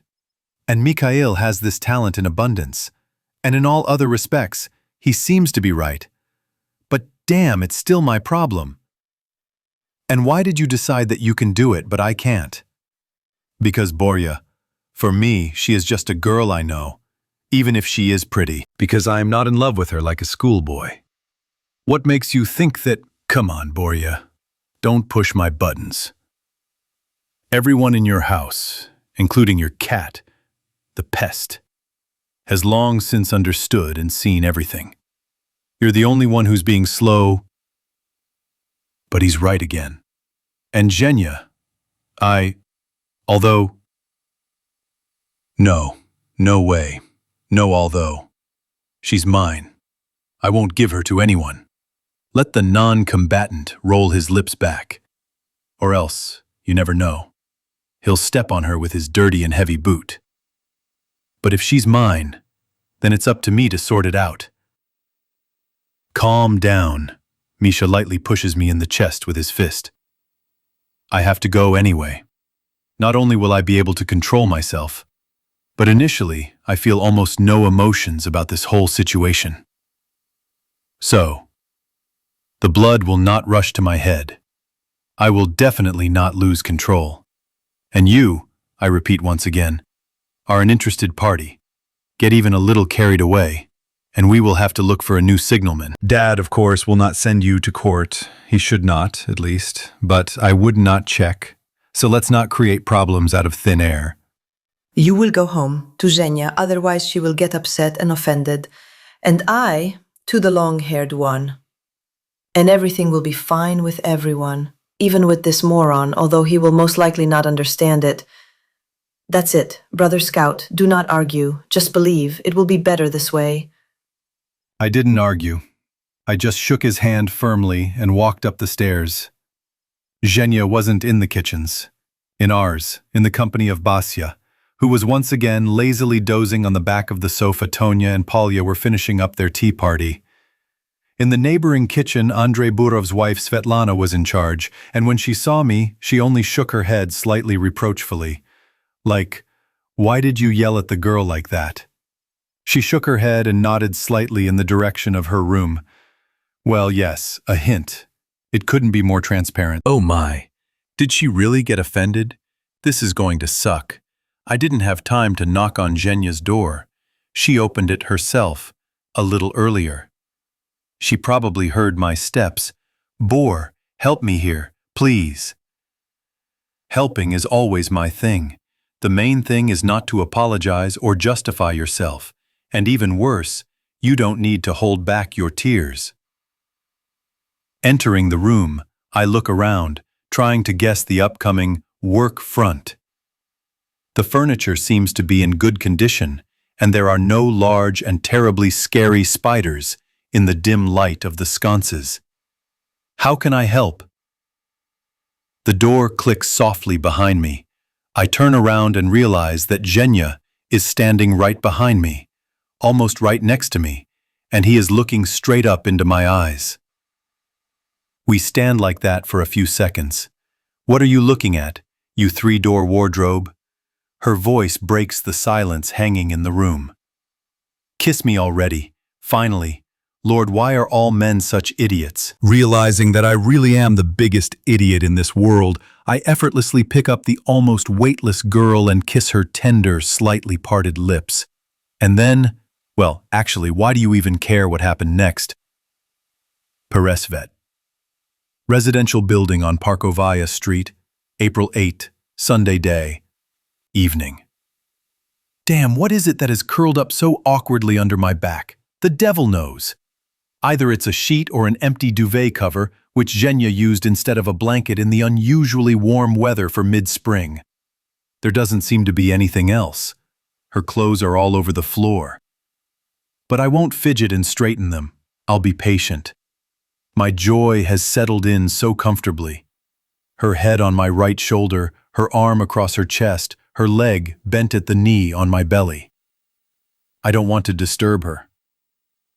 Prickly. A thin finger carefully runs across the cheek. And I thought ladies liked brutal 3-day stubble. You're an idiot, Zhenya snorts somewhere under my armpit. Firstly, this thicket of hair on your face has probably been 3 days old for a week now and has become more like a shoe brush than stubble. Secondly, we like it purely externally. It looks beautiful, but to the touch, not so much. Do you know what kind of irritation it causes on the skin afterwards? I carefully rubbed my cheek against hers. No, I don't know. And what is it? You're just an idiot, she says, feigning indignation as she punches me in the chest. It's strong. It's red and itchy. Oh, really? I try to repeat the maneuver, but I encounter slightly more active resistance, accompanied by a very real indignant squeak. Okay, I won't do it again. Well, that's not necessary. Zhenya frowned. Otherwise, I'll look ugly. Oh, and what's that you have? A short-cut nail lightly touches an old, long whitened but long and uneven scar on his chin. A bandit's bullet, I sigh, long and tragically. But seriously? It was a landmine, a big one. During the first campaign, we were on the lead patrol and ran into one. It's a good thing we had an APC under our asses, otherwise we wouldn't have collected the bones. And so we were simply scattered around the surrounding bushes like dolls. In reality, everything was far from simple and rosy. The gunner died in that explosion. The driver lost a leg, and the others got it too. For example, I came to my senses only a couple of hours later, already at the Sorting in the Field Medical Center. And I was lucky. I was not wearing the standard infantry SSH-68, but a Special Forces sphere, which at the moment of the explosion on my long-suffering teapot still held. If it had flown off, I would have hit my head on the asphalt with all my might. I think that would have been the end of it for me. But as it was, I got off with a torn chin, lacerations on my temple and the back of my head. This was when the helmet was torn off by the impact with the ground, and I was dragged somersaulting for several meters further along the road. And a mouthful of small crumbs, which until recently were 5 of my teeth. Considering the circumstances, I got off very easily. But does Zhenya need to know about this? And this? The girl's finger traces a line across the scar on her temple. Same time. Nonsense. Got scratched. And this? The ugly scars on my left shin are hard to miss. This is the second one. Shrapnel. They couldn't take him to the hospital right away, and they bandaged him in a hurry. Not very carefully. Dirt got into the wound. It started to fester. They had to clean the wound with pills. Yeah, that's how it all happened. Except, not straight to the hospital. That's almost 4 days completely surrounded in a broken-down panel 5-story building in the Staropromoslavsky district. The first 2 days I somehow held on, filling magazines and machine gun belts for the guys.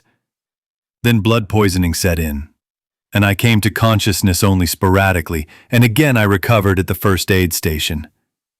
Fate has been following me in this regard, but this time on the surgeon's table.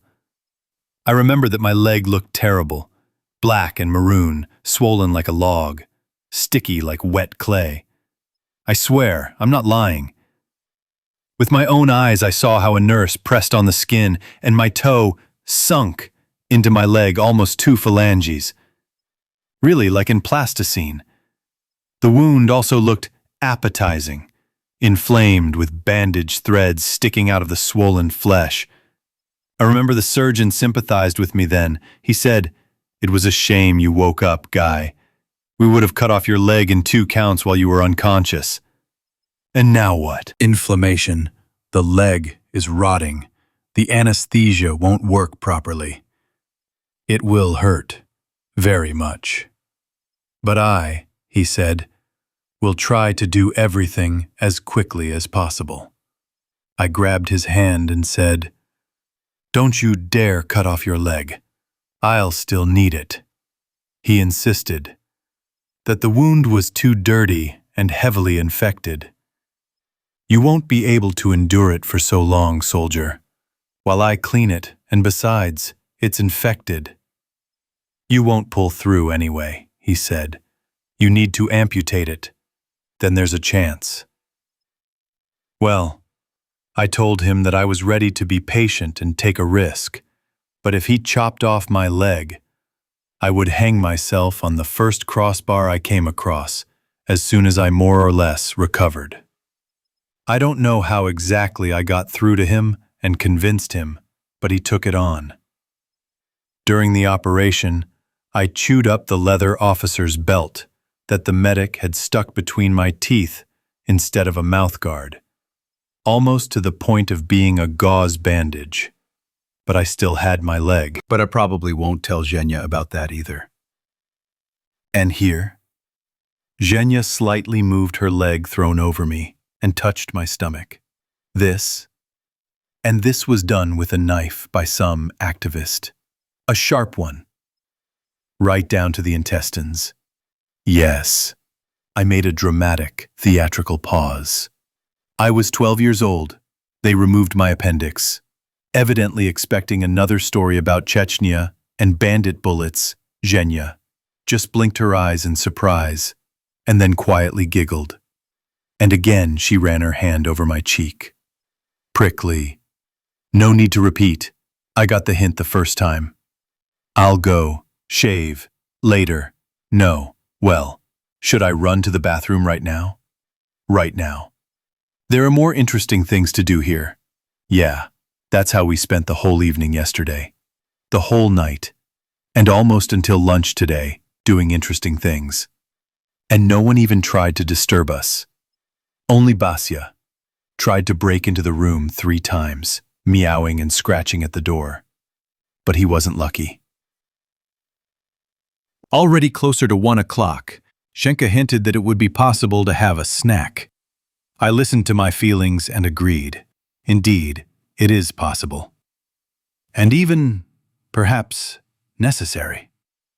Pulling up his pants from the slide, just like that, bare-chested and barefoot, he trudged to the kitchen. Strangely, there was no one there. Only the gray possum was lying on the windowsill with an offended look, twitching his tail irritably. Well, I'm sorry, brother. I spread my hands. That's just how, historically, things turned out. It looks like you'll have to move in with Tanya. And this, keep in mind, even one sidelong glance in the direction of my boots.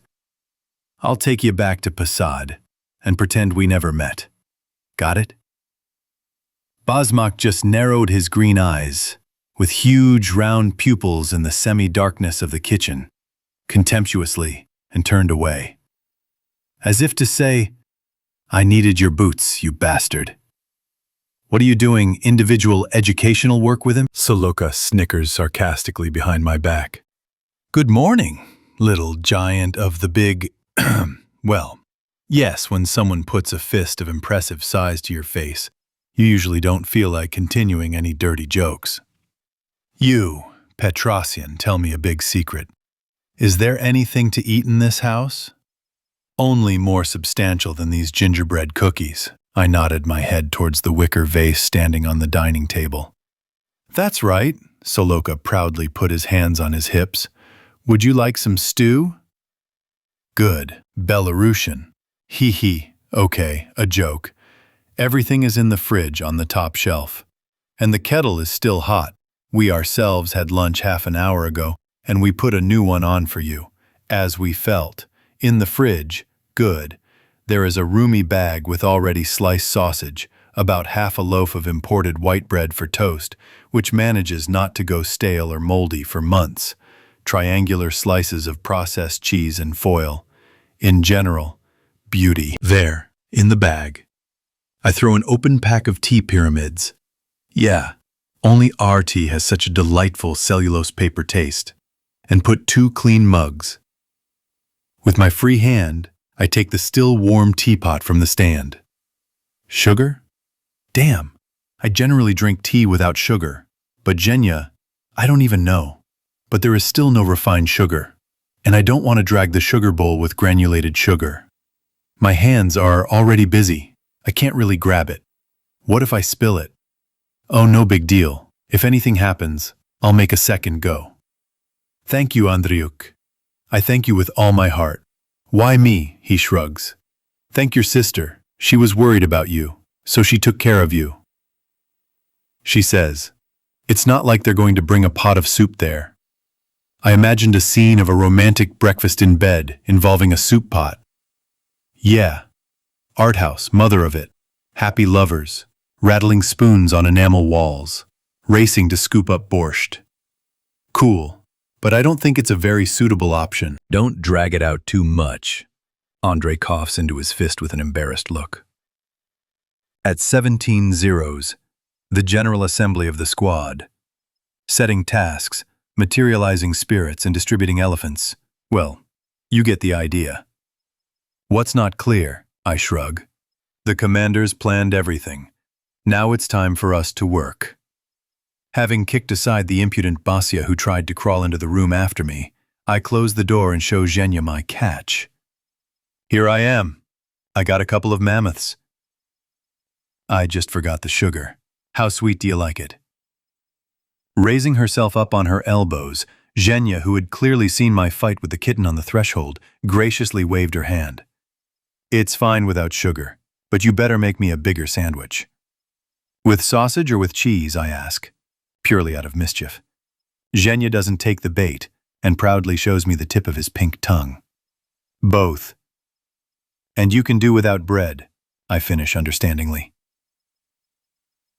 Sergeyev Posad, the vicinity of the city market Hermes.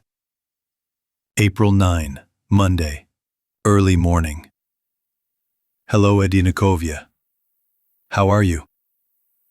Well, without a radio station, which has practically become a part of the body over the last couple of weeks, you start to feel inferior. But there is nowhere to go. Orders from the authorities. There are few stations with encoders in the detachment. Even the raid on the regional warehouses did not improve the situation here. Everyone needs communications. Communications were divided equally between everyone. The commander strictly forbade going on the air on open frequencies. Personally, I seriously doubt that the bandits have at least some kind of electronic warfare service set up, and that someone is sitting and combing the air with a scanner. But we cannot completely rule out this option, and that means we will proceed from it. There is nothing worse than underestimating the enemy. Fine. One of the twins answers me in the same theatrical whisper. I can tell them apart by face, but by voice. And not just by voice, but by whisper. And in the pre-dawn darkness. In general, it is clear that one of the doubles responded, but who exactly? God knows. Again, they did not take offense at the taunt about the same. Usually, they tease me about such an address as disposable. Well, yes, I am a disposable person of multiple use. These are the chants that young reconnaissance and special forces soldiers shout at the top of their lungs before lights out, as a form of meditation. And I shouted once. However, the friendly attitude of the doubles is not surprising. After all, I did leak the information to them about the Monlahirs lying with Chistyakov, right before setting the tasks. What a picture it was. The poor Utkins were worn out in their chairs, while Batya was pointing with a pointer at the Hermes area, where, it turned out, the gang had dug in and was puzzling the people. From the outside, it seemed that these brothers robbers were not sitting in the soft velour-covered chairs of the assembly hall, but in disturbed anthills. And as soon as the traditional phrase for squad roll-ups was heard, "At ease, disperse," the brothers grabbed me by my white arms and led me, or rather, dragged me, to the warehouse to Chistyakov. Lyoka, seeing our trio, the doubles' faces glowing with joyful anticipation, and my imperturbable mug, only waved his hand with a deep sigh and looked at me reproachfully, like the kind and wise Ibolit at Barmalay, who had done something nasty, like, "Why are you, an unkind adult uncle, mocking children?" I just shrugged my shoulders in bewilderment instead of answering. Like, the children are acting up, so what claims do you have against me? And my lordship has practically nothing to do with it. Almost like that guy from the old joke, the one in which, "So I'm sitting in the nightstand." The sergeant major's attempt to reach the twins yielded no results. They, like Chinese dummies, nodded in agreement to all his arguments. Yes, we understand. They are not ready for normal combat. Yeah, we agree. The optics are not installed and have not been zeroed in yet. That's right. The tables of corrections still need to be compiled. Yeah, and the cartridge is rare. We realize and understand everything. We agree with everything and everyone in advance. But give it!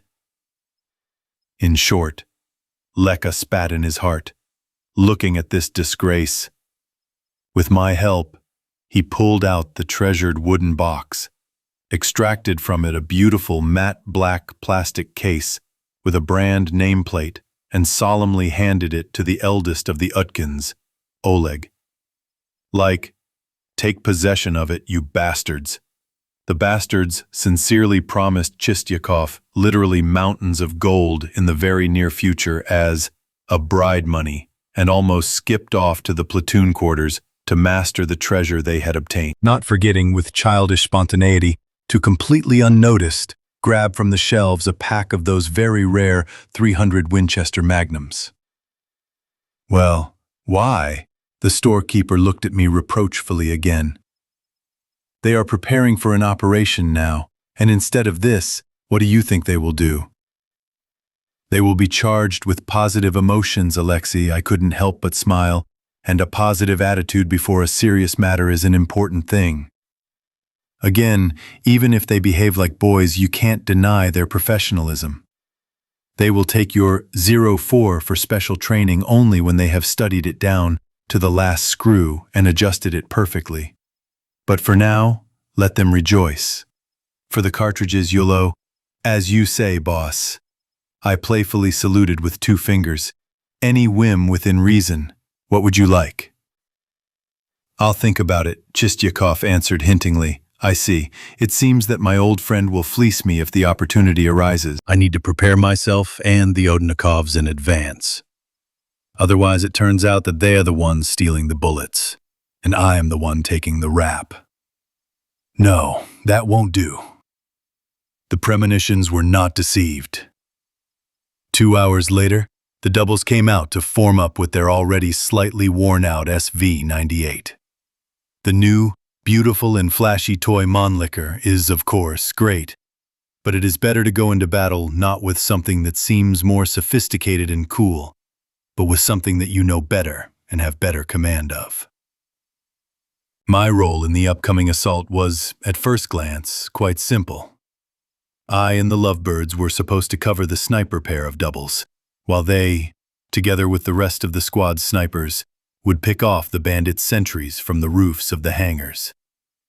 But multiplied by the realities of a world resurrected from the dead, and in the darkness of a gloomy April morning, it's a completely different story. The dead are at room temperature, meaning the temperature of the environment, and you can't see them, the bastards, through a thermal imager. And the squad has no compact night vision devices, with a good, sensitive matrix. And there was nothing similar in the main Directorate of Internal Affairs warehouses.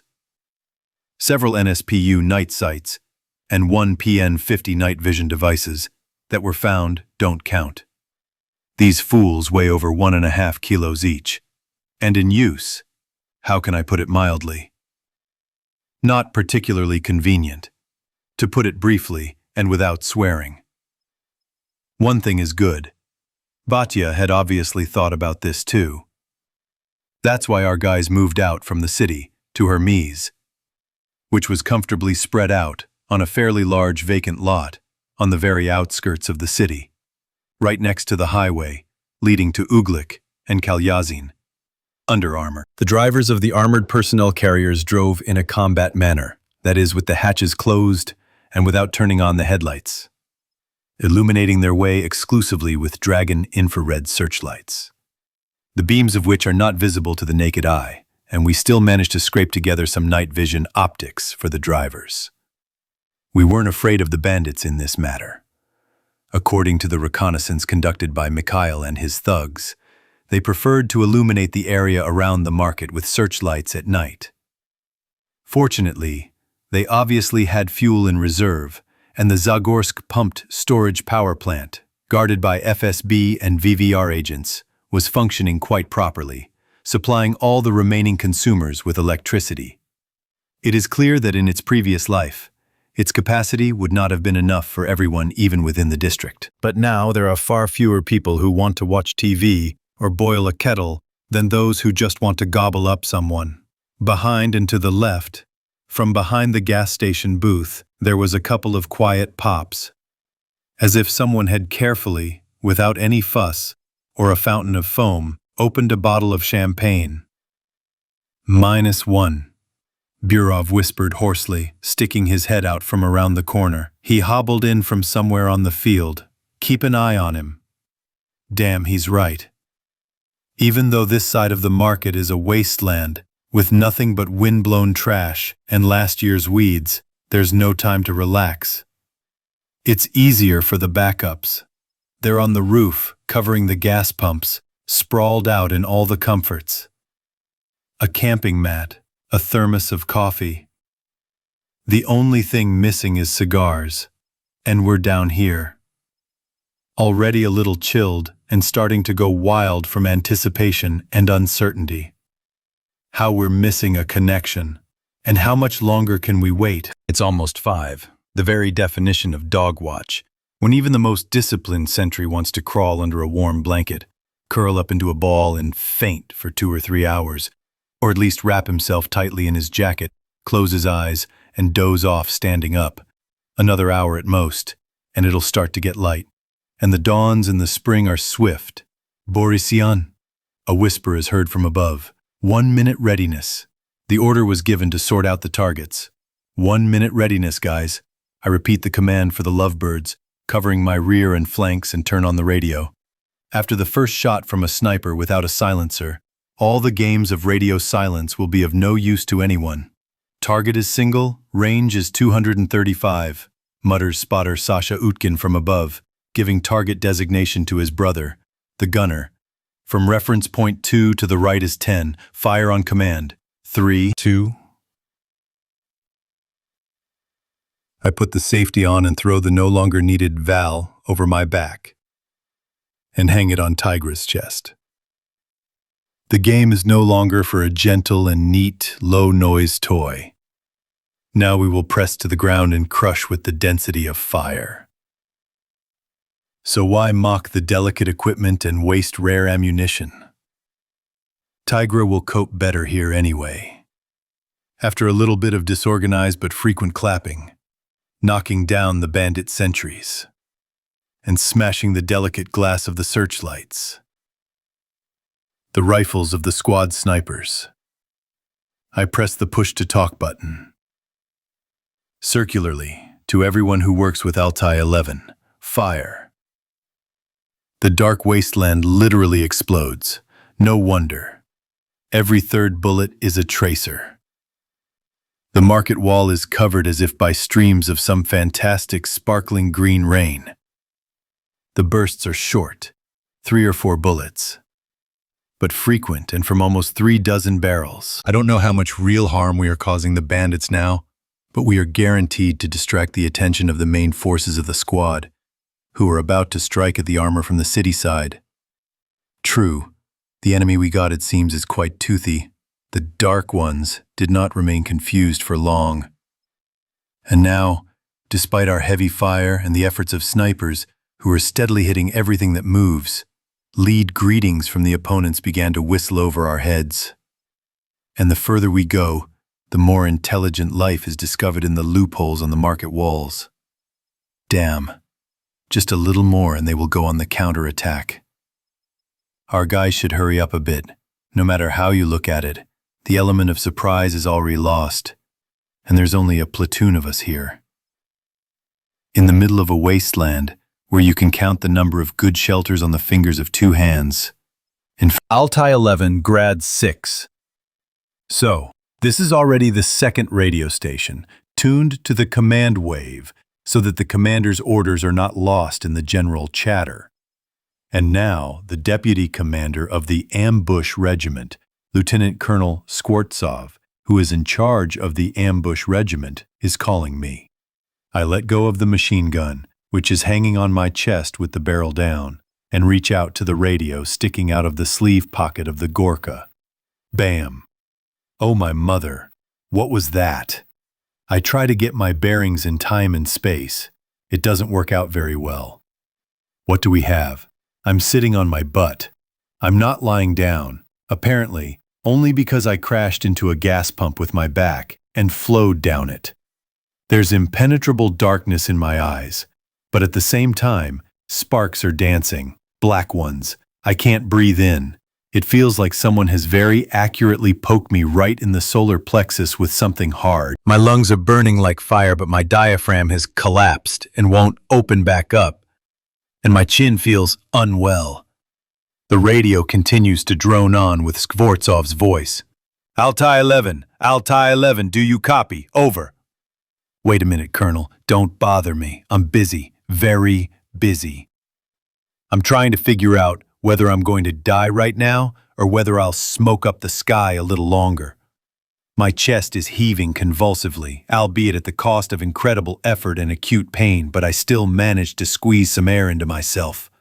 Bitch. How painful. But I'm still breathing. With an unruly hand, I try to feel my chest. It seems dry under the bulletproof vest. There's no blood. And the sensations when I inhale, although fantastic, are not quite what they should be with a punctured lung. But there is blood dripping down my beard. Not much, but still, trying to figure out what's what. I look around and feel myself, as much as that's even possible in such a situation. Now everything is clear. Really, I was lucky, so lucky, a lead present flew right into my chest. Caliber 762 by 54. Yeah, the same one that is welted. Either a stray whistle from a PC or a sniper. Then it would be aimed. Most likely, the first. A sniper would have certainly finished me off. But fools are lucky. The bullet flew right into the receiver of the Tigra. There was a hole in the body, the trigger was smashed, the receiver cover flew off with a decent acceleration and entered the lower jaw. And the bruise, judging by the swelling, was pretty good, and it was all over the place until it bled. Not fatal, like a deep cut. In general, considering the circumstances, there were practically no consequences. At such a distance, I don't think a bulletproof vest would have saved me. It turns out that Tigra covered me with himself, and the bullet, having lost speed and turned into a crumpled lump of metal, simply flattened against the chest plate of the armor. Altai 11, the radio continues to blare. This is Altai 11.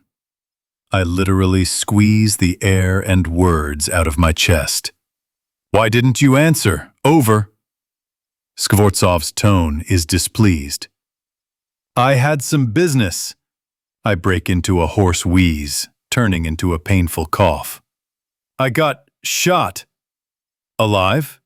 The discontent instantly evaporated. And I can even walk by myself. The armor wasn't penetrated. Already good. Get ready, we're starting. Ready in a minute. It's about time, oh my God. How I've gotten it so far is beyond me. We're sitting here in the middle of nowhere, like grouse on a mating ground, and it looks like the entire population of the bandit base is shooting at us with all their guns. Everyone working with Altai 11, take shelter. How did they receive you? Take shelter! From the canopy above the gas pumps, the Utkins poured down, carefully clutching their delicate sniper gadgets to themselves. And rightly so. Now, from the opposite side of the market, right into the rear of the bandits who were distracted by us, the main forces of the detachment will strike. First of all, from the Vladimir turret big guys. And a 14.5mm caliber bullet flies far, crushing indiscriminately both brickwork and concrete blocks and fragile human bodies. The results when it hits a person, let's be honest, are terrifying. Where to put your hands, where to put your feet, where to put your wild head? So it's better to crumble into some ditch for now and pretend to be a rag. From the direction of the city, the KPVTs of several armored personnel carriers began to boom in a bass patter. Through their heavy and impressive rumble, the polyphonic clatter of machine guns is almost inaudible. That's it. Our guys have gone on the attack. And for now, we're lying down and sunbathing. The main task is to watch, without raising our heads too high, so that none of the bandits rush past us. Plus, we're turning our turrets to look for dead people. Those same fatteners or morphs most likely won't go for such fireworks. They're already quite learned and cautious, but with dumb mannequins, it's quite possible. These only react to loud noise, but they don't know how to assess the degree of threat yet. The rumble at the market was not that long, about 10 to 15 minutes, but it was extremely active. For the first 5 minutes, it seemed, they worked exclusively with the tower artillery of the armored personnel carriers. They crushed any resistance, let alone an attempt to move. A little later, machine guns began to fire thickly and frequently, and grenades thundered from time to time. I don't know whether they were flashbangs or fragmentation grenades. I can't see from here. But personally, I would have preferred to work offensively. Maybe it's not very humane and aesthetically pleasing, but, quoting Lelik from The Diamond Arm, cheap, reliable, and practical. Here, too, it's understandable. They broke into the buildings, and now they're crushing those who tried to gain a foothold inside the premises. We weren't sitting idle either. First, the same Utkins slowed down a Hummer of the second model that was trying to break out through the gates closest to us. Oleg did a very beautiful job, practically on the fly. The driver only had time to knock out the doors with his flashy, decorative kangaroo guard. And then the SUV swerved to the left, buried its hood in the bottom of a deep ditch filled with frozen mud, and stalled. The passengers trying to get out of the cabin were crushed by concentrated fire from a good 10 guns. Also, almost instantly, they didn't even have time to meow.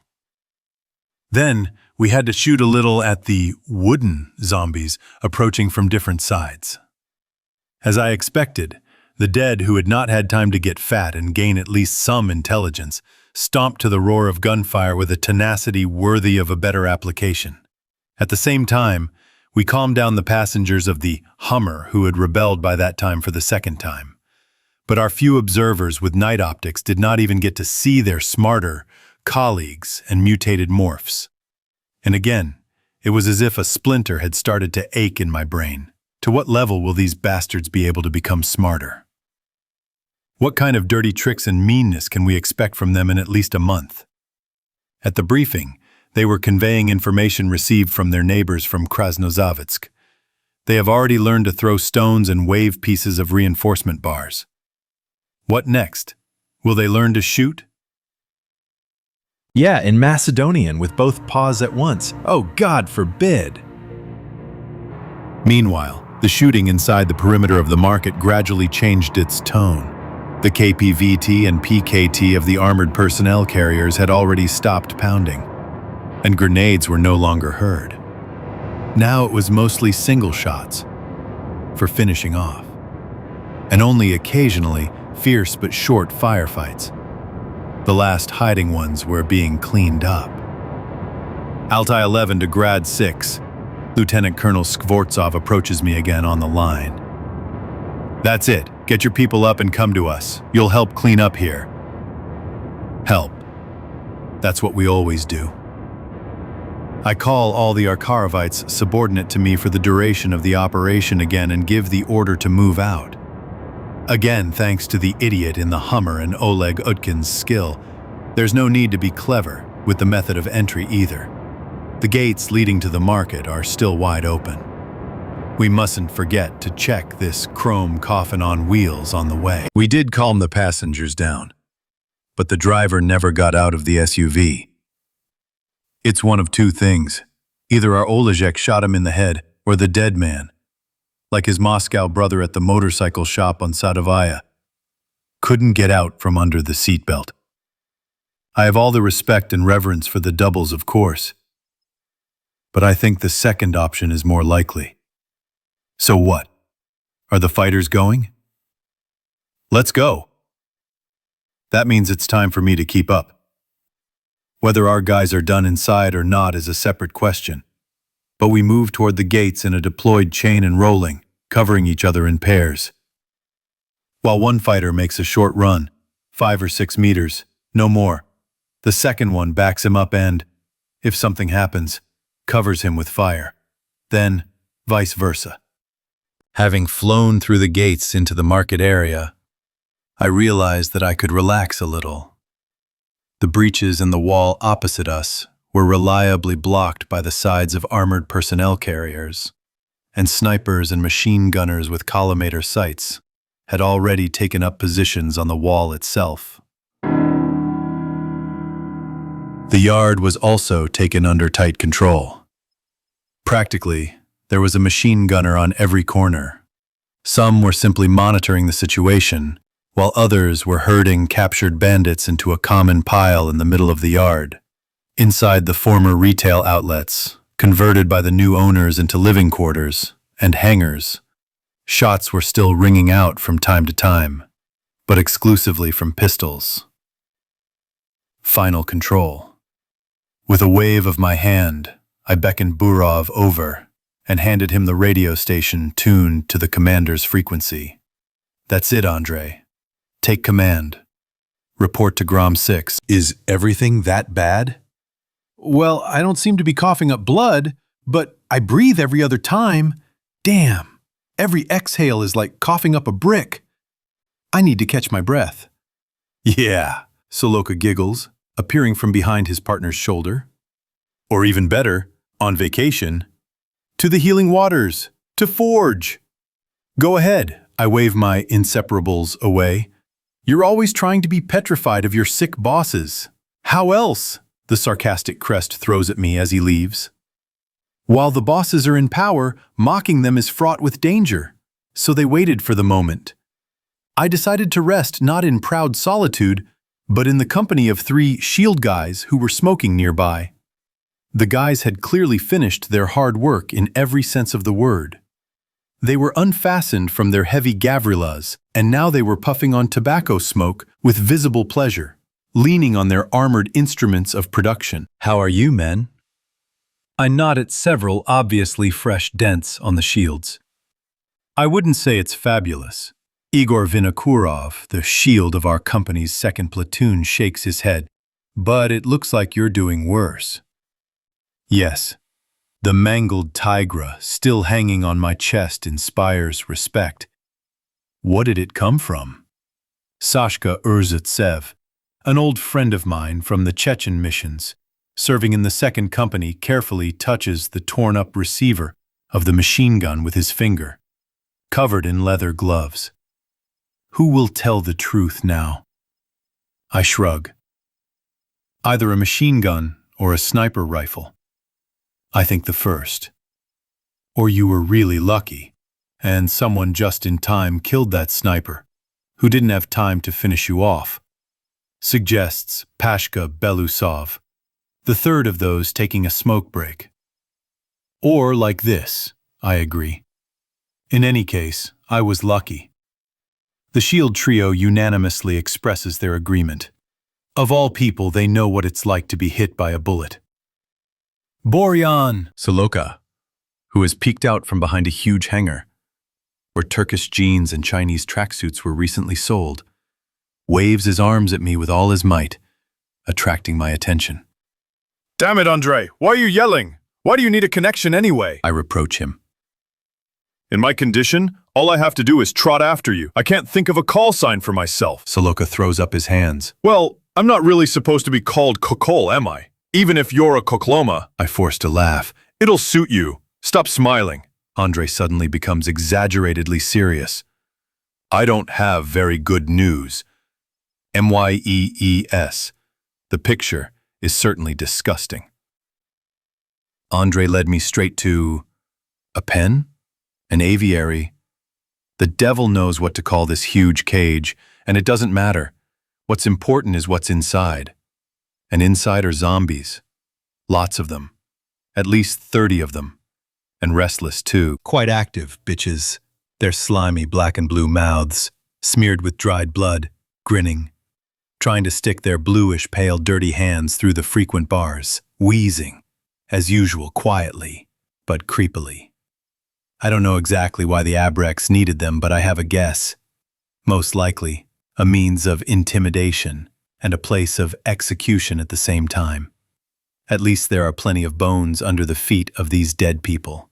Of course, I'm not much of an expert on anatomy, but the ribs, pelvic bones, and skulls there are definitely human. And there are plenty of bloody rags among the skeletons. So they fed prisoners to the dead, or those guilty of something very obstinate.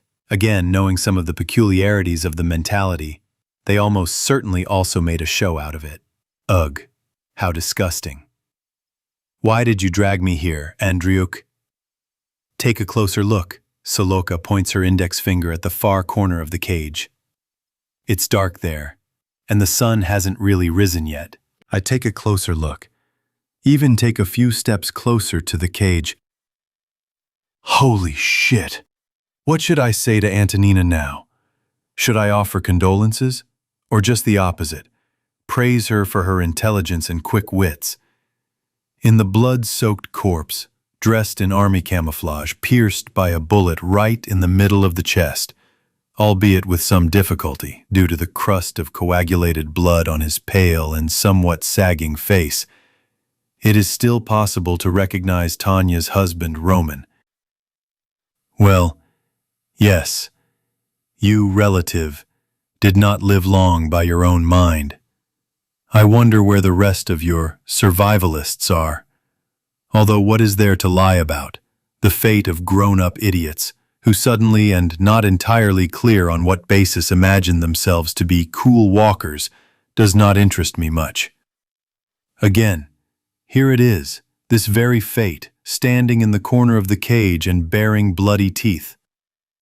Perhaps I feel sorry for their families. After all, they sailed away from Peresvet together with their families.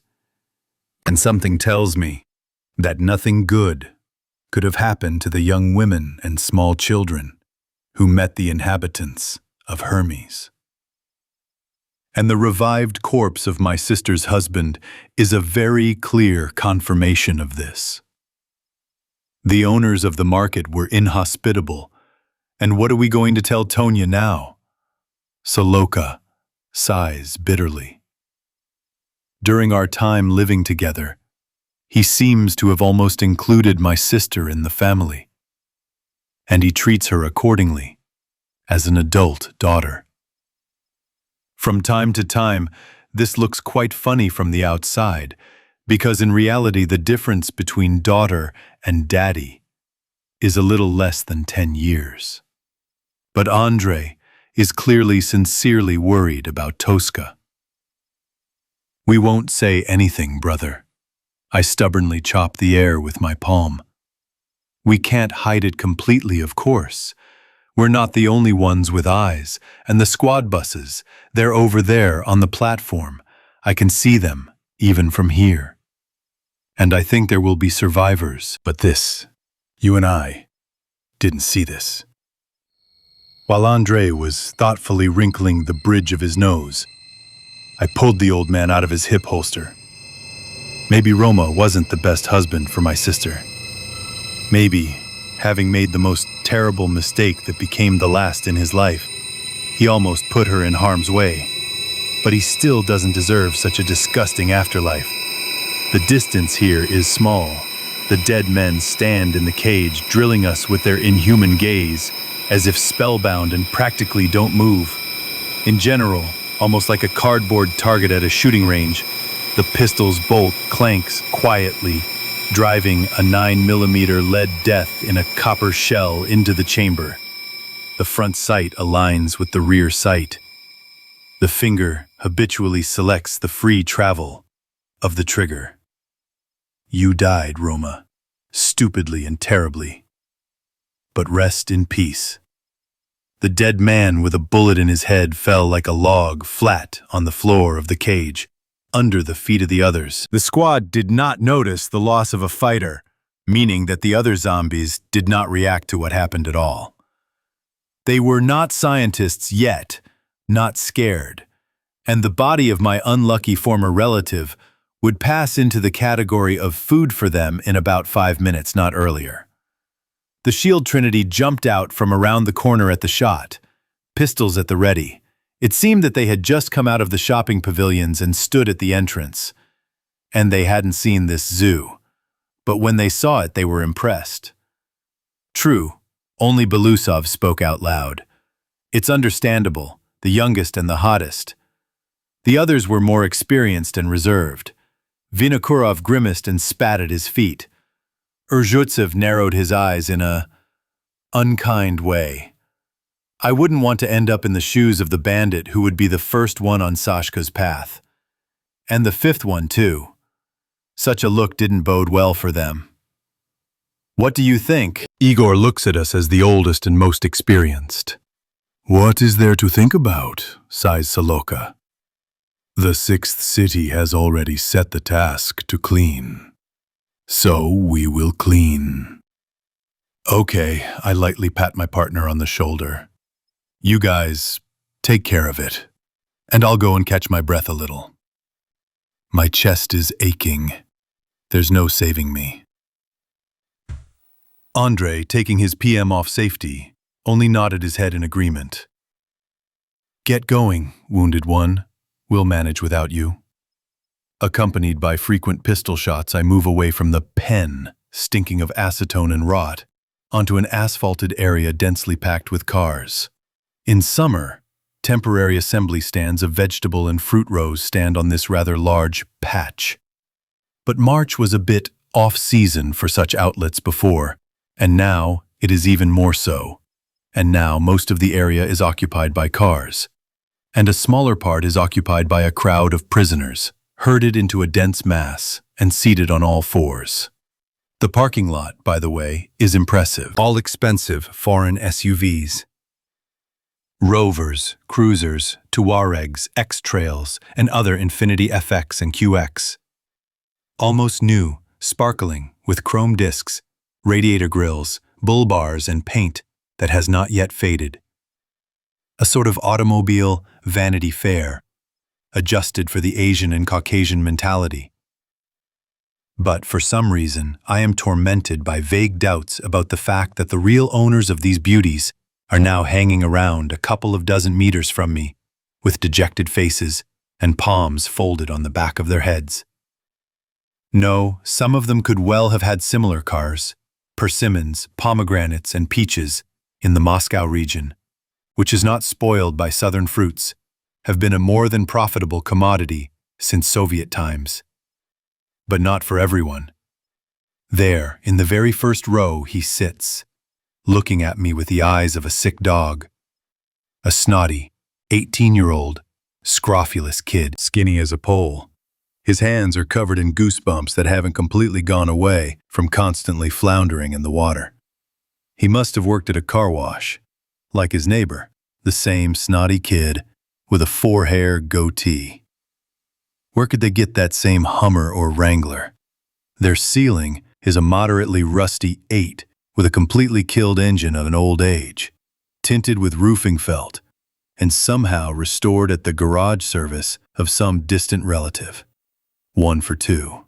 And here, a RAV4 or Pajero.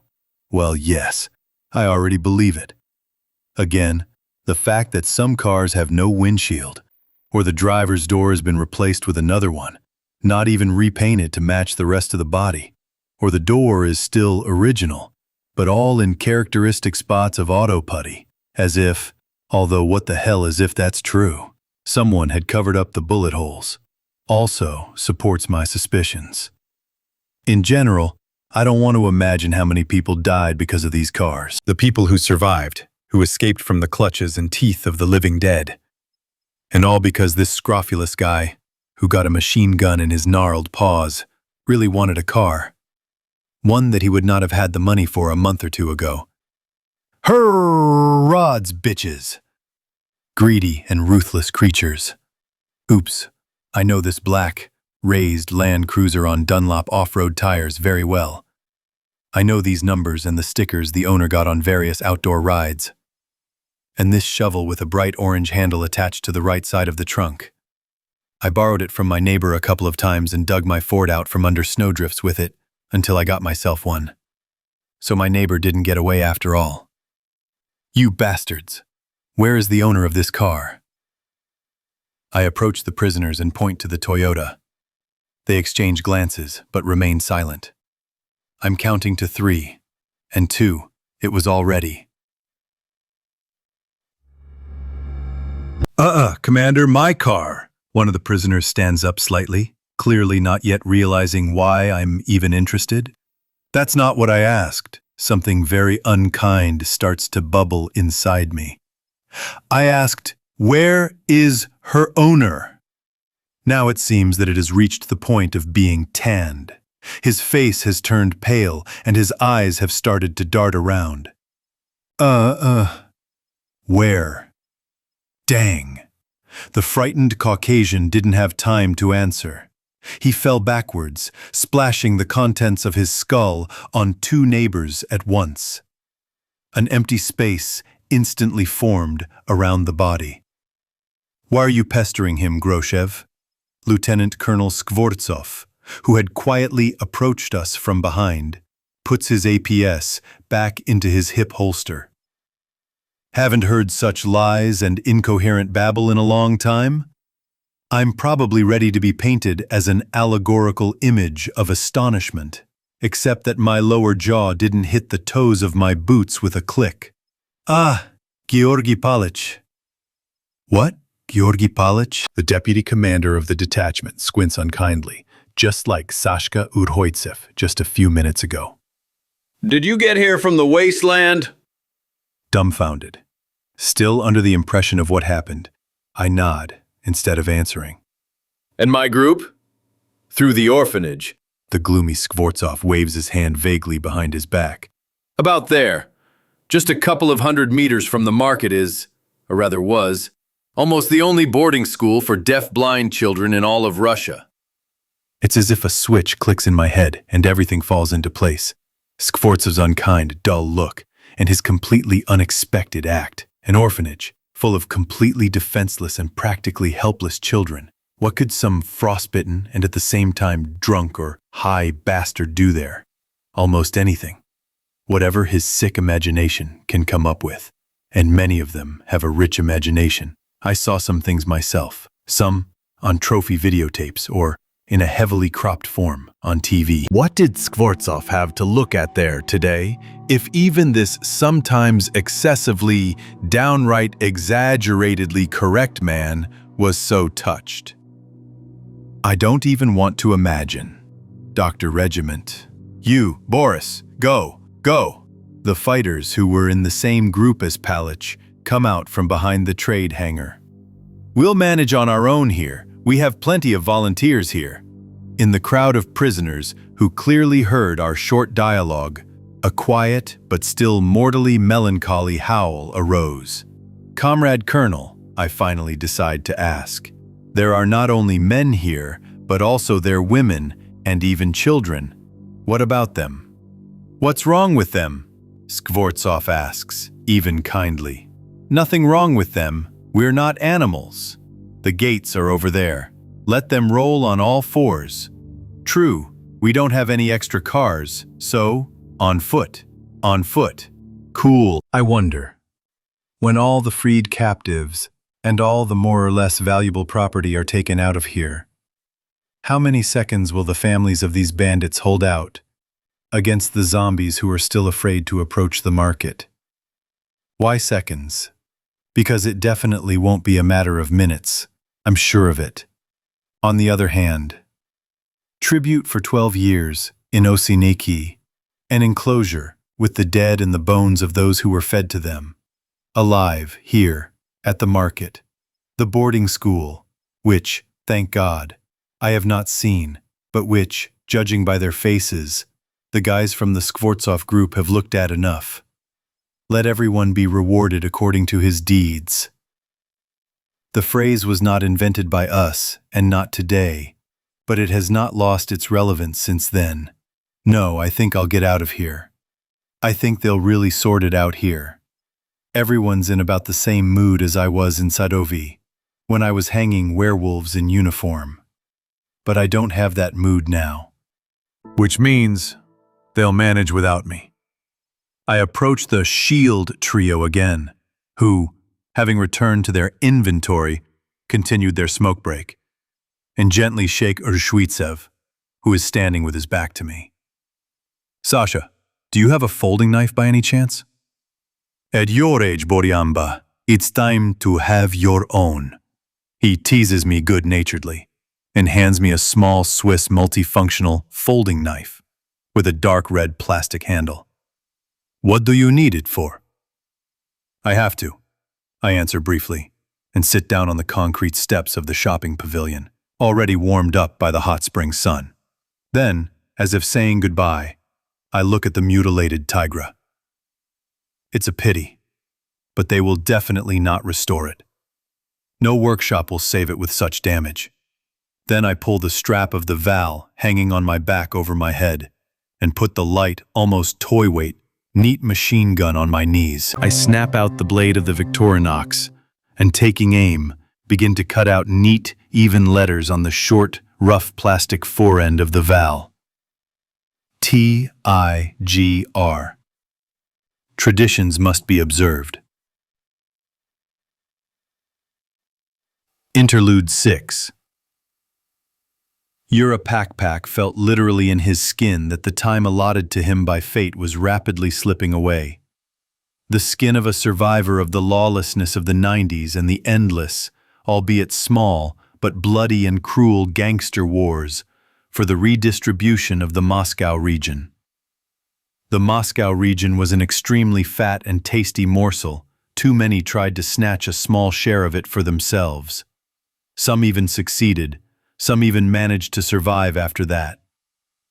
And now all his past criminal experience and his intuition, which had become more acute in recent weeks, simply screamed out loud, "Run! Just a little more and it will be too late." The guardsmen, Gaponov and Skorokodko, were getting brazen right before our eyes. This did not concern Yura, Sveta, Ensign Volodya, his sergeants and their loved ones. But the other inhabitants of the rescue center were having a hard time. For them, the center was gradually turning from a rescue center into something completely different, directly opposite in meaning. Of course, not into a concentration camp, but in general, the civilians no longer expected anything good from the unbridled guards. At the same time, they had nowhere to run and no one to ask for help.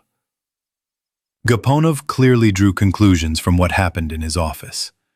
His overly affectionate son never caught the eye of either Pak or Sveta again.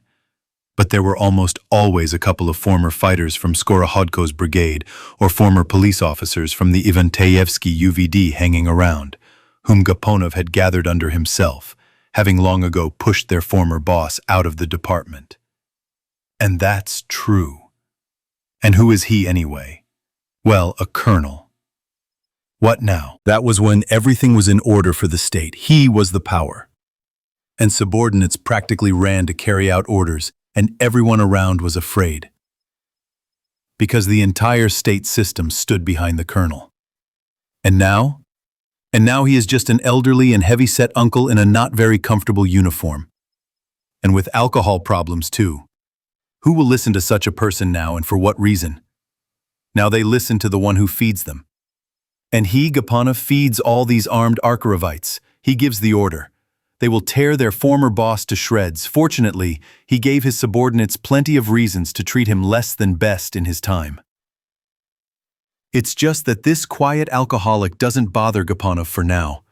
The spies behaved quietly, did not provoke conflicts. On the contrary, they beamed with a completely false friendliness, but they did have glances, especially in those moments when they thought that they were not being seen, and from those glances, like those of a fighting dog before a fight, the hair on the back of Yura's neck stood on end, and the index finger of his right hand was cramping.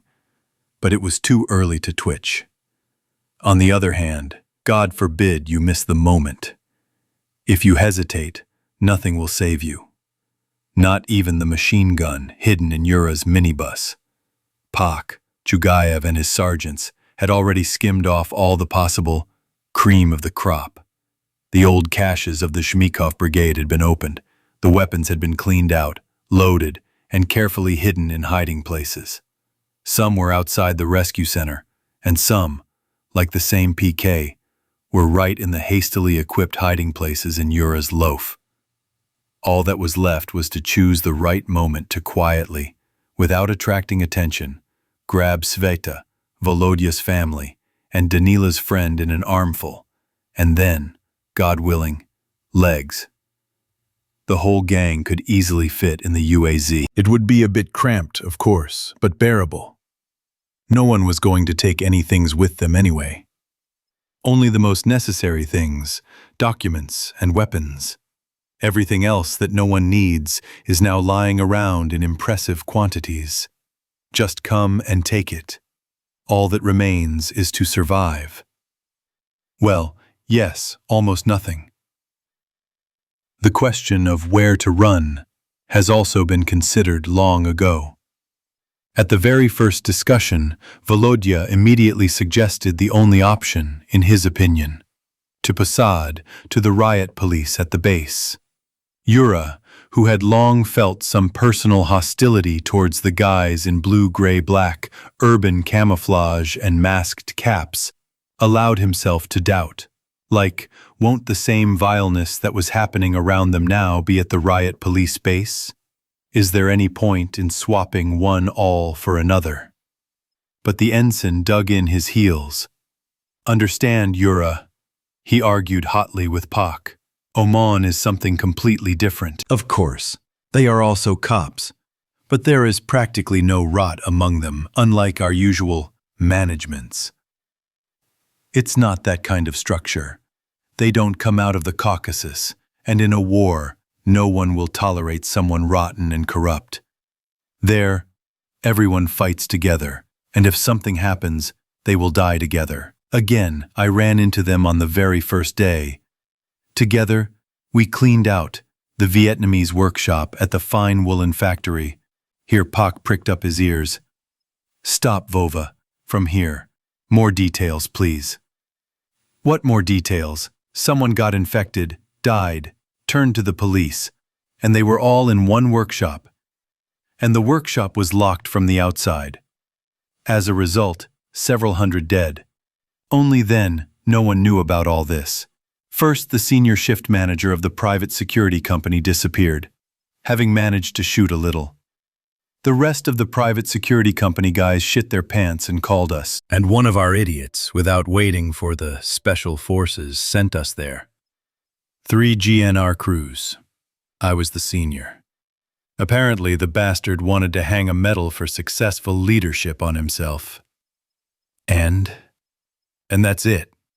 The ensign snapped back briefly. Only 4 of the 9 survived until the riot police arrived. And even then, one of them turned himself in. If it weren't for the riot police, they would have definitely gobbled us all up there.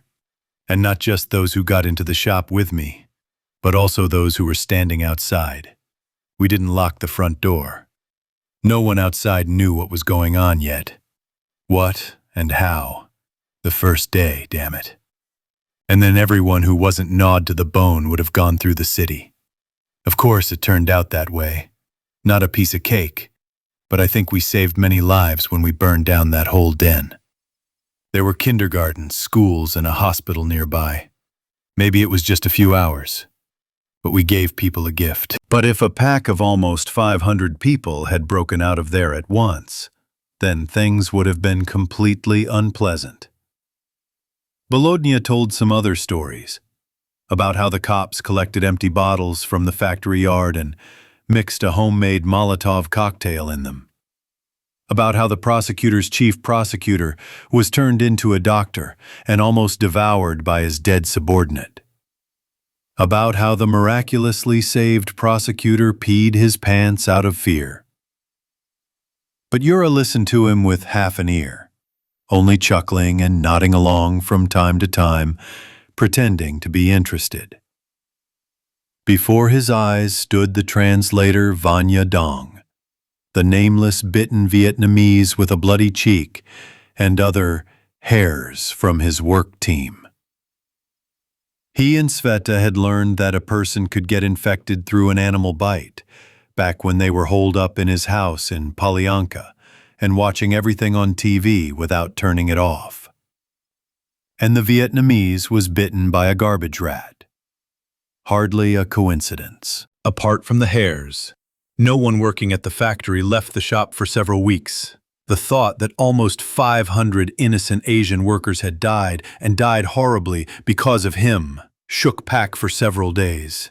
And even later it never completely let go, a disgusting feeling.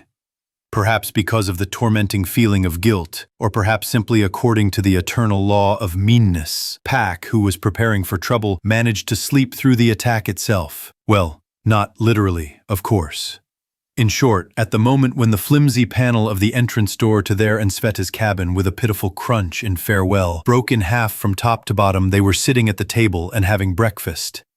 Enjoy your meal.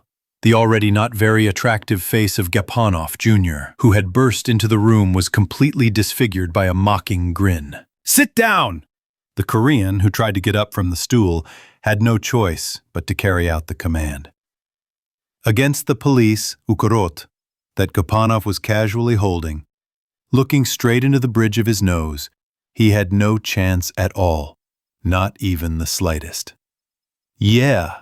The bastard nodded contentedly, catching Pak's hopeless glance, cast toward the TT holster lying literally 1.5 meters away on the windowsill. Close to the elbow, huh, son of a bitch? So what? Yura tried to stall for time, for whom this skill had once helped him out a couple of times, while he was talking, confusing the opponents. The heavy cavalry in the form of the Zhmikov bulls managed to rush to the rescue. Will you kill him? This time, everything was completely different. Pak didn't have Petya Zhmik or his torpedoes behind him. And Volodya Chugayev is a guy who is undoubtedly tough and serious. But the problem is that he is completely unaware of his comrades' problems. Of course, the uninvited guest agreed, grinning exaggeratedly cheerfully. But you can't count on dying quickly and easily. And before that, I'll let you see so many different things. The frankly assessing, undressing look that Gapanov cast at Sveta was so eloquent that Yura almost howled in despair and impotence. Well, he had to be so stupid to get caught. And there was nothing he could do. Even if he rushed forward now, what good would it do?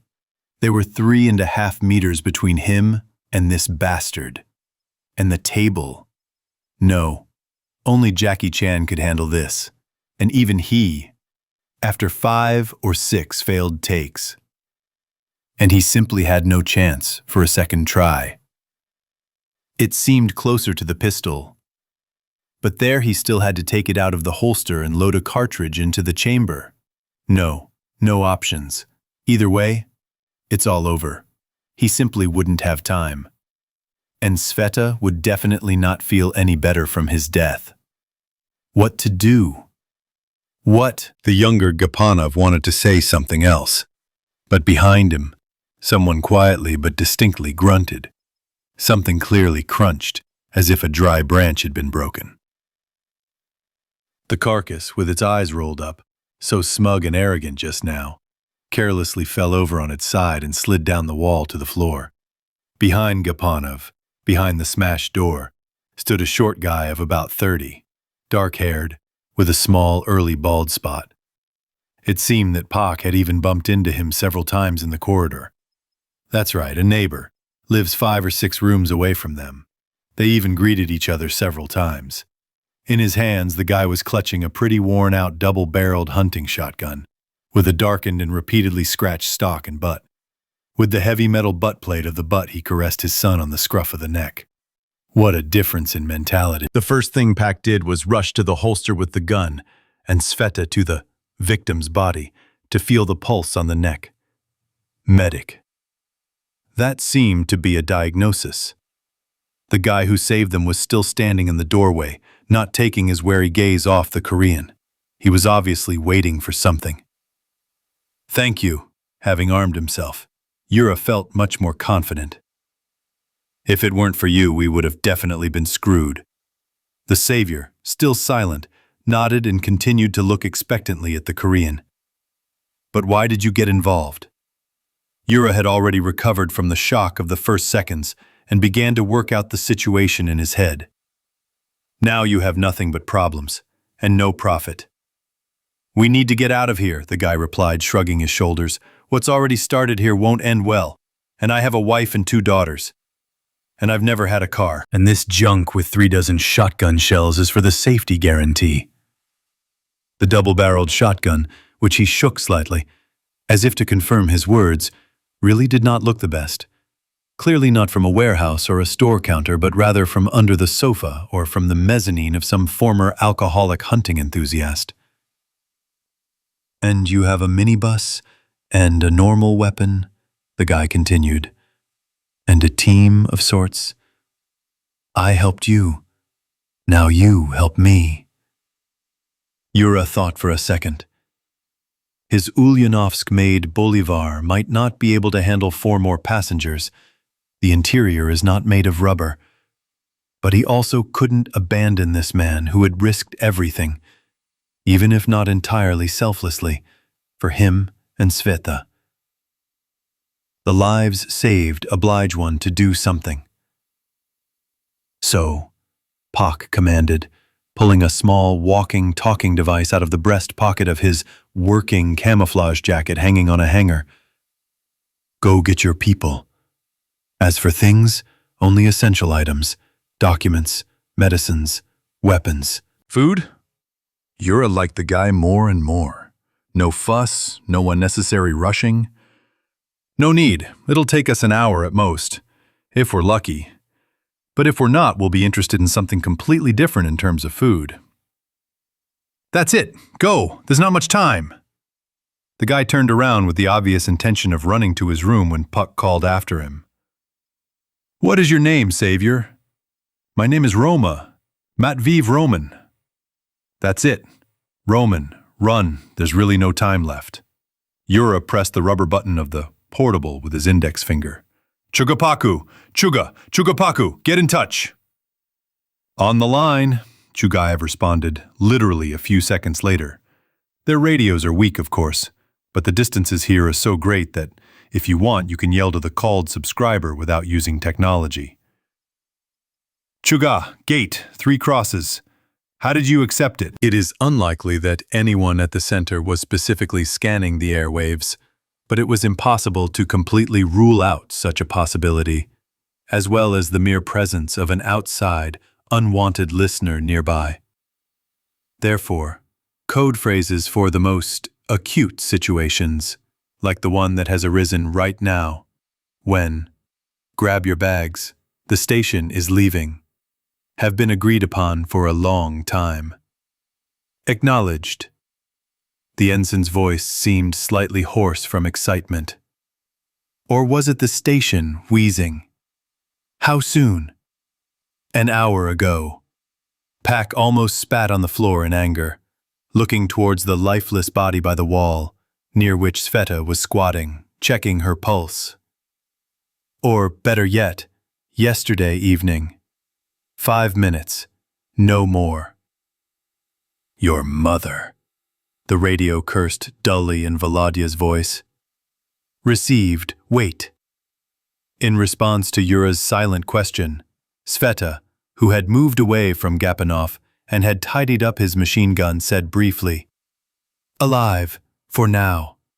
He needs to see a surgeon urgently. The symptoms look like a basal skull fracture. Yeah. Pak grinned angrily. I'll drop everything now and rush to call 03. He'll peel off, the carrion. He'll die. That's where he belongs. And I'll also check him, with poorly concealed pleasure. Wait. Sveta froze mid-step, already throwing the backpack with their small belongings over her shoulder. Did he really come alone? No, here, it's clear. He didn't want anyone to peek, but in general, a sound idea, damn it, flashed through Pack's mind. The loyal friends of the enamored horseman could well be waiting at the exit. However, there are unlikely to be more than 2 or 3 of them, and they most likely won't be having any problems. So, Svetik, go to Roman. The entrance to the barracks should be visible from their window. Look what's there and how, and then, with the whole camp there, follow me, but quietly. The girl nodded understandingly, threw the belt of the captured Kasuka over her head and ran down the corridor. Yura himself, having looked at his son once more, took out a PMM pistol, mutilated by the thin, fluted tube of a homemade silencer, from a heavy canvas bag in which the legal part of their arsenal, which had recently become quite impressive, was stored. Also, from the old Zhmikov reserves, but declared to have been removed from the body. Although the modernized Makarov was only conditionally silent, in their line of work even such a pistol was a real help. Zombies literally came running in droves to the full-fledged shots.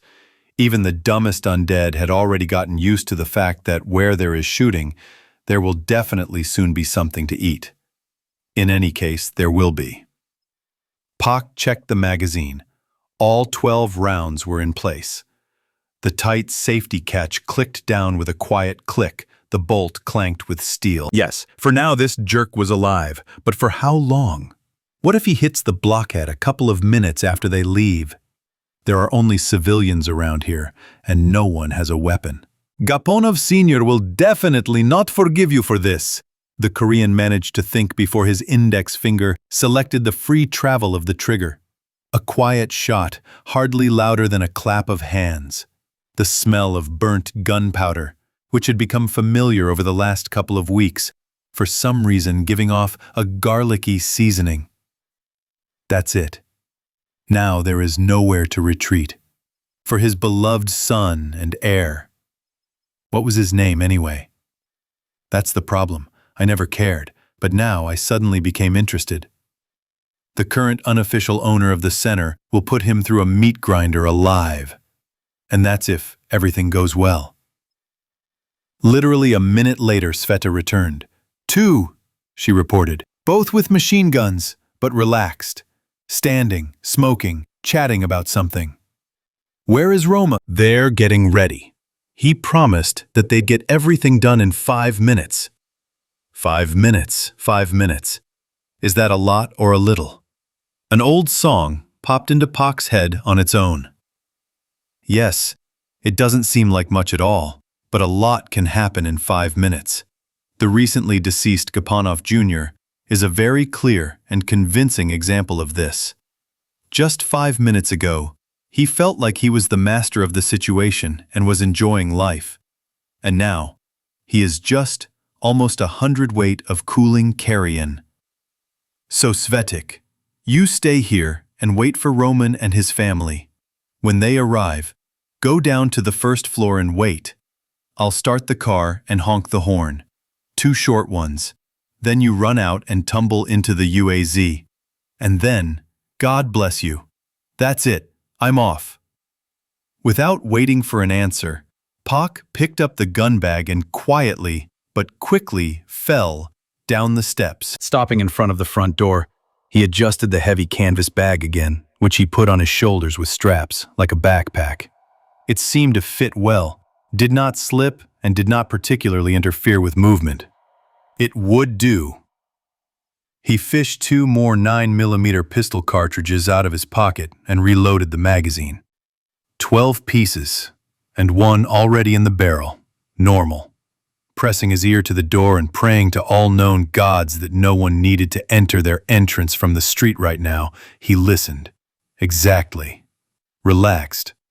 Well, you and I are both from the internal organs. The last phrase of the old joke about a meeting between a policeman and a piece of shit reached him, and then 2 male voices burst into loud laughter. Well, you see, guys, such is your fate, to give up the ends in a good mood. Not so bad. if you think about it. As if before a serious fight in the ring, Yura took several deep breaths and exhaled sharply, grabbed the pistol more comfortably, cocked the trigger with his thumb, and, kicking the door with all his might, fell out. Gapon's guardsman died almost instantly, apparently without having time to understand anything. Pak worked in twos in the Corps, as the former paratrooper Lokmati had once taught him. Korean, the retired sergeant of the Airborne Assault Brigade, told him then, "Never shoot a man in the head. It's small and hard. Always shoot a man in the belly. It's big and soft." Two bodies, like bowling pins, fell in different directions. Machine guns thundered across the asphalt, and a dropped cigarette rolled, showering sparks. Pausing for a second, Pak put another bullet into each of their heads. There might be no time later, so he had to do everything at once. Again, under the unloading vests and jackets, there could well have been body armor. So why leave such a surprise behind his back? Dead people don't shoot in the back, Shaggy taught him many years ago. It's a pity that he won't be able to thank him for the lesson. Even if the dashing paratrooper who later became a racketeer survived all this, he is too far away now, and the chances of meeting are not even zero. They are rather a negative value. That's it. The control is done, and there won't be any more problems from the deceased. Now, to the car. Fortunately, it's right there, nearby, at the end of the former cadet barracks, which has now become a dormitory for the rescued. Adjusted and debugged in the center's vehicle fleet workshop, these are not the times to drive an unreliable car. You can't call a tow truck or catch a ride. The UAZ engine caught on immediately and hummed smoothly. "Chukapaku, where are you?" There is no time to waste. Two bodies in front of the barracks are visible from all sides. The alarm could be raised at any second, and then we will have to break out of the center territory in a tank. Which, by the way, is not there and is not expected in the near future. "Chugga on the line." Volodya breathed heavily into the radio microphone. "RVP, 1 minute. Got it, I'm waiting. That's it. It's time to pick up Sveta and Roman with their family." Having slowed down right in front of the entrance, the dark green UAZ loaf briefly blared its horn twice. The door immediately swung open, and first Roman jumped out into the street with his double-barreled misunderstanding at the ready, and then Sveta with the trophy butt, and a young woman with 2 small children in her arms. Of the things, one small backpack on the shoulders of the father of the family, like those that high school students take to school. Well done, Roma, an understanding guy. Oh, he's also a thrifty one. While Sveta helped his wife seat the children on the folding bench in the cabin, right behind Pak's seat, Roman himself picked up both machine guns from the corpses and even pulled the pouches with magazines from their belts. Yura definitely liked this guy more and more. Chugayev didn't let us down either. Matveev was still messing around with the bodies when a small column headed by him, Volodya himself, Sergeants Danka and Leshka, and, of course, their children and household members, came flying out from around the corner at a trot. "Run to the car," Pak commanded everyone at once. Their time reserve was not just running out, it was already over, and the fact that no one had raised the alarm yet was in the realm of incredible miracles. And they not only had to move, they also had to leave the area. And at the exit, by the way, there was a checkpoint and armed guards. "Are you going far?" the guard at the exit gate asked lazily. Their luck today is simply off the charts. Either no one knows about the incident at the barracks, or they simply didn't have time to raise a fuss. In any case, they need to run away with maximum speed. Preferably the second cosmic speed. Well, at worst, the first. "We're going where we need to go," snapped Yura, sweating from excitement. "Open up!"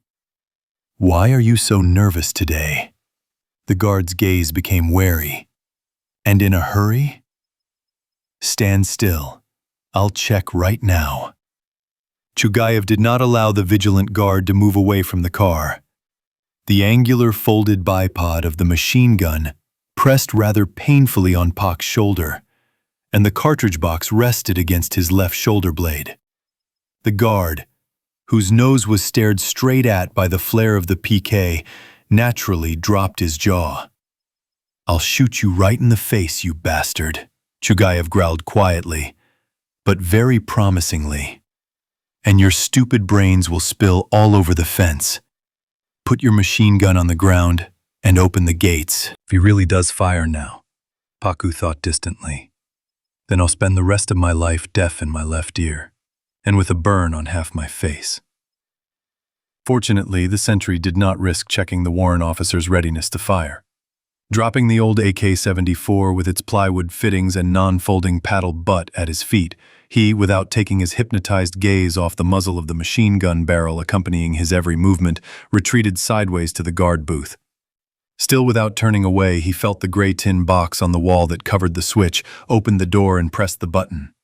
The gate, covered with a metal profile, slowly crawled along the guide rail to the side.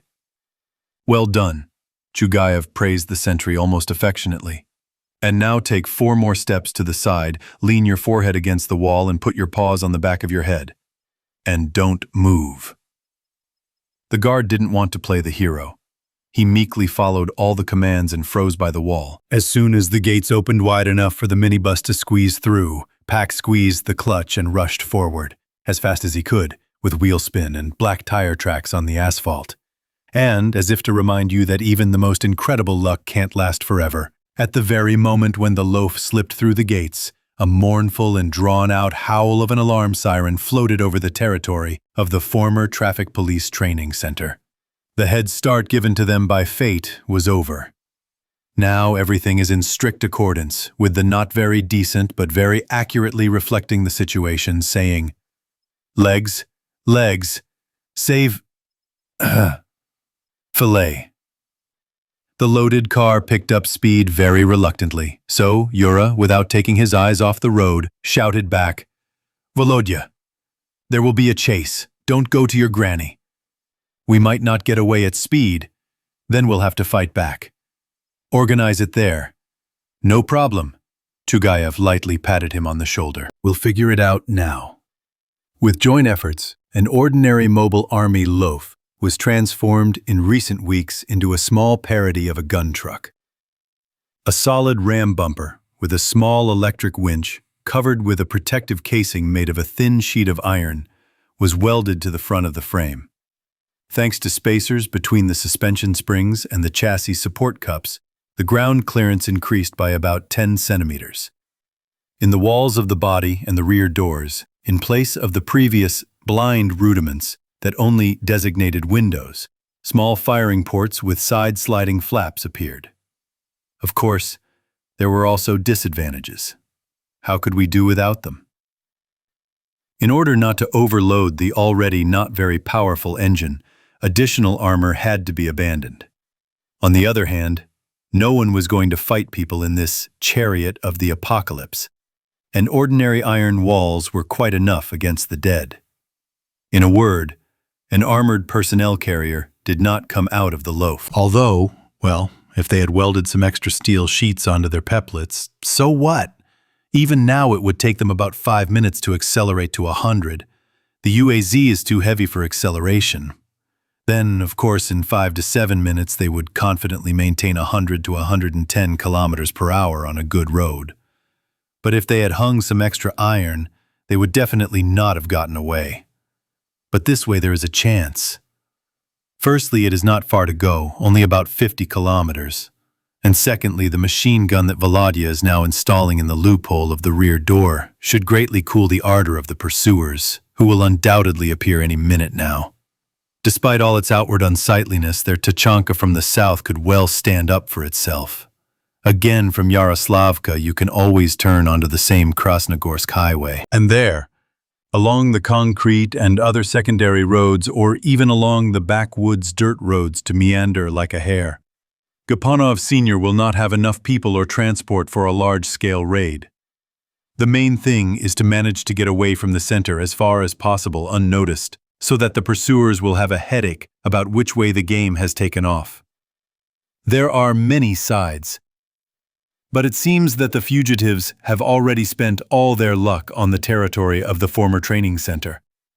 Before the loaf had time to drive off the overpass onto the Yaroslavl highway, a car in traffic police livery sat tightly on its tail. Pack never made out which one. The pursuers had obviously been informed that the fugitives had a machine gun, and they kept a respectable distance. But they did not lag behind. Which means that it would probably be impossible to shake them off. In terms of speed, the traffic police interceptor is much better than the hard-working UAZ in any case. Once he grabbed them by the scruff of the neck, now he will not let go. And he will pass on the coordinates to the others. Stuck.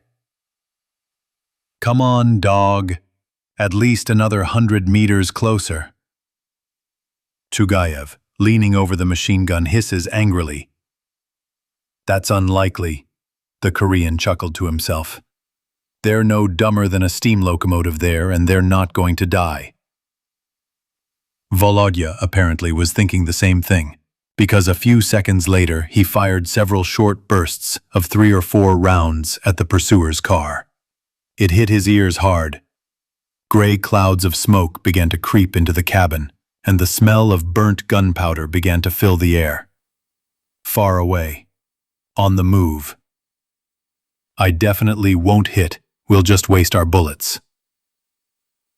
Yura. What? Pak immediately responded, clutching the steering wheel. We won't get away, Chugayev said, what Pak had already guessed without him. So there's no point in playing around. Go straight to the Oman. It's only a short drive from here. To the Omon. Where is that? Pak shouted, not taking his eyes off the road. I've never been there. Don't turn anywhere until you get to Torbivo Lake. But right before the traffic police post, first turn right, then left, under the bridge. Don't bother your head about it any further. If we get there, I'll show you. But if not... Got it! Pak exhaled, still without looking back, and pressed the gas pedal to the floor. Another 5 or 6 minutes later, 3 passenger cars, which had recently been traffic police patrol cars, and a dark blue Volkswagen Transporter minibus were already tailing the loaf. Having spotted it in the rearview mirror, Pak became despondent. This cash collector was being rebuilt at the same time as their UAZ in the training center's auto repair shop. They were making something like an armored personnel carrier out of it. They removed all unnecessary things from the interior, but mounted a frame on the roof for a large-caliber NSV Utes obtained somewhere by a cunning local logistics officer. And that's what they did, on their heads. It is clear that the cash-in-transit van is a heavy unit, but the turbo diesel installed on it could accelerate the car to 170 per hour, and Yura's loaf was limited to 110. Well, okay, 120. And that's if you're really lucky.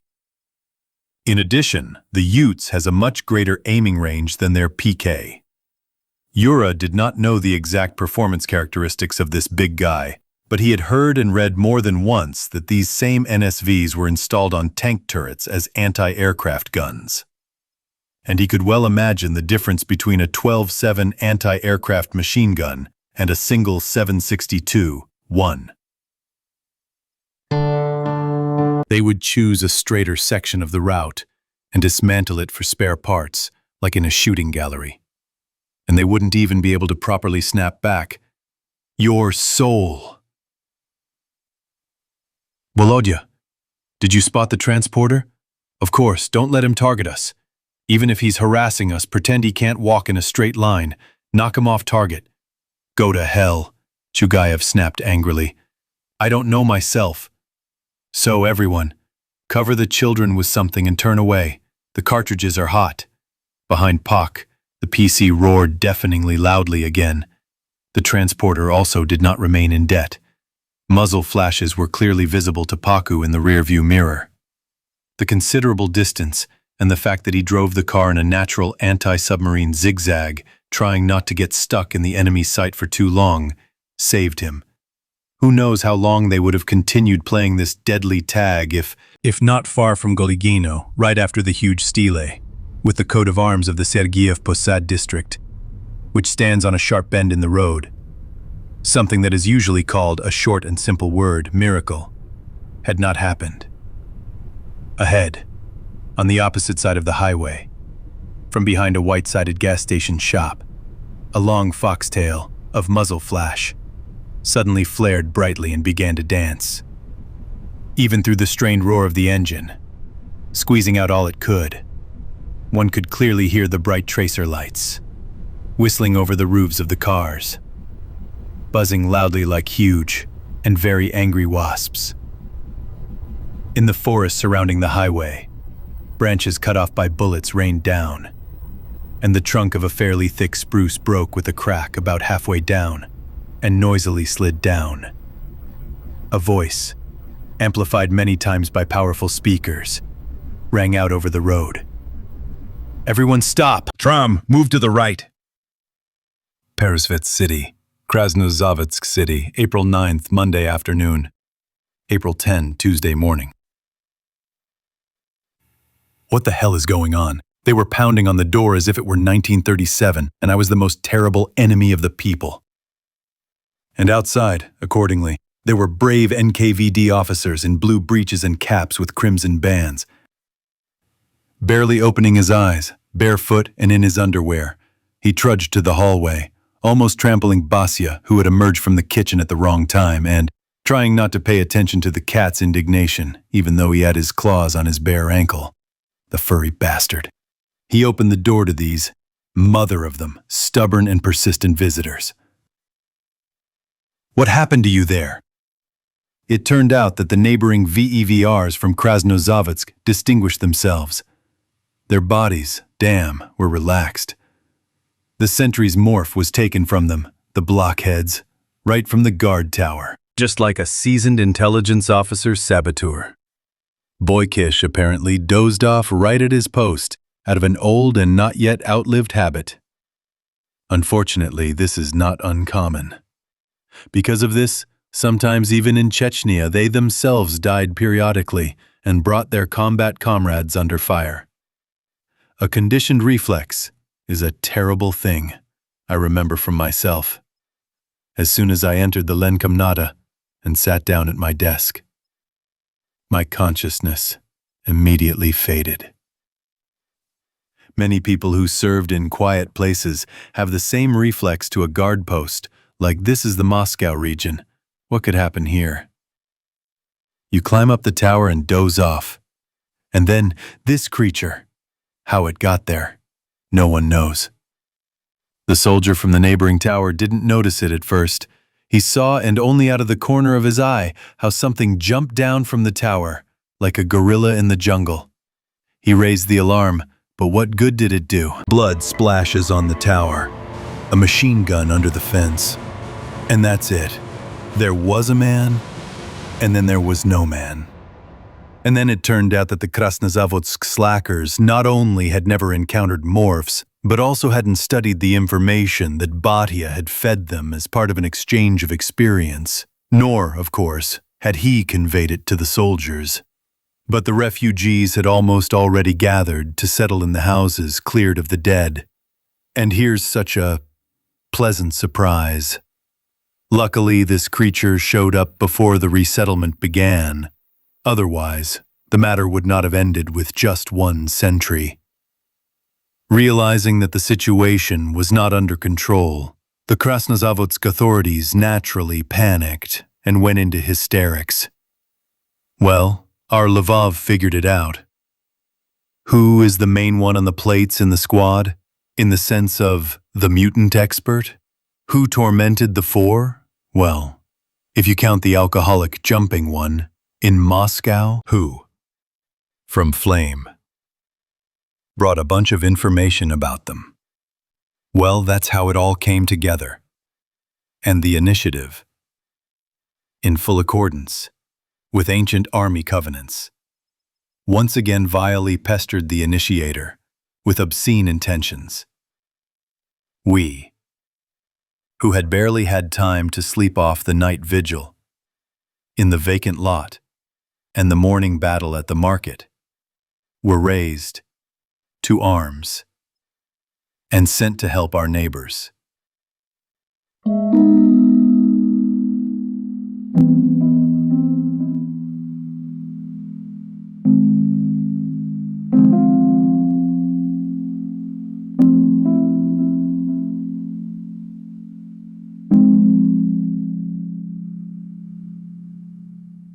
On the way, I even composed a whole speech on the topic.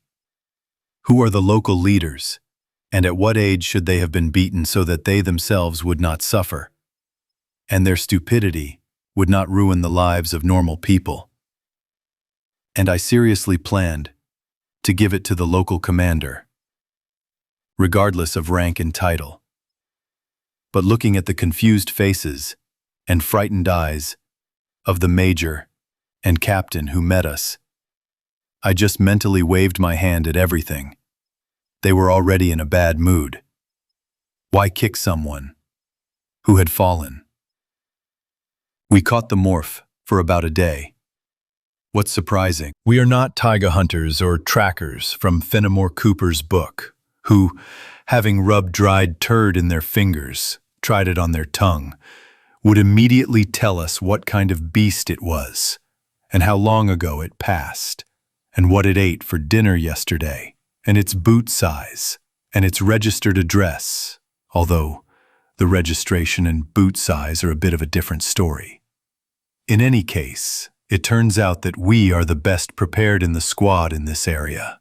Yeah, haha 3 times. We were just unlucky to meet these creatures in Moscow, and lucky to have survived those encounters. Otherwise, we are the same laymen as everyone else. What are the habits of the morphs? Where do they make their rookeries? How do they hunt? Who the hell knows? All the information, not very numerous and scattered files of Colonel Panteleev from Flame, as they say. And thanks for that.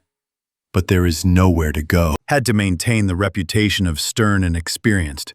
With serious faces, listen to, frankly speaking, meager introductory information, nod and go hunting. And yet we found this scum. First we drove around the city in circles. We realized that this was a useless and stupid thing to do, and so we decided to show abilities that are completely uncharacteristic of a riot policeman and turn on our brains. We figured out the bastard purely logically, having organized a whole brainstorming session, just like the psychologist taught us during training before business trips to the Caucasus. Morph is, so to speak, a rare commodity.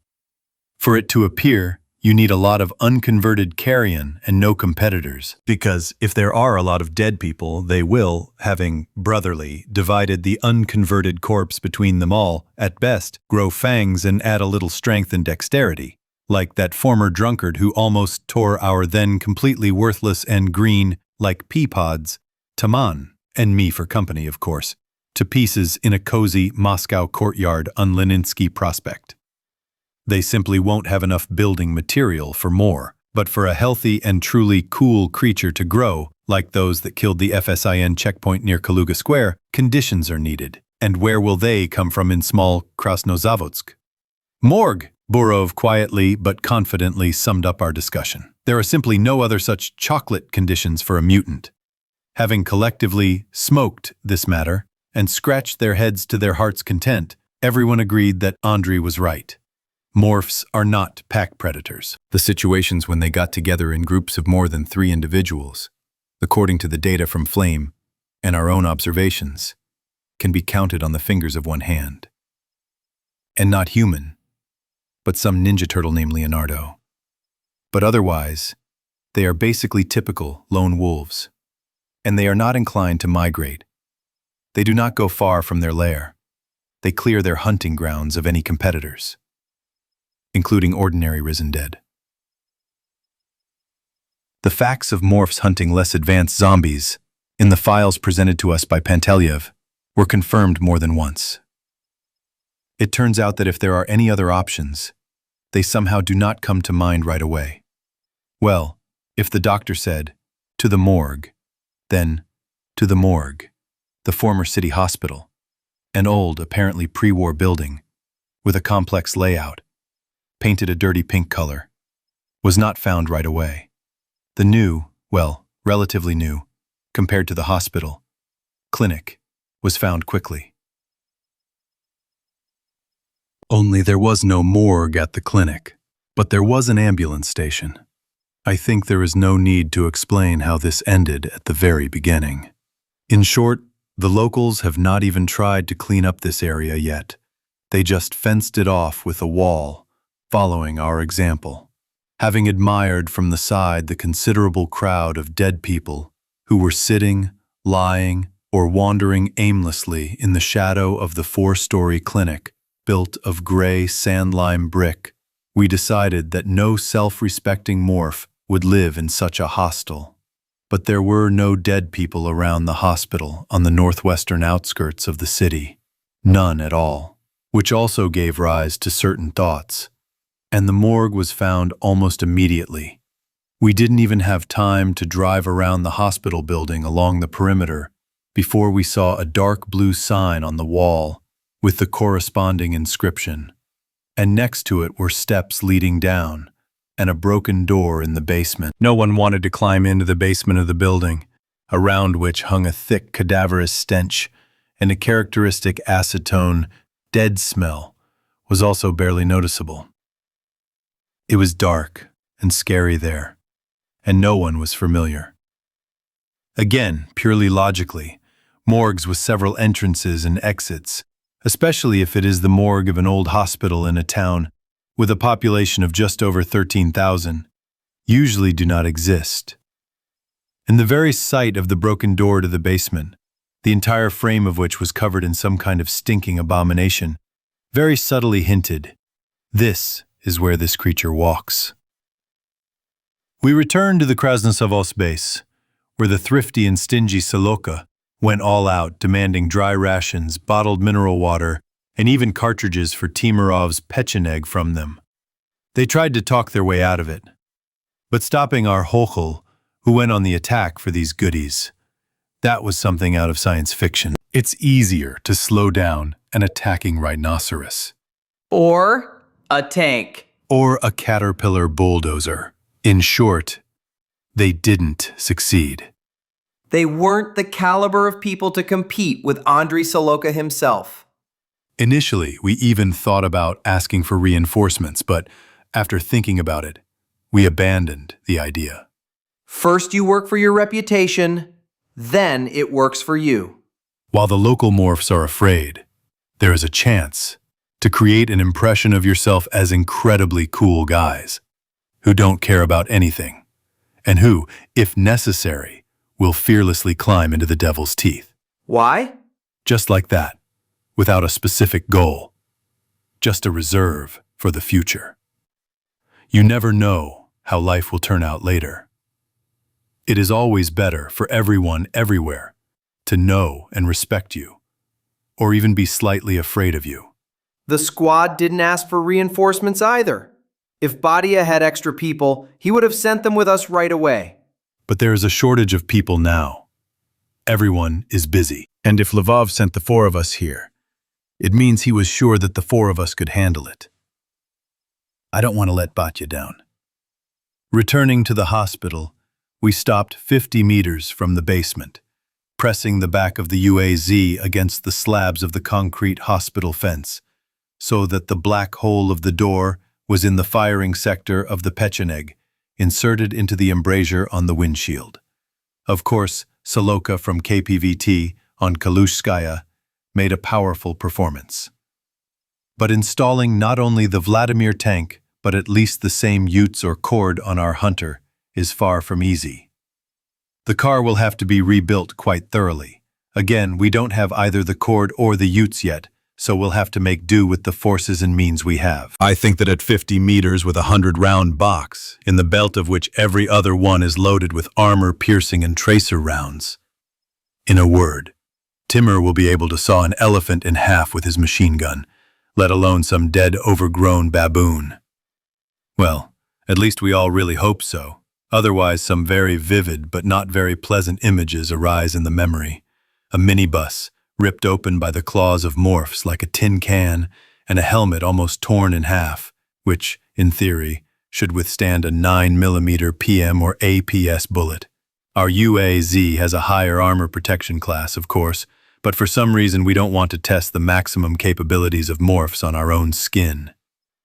Closer to dawn, when everyone was already thoroughly frozen in the car with the engine turned off and, of course, the heater not working, Gumarov stretched, cracked his stiff neck, and asked, "Maybe we should eat something? I'm kind of hungry." "And then the whole squad will escort you to the bushes in the dark?" Saloka snickered maliciously from the back seat. "Well, so that no one would hurt you, little one, or bite your ass.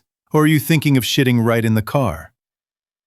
Timur, realizing that he would have to continue to rumble with an empty stomach, sighed sadly. "Then why did you collect enough chewed meat for a whole platoon, you monster?" "What's wrong with that?" Andrei pretended to be surprised. "If they give you something, take it. If they beat you, run. If you need it, we have it. You know, learn, greenhorn. Or do you think I'll work for you as a caretaker my whole life?" Our Tatar wanted to answer something, but I, literally at the very edge of hearing, caught something and loudly hissed, forcing everyone sitting in the car not only to shut up and freeze, but also to hold their breath just in case, listening. It wasn't my imagination. First, something scraped the asphalt behind the fence, and then our UAZ hummed like an empty iron box on which something heavy had been dropped from above, rocking on its springs. How come the roof didn't cave in? Such a huge carcass, and with all its might. The morph didn't stay on the roof of the car for long, and easily and beautifully, one might even say gracefully, with such a mass, jumped onto the dirty, cracked asphalt and froze, slightly shaking its head from side to side. Just like listening and sniffing. And here we are right next to him. So why is Gumarov sleeping by the machine gun? "Fire!" I push Timur in the shoulder and turn on the high beams. Fortunately, in the UAZ, you can do this without turning on the ignition. Our headlights are good, powerful. Morph seemed to be lost for a moment, blinded by the rays of bright halogen lamps. And this moment was more than enough for Timur. All I had time to do was turn to the door and cover my face with my hands. When the seemingly endless line finally died down, there was such a ringing in my ears that it seemed as if the cartridges still bouncing around the cabin were doing it completely silently. My eyes were watering from the cloud of gunpowder gases that filled the car, and there was a sticky, sweetish lump in my throat. "Your soul," I exhaled with difficulty, not knowing if anyone would hear me. "We need to at least attach some kind of bag to this devil machine for the cartridges or something." "Huh?" Timur turned to face me, and I realized that he felt no better. The same crazed eyes on his sooty mug. "Forget it," I barked and waved it off. "It doesn't matter." It seems to me that Timur didn't so much hear me as read my lips or guessed, but he smiled in response and nodded in agreement, as if he understood. "What bastard shot?" Solika neighed like a prize stallion behind me, parodying one of the characters from Peculiarities of the National Hunt. And only Burov, as always calm and unperturbed, looked at us with a reproachful glance. "The car needs to be aired out urgently, you idiots. Morph is lying in the middle of the yard as a shapeless pile of dead, and already twice dead, meat. A faint but clearly visible in the headlights, smoke rises above his thoroughly disheveled carcass. Tracers continue to smolder in his body. He didn't make it to the saving door to his lair by about 20 meters. We did it! No, Timur coughed. Everyone goes their separate ways, but I go outside. There really is nothing to breathe here. What is it? Some kind of bad feeling. That same intuition that everyone who has fought a little and stayed alive tries to trust, as if everything twisted around me at once for some elusive moment. As soon as Gumarov jumped out of the car, I, with a warning cry, rushed after him. Because in my brain, like a red-hot needle, there was one single thought stuck. Very often He didn't have time. From behind the fence, like a spring freed from oppression, a huge, fast, and clearly damn dangerous carcass of the second morph rose up. They act in pairs! Then everything comes back to me, as if in a slideshow in separate static frozen pictures, and very distinct sounds. Timur turning around at my scream, the monster's body spread out over the fence in a completely fantastic jump. The unloaded and therefore completely useless pecheneg that Gumarov held out in front of himself in an attempt to somehow cover himself. The crack of the cartridge box being crushed like an empty beer can, the clanking of the bipod torn off the barrel and the asphalt. Timur somehow manages to wriggle out of the grip of the almost closed paws and somersaults over his shoulder to the side. The morph lands heavily exactly on the spot where our Tatar had just been standing. Excellent reaction saved Timur's life. But for how long? Desperately cursing to myself and grieving more than ever about the tiger maimed by an enemy bullet, I raise the bison to eye level and fire a long burst of lead right into the face of the dead man, who had already turned around for a new attack. And then I realize it's useless.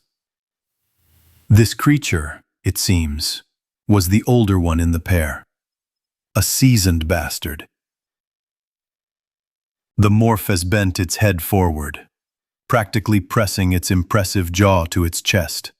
And now, the soft, coreless bullets only slide along the frontal bone, ricocheting, or stupidly flattening themselves against it. I wonder how many centimeters of this frontal armor he has. The chances of hitting the eye and causing any harm are practically zero. Continuing to press the trigger, I somehow calmly and detachedly realize that I have only until the end of the 64-round magazine screw tube left to live.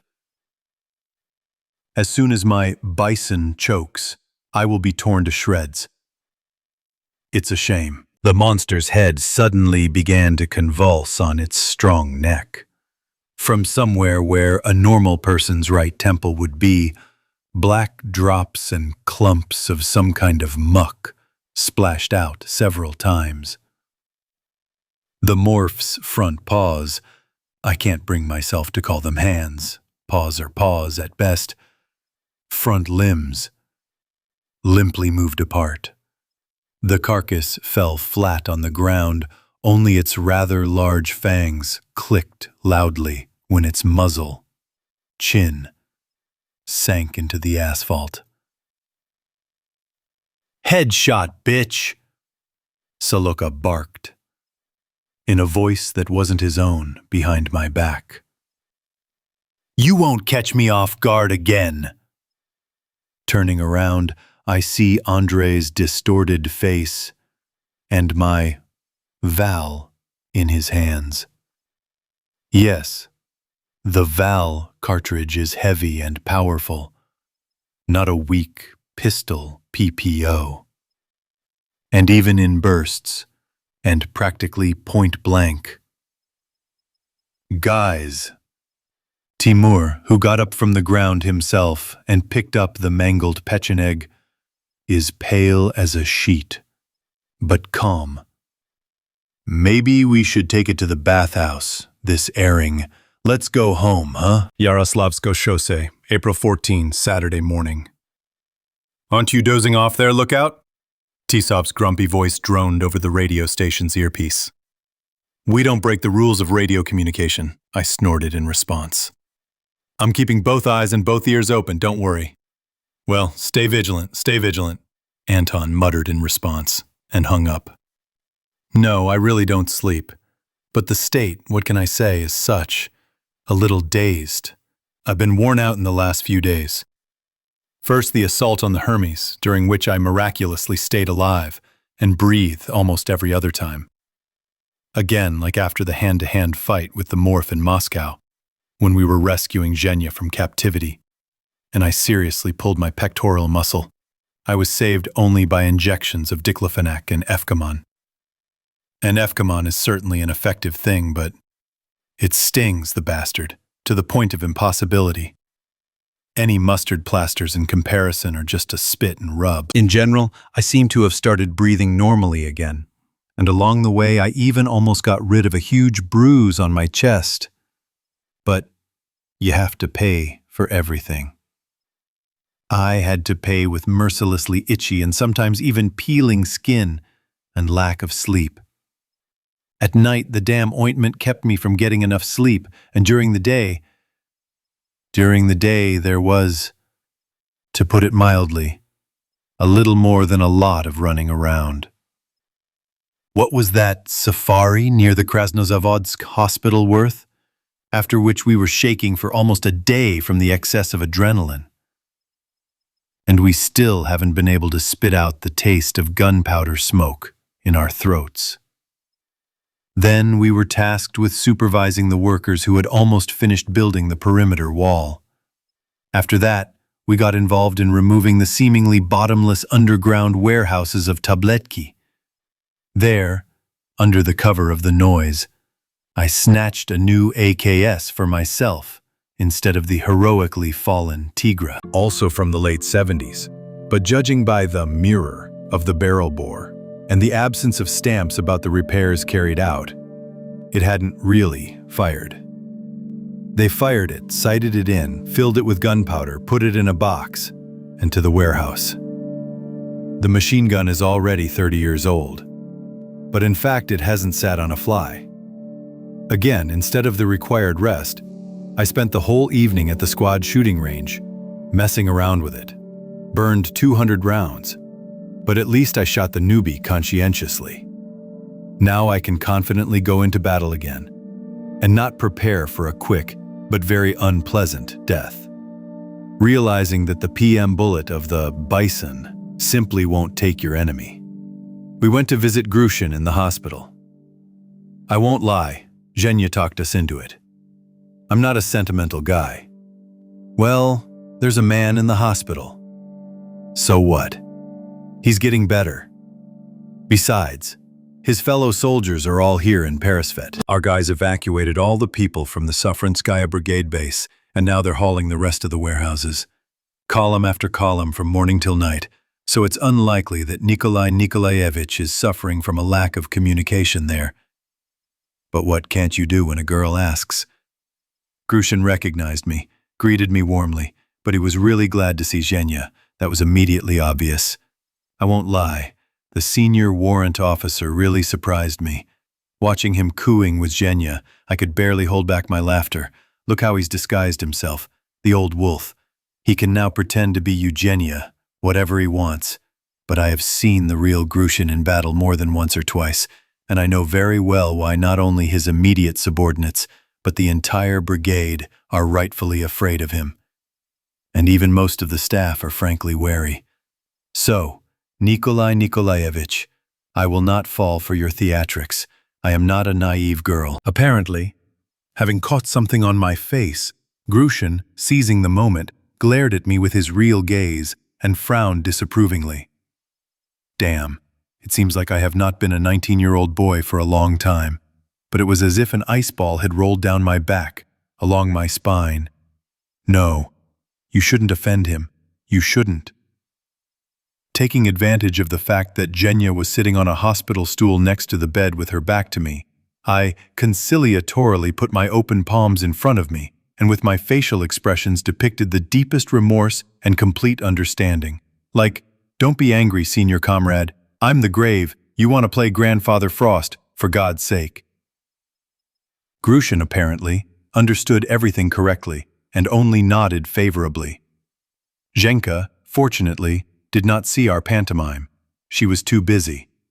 She was beaming with pleasure as she told Uncle Kolya about how she had successfully found a job. Mikhail's words, spoken after the story with the long-haired signalman.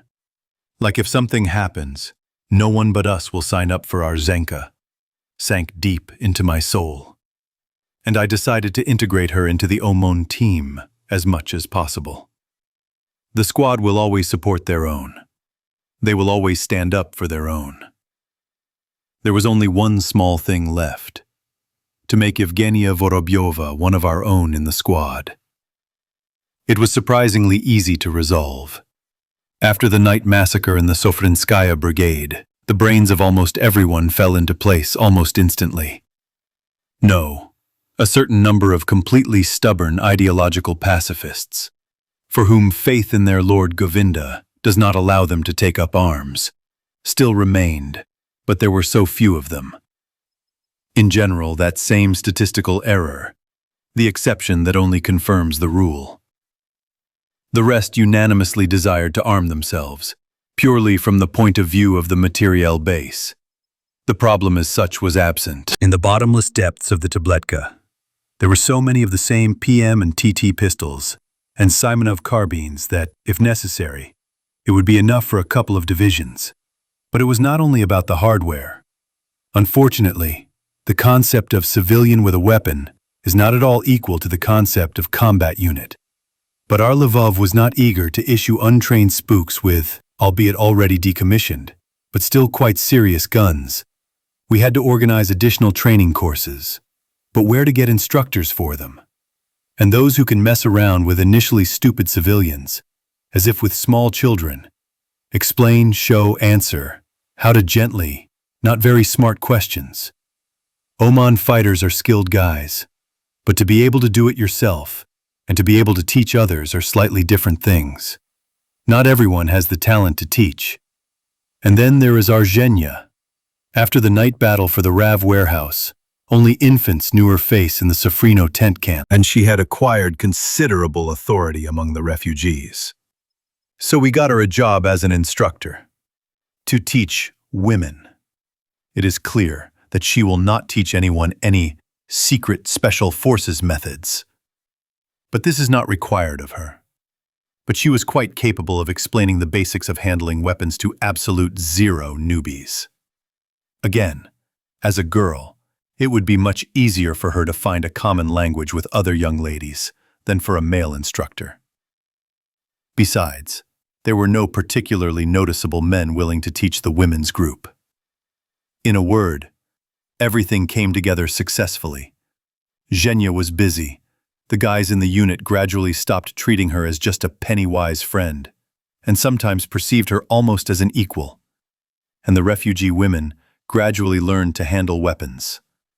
Solid pluses on all sides. Anyway, I initially, from the moment we met near the Sofrino Medical Company, did not even count on Zhenya becoming a housewife. Already saying goodbye, Grushin, as if in jest, said, "If you offend her, I'll personally twist your head off, Groshev." Zenka laughed. I smiled. But I, unlike my blonde sunshine, understood perfectly well that God forbid anything, I would regret it greatly, even if not for long. He is a stern man, not one to throw words to the wind. "I won't offend you, Nikolai Nikolaevich. We are in love. Now love is a good thing." He turned on the kind grandfather mode again. "If it's love, then get married. And don't forget to invite me to the wedding. This is a must," Zhenya laughed softly and kissed the recovering man on the cheek goodbye. I wonder if there really was a glint of moisture in the corners of the old maroon beret's eyes. No, it can't be. I can tell you for sure, I imagined it. Apparently the light fell in the wrong direction. Behind all these chores and worries, the shift change at our stronghold on Triumphalnaya Square crept up completely unnoticed. It was time for Zyatilin to return to his native aspen trees and for Tisov to take over from him. Yesterday evening, Antaka approached me and, without much preamble, suggested that I go with him for these 2 weeks. "Bor, you see what's going on here," he said then. "Our base at Mayakovka is no longer just an evacuation point. We're like an advanced outpost on the frontier there. In short, it turned out that our base was now an island of relative calm in the middle of a sea of chaos. And who wouldn't be there now? Various reconnaissance groups, like us, when we were figuring out the operational situation in the region, from the enclaves formed by the army and police, like Playman or Zerzhinka, and rescue groups from the same security forces, and rescuers from the Ministry of Emergency Situations, who somehow miraculously managed to find survivors somewhere and take them out of the capital, which had finally gone down the drain, and honest marauders from among the survivors who had begun to organize their lives in the new conditions as civilians. Sometimes even individuals with frankly criminal faces and habits would drop in. As long as they behaved normally, the base accepted anyone who needed help or information. Of course, as long as they observed the basic rules of a kind of frontier etiquette.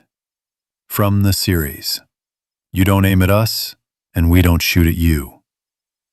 Almost the Wild West, only without horses, Stetson hats, prairie, revolvers, and Winchesters with Henry clips. Well, the comparison turned out almost like in the old joke. Goji, do you know how to dance tango? Konechna, have you seen Lezginka? Yes. It doesn't look like it at all. So here we have it. Everything is just like in the Wild West, but completely different. It's funny, but according to Anton, literally the day before the last shift change, when Ziatulin took over the farm instead of him, an interesting character stopped by to see them on Triumphalnia. According to the description, he was quite an impressive buffalo, with a frankly gangster-like mug. He saw the chevrons of the Moscow region Oman on the guy's lumps and started asking if they knew such a tall forehead, who commanded the rescue group on Leninsky Prospect on March 21st. Having received a vague response, maybe we do, what do you need it for? He brightened up with his sullen face and ordered them to pass on a huge greeting from Ivan and his grandmother when they met. Like, if that good cop is the one, he will remember and understand everything himself. I just chuckled, remembering Vanechka granddaughter. Well, I guess he survived, and he pulled people out. A good guy, even if he is a bandit. After all, it is a small world. However, it has become hundreds of times smaller now than it was a month ago. How many people lived in Moscow, say, at the beginning of March? 12 million? I think no less, and these are purely registered, and will not even mention all sorts of semi-legal and completely illegal labor migrants from the sunny south. It is difficult to count them at all. Such a large total figure is drawn. And Hope Force. Is a place lying quick activation. And how many manage to get out of the city?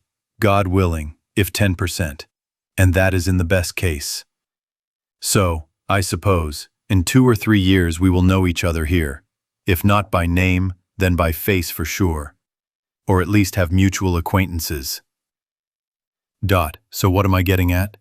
In short, the point needed a sociable type, capable of establishing contact, if not with absolutely anyone, then at least as close as possible to them.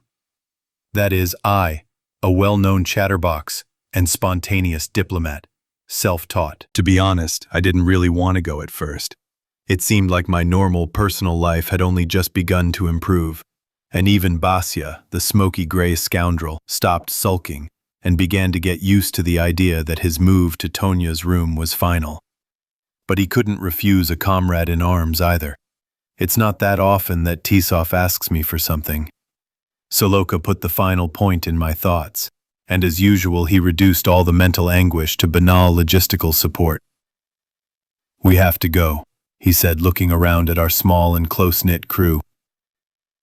I don't know about anyone else, but mine has already given me a whole list of things I urgently need to get while I still have the chance. All sorts of shampoos and conditioners, underwear too, for the ladies again, various things.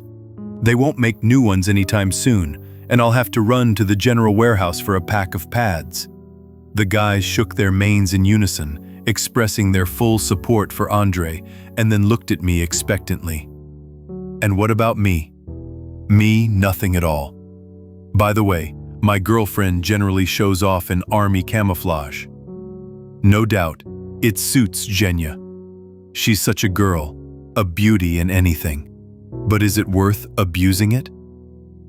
In the evening, we gathered an extended family council in the shared kitchen, considered all the numerous pros and the much more modest cons, and came to the verdict: we need to go.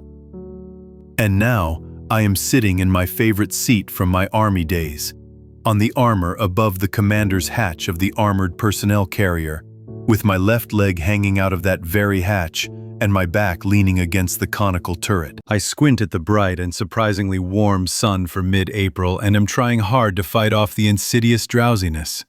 The talking cap of the tank helmet is pushed to the back of my head. A breeze is blowing in my face. Good. As I approach the village of Golgino, known to all pioneers of the Soviet Union thanks to the film Bronze Bird, I was brought out of a state very close to nirvana by a distant but very characteristic, unmistakable, and not augury sound. "Stop the column," I said briefly over the air. "They're shooting ahead. We're on reconnaissance." Having considered the options, I leaned towards the driver, who was looking out of the open hatch. For the marching season, a mustachioed guy about my age, so far only familiar in person and by name, recruited from the labor reserves, meaning from among the civilians. "Slava, let's move quickly forward. There's a gas station with a shop on the right after the pedestrian bridge. And then there's a sharp left turn. And those who fly out because of it will be right in front of us." "Understood." The steering wheel nodded obediently and moved the armored personnel carrier in the indicated direction. The roar of short machine gun bursts was quickly approaching. Whoever was chasing whom would soon be here. Now let's see who they were. "Andre," slightly pressing the bosses of the laryngophones to my tonsils. I call Soloka, who is settled in at the aiming controls of the turret dual KPVT-PKT. On my command, a burst of rounds for 8 over their heads. Don't hit them, but let them think. And then we'll figure out who's for the Reds and who's for the Bolsheviks. "What if they screw up?" he asks reasonably. "Then, the Greyhounds will be torn apart for spare parts." I didn't add that they should shoot only in case of extreme necessity and other don't give in to provocations. Soloka is a grown-up and serious man. He knows and understands everything about such things very well. So why offend a person with unnecessary explanations? Our 80 had barely taken cover behind the white siding booth of a gas station shop when a protective-colored UAZ loaf flew out from around the corner, its engine roaring loudly. Well, yes, a chase. What detective story can do without it? One runs away, the other catches up. We decided on the fugitive. A few seconds later, the pursuers appeared. 3 police-colored passenger cars, judging by the blue-white-red chandeliers, traffic police, and a dark blue, apparently an armored car, minibus with a large-caliber machine gun on the roof. I think that a month or a month and a half ago, in a situation like this, I wouldn't have had a second's doubt about my choice of side. But that was then. And now, after 2 Moscow cops in the gang that was going to storm the warehouses on Pozarskaya, after the rapists on Sadovaya who were hanged on my orders, after the paths with the emblem of the Posad non-departmental security on board that was shot up in Osiniki, in short, now the very presence of external attributes of the police meant absolutely nothing. Having slipped into the hatch, I took the SGU microphone off the hook holder, the powerful speakers of which were fixed on both sides of the tower. This idea had helped us out a lot during the rescue operation in Moscow in the first days, and it would help us now. Having pulled my helmet tighter and covered myself with the hatch, the KPVT working right above my head is not a piece of cake. I commanded Andre, "Let's!" A 14.5mm machine gun is a good thing after all. Even I, who was prepared for what was happening, was impressed. I think at the other end of the line has stopped breathing just in case. "Everyone stop!" I roared into the microphone. "Tram, move to the right." Opening the hatch, I survey the surroundings. There they stand, my dears, both of them. On the roof of the cabin collector, the NSV's trunk droops sadly. The machine gunner, apparently deciding that we were about to kill someone indiscriminately, thought it best to hide in the armored vehicle's interior, which at least gave some illusion of safety, rather than pretend to be a waste target. Maybe that's right? That's it, Slav. Let's go. I lightly nudge our Mazutian in the shoulder. Andre, just don't sleep there. Don't teach your father lessons, newbie, Soloka mutters through his teeth from behind, without taking his eyes off the panoramic view of the site. Well, let's go figure out who's who there.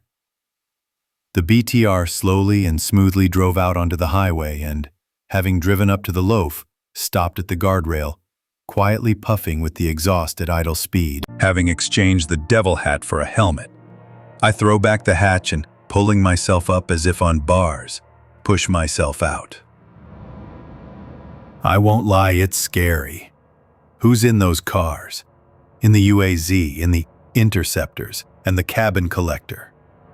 What's going on in their heads? Now they'll cut me, young and handsome, with a short burst of about 20 rounds. And that's it. Write letters in small handwriting. Soloka will of course take cruel revenge for me, but the trouble is, I will no longer care. But it seems that the solid diameter of the KPVT's bell convinced everyone to behave quietly and politely. Okay, time to go and talk. Hey there, on the interceptors. The senior one here, alone. And no nonsense. There is slight confusion among the catch-up guys.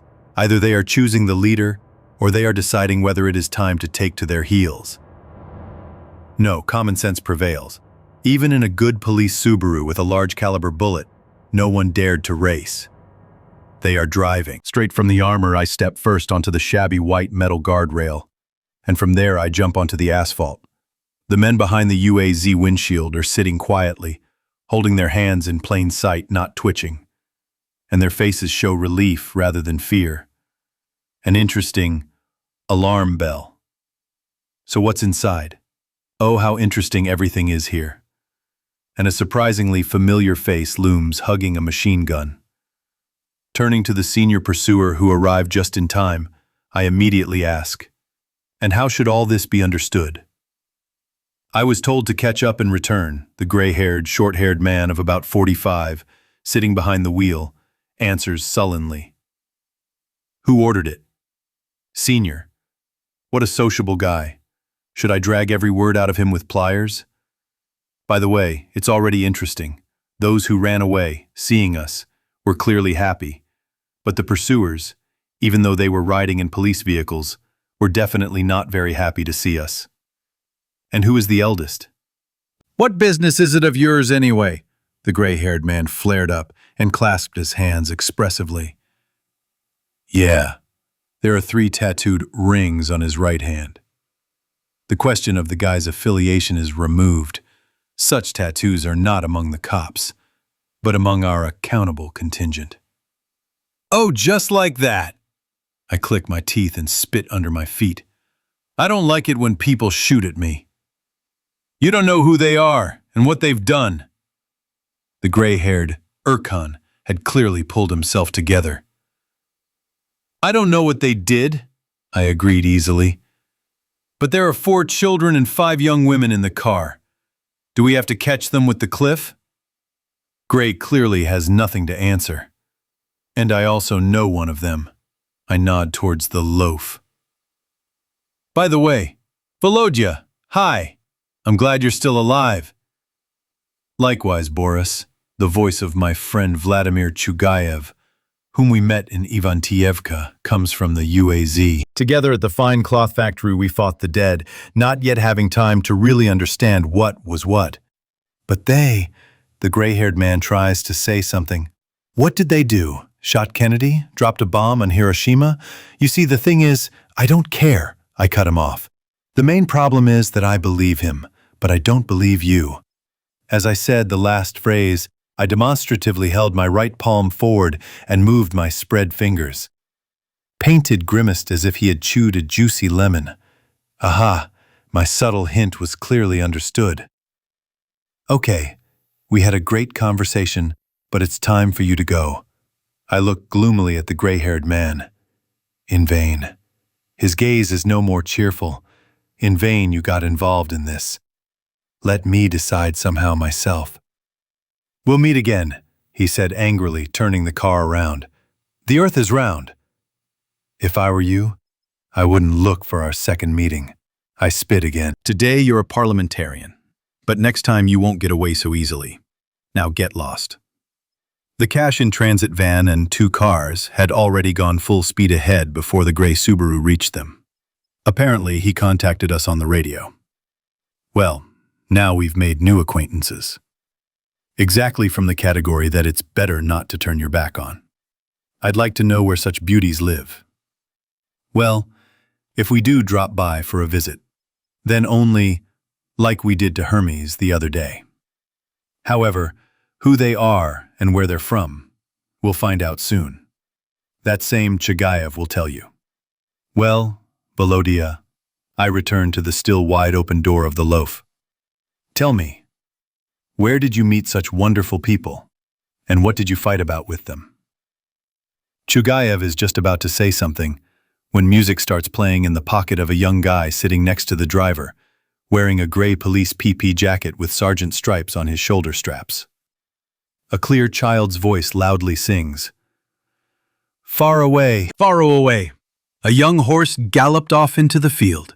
So easy, oh, oh. You won't catch up, you won't catch up, you won't take it.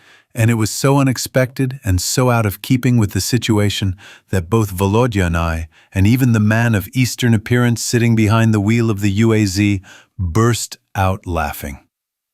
And through our laughter, the sergeant's attempts to justify himself were almost inaudible. "What are you talking about? It's an alarm clock. I didn't know such a thing would happen. I wanted to get some sleep today." Interlude 7. Yurapak. When a large caliber machine gun suddenly started flashing like a scarlet flower right in front of the minibus, literally a couple of 100 meters ahead, and a line of tracers whistled nastily over the roof of the loaf, Yura suddenly felt uneasy. His first thought was, "That's it, we're cornered." And his soul felt somehow, no, not scared. Rather, it was offensive and somehow helpless, or something. It seemed like there were weapons and reliable guys nearby and some kind of equipment, but still, it was pointless and useless. Because they had nothing to penetrate the armor of the APC, and they couldn't get away on the highway, where on one side there was a strong metal barrier, and on the other there was a steep ditch and a wall of forest. How stupid it turned out. However, instead of turning their UAZ into a pile of scrap metal, the APC, limiting itself to just one, albeit long, burst, suddenly spoke in a human voice. Hearing what exactly the senior vehicle officer, hidden under the armor of the APC, roared into the microphone, Yura could not hold back a nervous laugh. He had literally re-watched the film about the journey of the hobbits, voiced by a St. Petersburg translator, after the New Year, and remembered this phrase very well as the circumstances under which it was uttered. If they don't immediately fire to kill, and even joke, then everything is not so bad and there is a chance to survive. After the senior man climbed out of the hatch and demanded the senior of the Gapin men who were catching up with them in a tone that did not allow for any objections, it became completely clear. This third force was neutral for now. It seemed that before punishing just anyone, they decided to sort things out somehow. Considering the circumstances, it was far from the worst possible option. There were women and children in the loaf. It was ingrained in a normal soldier's reflexes that civilians, especially such civilians, must be protected. Now, of course, many people's concepts have slightly changed in their heads. But not everyone. The mere fact that unknown soldiers were trying to sort out the situation already spoke strongly in their favor. The armor rolled down a small hill and stopped on the other side of the barrier, practically opposite the UAZ. The broad-shouldered young man in the burnt-out hill, and tightly packed unloading gear who jumped off the armored personnel carrier reminded Pak of Shaggy. Just as calm and confident, but at the same time like a compressed spring, ready to start acting at any moment. The stranger casually glanced at Pak and Danka, who were frozen and trying not to even move. Well, he might even consider his attempt to blow his nose an aggressive gesture, and that would be it, with a brief but attentive, assessing glance. He even opened the side door of the UAZ in a proprietary manner, and Pak was a seasoned guy, beaten by life, who had seen a lot. He understood perfectly well. The military man obviously recognized someone in the loaf, and was very surprised by this meeting. It only remained to find out whether he was happy about it or, on the contrary, upset. Too much depended on this now. Meanwhile, the guy in the Gorka turned to Blondin, who had pulled up in a traffic cop Subaru, the right hand of the businessman Skorohodko, since the time when he was the racketeer Skorohod. And how should I understand all this? By all this, he clearly means the women and children in the salon, and there is not a drop of friendliness in his voice. Yes, the gray-haired, retired bandit in this situation is clearly not the best candidate for negotiations. First he is rude, then he tries to bully. But it is immediately obvious. The guy in the Gorka doesn't give a damn about all this show-off. Oh, and it turns out he knows Chugayev too. That's great. Boris, huh? Well, let's call it Boris. I wonder how he knows Volodya. Did they serve together in the GRU Special Forces? Unlikely. Volodya is clearly older than the guy, by 5 or 6 years. Also a cop? And in such cool gear. Oh, I see. It looks like even the hunter is followed by the beast, although for them it was rather the other way around. Apparently, they were lucky enough to run into an armored personnel carrier of those very riot police from Peresvet, whom they so hoped to get to. And the broad-shouldered Boris seemed to be tired of talking to Blondin. He made it clear to him that he didn't trust the bandits. It was good that he knew Chugayev from their company, and not Yura himself, for example, and politely sent the gray-haired man on his way. Polite, but he could have sent him away with a swear word. Blondin didn't understand the good attitude and tried to threaten him at the end, hinting at possible consequences.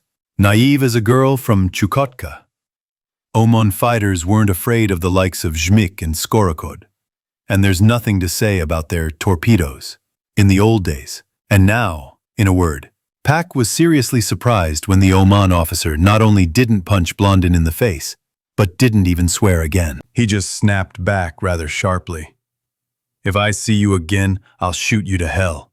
And today, you're supposedly a parliamentarian, so you'll stay alive. The blonde, apparently, realized that he had gone too far and silently pulled his Subaru away from the spot. The riot policeman, completely calmly, even indifferently, turned his back to the Gapanovites and looked into the loaf again. Well, Volodya, he looks reproachfully at Chugayev. Tell me, where did you meet such wonderful people, and what did you disagree with them about? The warrant officer was prevented from answering by the mobile phone in Sergeant Danka's pocket that suddenly went off. A shrill child's voice began to sing the popular tune that Pak had grown quite tired of, about a young horse that has galloped away, that you can't catch, you can't take. And it was so out of place that everyone suddenly went, ha-ha. Psychological release. Having finished laughing and wiping away the tears that had appeared in his eyes, the riot policeman looked questioningly at Chugayev. It's all complicated here, Bor. He rubbed the back of his shaved head with his broad palm. And seriously. Very. The riot policeman's gaze became more intent. More than? Chugayev did not hide. The corpse is between us. A dead man is a good reason. Boris nods understandingly. And judging by the scale of the chase, this corpse is the right corpse. Instead of answering, Volodya just sighs and throws up his hands. But Boris, it seems, is a stubborn man. He is clearly not satisfied with such an answer. In principle, Yura even agrees with him. If you got involved in some shady fornication for the sake of a friend, then at least you need to have as much information about it as possible. But Chugayev does not have a full grasp of the situation, especially about the circumstances under which the corpse appeared this morning. So, Yura himself will have to join the conversation. Well, he did. He told briefly, but about everything. And about what kind of people are now in power in the former training center of the capital's State Traffic Safety Inspectorate, and about the order they are establishing there now. Well, after the general excursion, and specifically described their problem with Sveta, and the problem itself, and how it all ended this morning. The riot policeman, judging by his expression, didn't really believe the story at first. But there were just too many people in the loaf, and no one seemed eager to refute Yura's words. After a few seconds of silence, Boris called some Anton on the radio. It seemed that despite his dashing appearance, he was not the main one, and he couldn't make decisions alone. From somewhere under the pedestrian overpass on the outskirts of Goligino, a light gray armored Ural drove up, and another character jumped out of the cabin. He wasn't dressed in a Gorka uniform, by the way, but in standard riot police blue-gray camouflage, and he was also so colorful. He was slightly shorter than Boris, but even broader in the shoulders, a giant of a man. Pak had to repeat his story from the beginning. Anton, who also immediately recognized Chugayev and was clearly happy about the meeting, listened, thought for a few seconds, and made a decision. So, Boryan, is your satellite Babalaika still alive? That's right. He answers a little boastfully and pulls out a large tube with a long, sideways bent antenna from some pouch, and there are as many of them on his unloading gear as there are balls on a Christmas tree, and they're clearly not empty. They live richly in the Omon, although this is more of a sign of the new times. Anton stepped aside and quietly talked to someone for a while. Pak would have been glad to eavesdrop, but the ringing in his ears after the machine gun fire completely deprived him of this opportunity. "I've agreed about you," said the riot policeman, returning the satellite phone to its owner, but looking at the company in the loaf. "I can't promise you heaven on earth right away. You'll have to communicate closely with the special officers. But if everything that was said is confirmed, you'll get settled and live no worse than others. Will you get to Peresvet yourself?" "What's left here?" Chugayev smiled, greatly encouraged by his friend's words. "That's also true. If anything happens, our post is in Osaniki, which is near Torbievka, and the militia there are normal guys. If needed, they'll help." "I hope it won't be necessary." Yura smiled now. "We've had enough adventures for today." As Anton had promised, the special officers twisted and turned them all for a long time and skillfully, almost until the evening. One thing made Pak happy. Even on the way, he had decided to tell only the pure truth, no matter what they asked him. If they caught him in a lie and threw him out the gate, where would he go now? Back to Ivanteyevka? Well, yes. Gaponov Sr. was already waiting for him there with open arms. The decision turned out to be the right one. Now, almost 6 hours after the start of the interview, Yura understood deep down that if he had tried to lie about anything, he would have gotten confused in his testimony long ago. What kind of interlocutor did he get? Clearly not one of the police investigators. The Korean had talked to those back in the 90s, and here, a completely different school, a completely different level. Not higher, not lower, just completely different. Like comparing a bird and a fish. You can't find a common starting point for comparison. Already, when the special officer was putting sheets of writing paper into a thin stack, on which, during the conversation with Yura, he very often made some notes that only he understood. Pak nevertheless risked asking the question that interested him so much. Like, "My dear man, whose are you, being so meticulous? After all, you are clearly not from the police." The interlocutor only narrowed his eyes kindly. Well, yes, you, Yuri, have had to deal with our contractors more than once. Well, if you're so interested. Head of the Counterintelligence Department of the Sofrinskaya Brigade, Colonel Fominik. Well, that's how it is. Yura read a great book about Army counterintelligence officers back in his childhood. The Moment of Truth. I remember he was very moved by it. Then he heard something about them from Lokmati. Maybe it's not so beautiful from a literary point of view, but it's very colorful. And here it turns out a whole colonel. Comrade Colonel, allow me to ask one more question, Pak decided. If we're going to be impudent, then we're going to be impudent. Well, try it. Fominik raised an eyebrow ironically.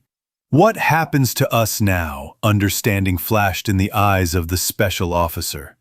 Nothing really. We have no complaints about you. You answered the questions honestly. If you lied, it was about some completely insignificant detail. And even then, it's unlikely. We don't distrust your story. We already know about your panopticon from other sources. Except that there were far fewer specifics.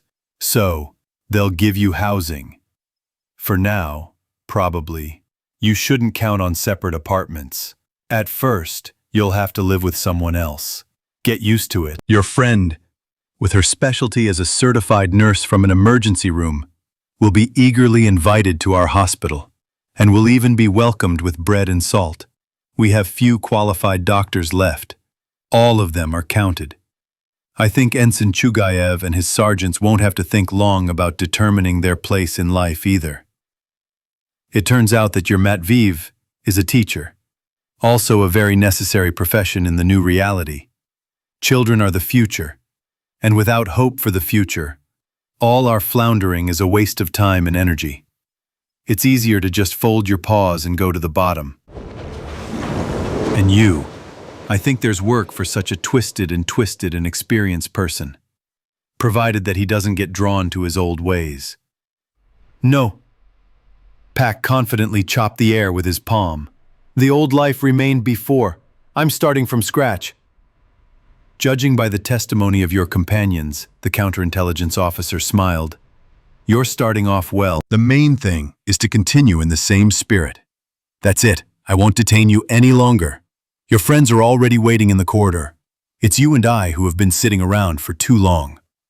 Go up to the 3rd floor now, to the office with the sign, Commandant.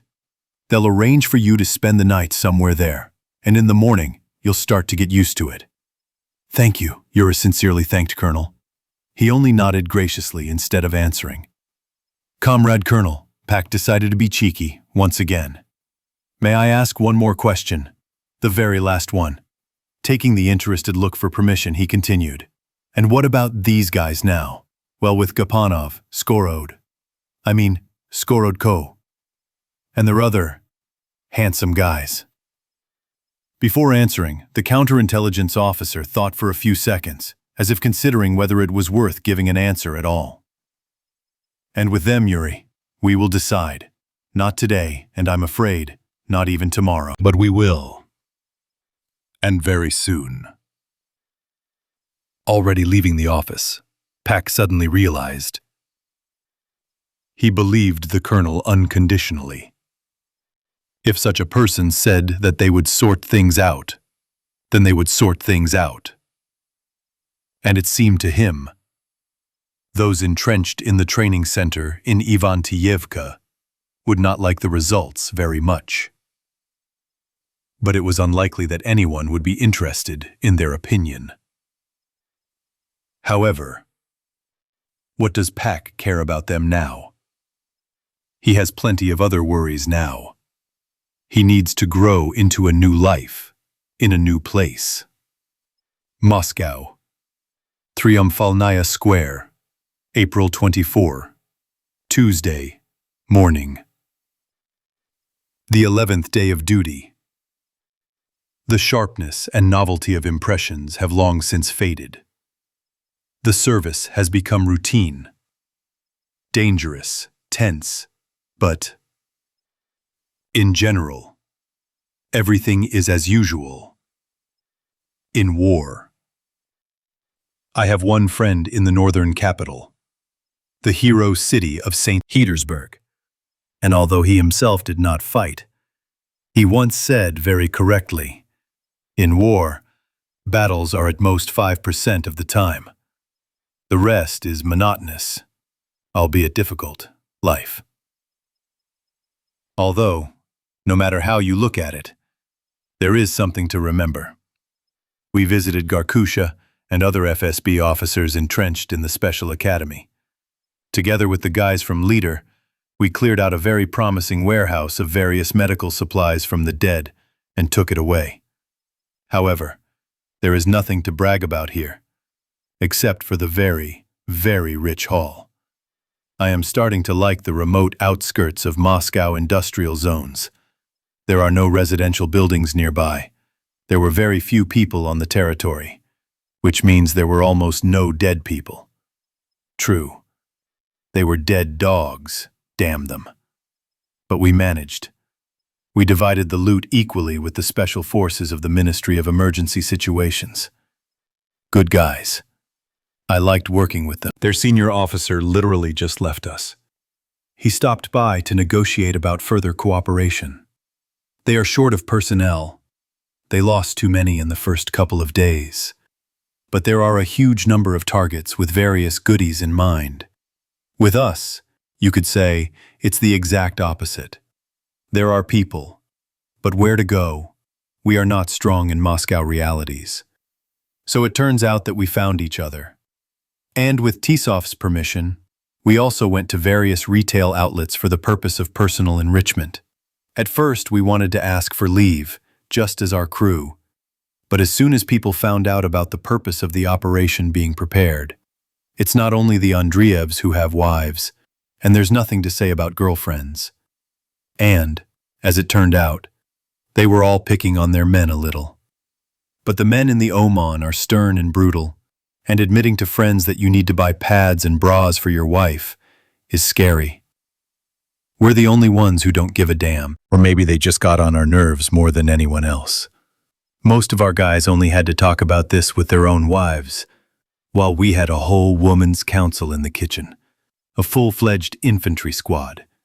And as soon as we revealed our cards, it was like a dam burst. We went to various women's shops for 2 days in shifts.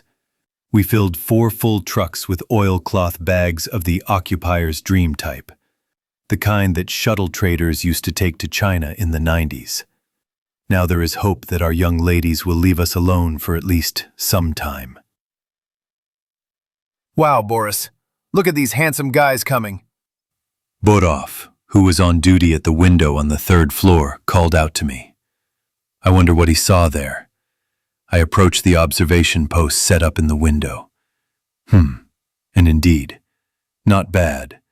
And the loaf looks decent. Raised, on serious off-road tires, with a solid-looking bull bar and even a large antenna on the roof. Do they have it instead of a crank mechanism? On the other hand, why not? But their gazon struck me right in the heart. What do they call a job well done? They created an ordinary Sadko truck with a booth kung. Damn, I don't even know what to compare it to. Most of all, it looks like a very matured Jeep. Like our Oman Tigers, but twice as big. The booth, it seems, was combined with the cabin. The ram bumper and bull bar are also present. And the freshly painted camouflage sides shine with new paint. Not a car, a sight to behold. A sort of transport for long raids. Someone on this team clearly has hands growing from the right place. Wow, the face of the guy who climbed out onto the roof of the van looks familiar to me. That's Seregina, Pantaleyev's friend from Flame, Partisan, aka the People's Avenger. I wonder what he's here with. The guy is clearly not a timid one, looking at the machine gun position and the sniper, who never let him out of their sights for a moment.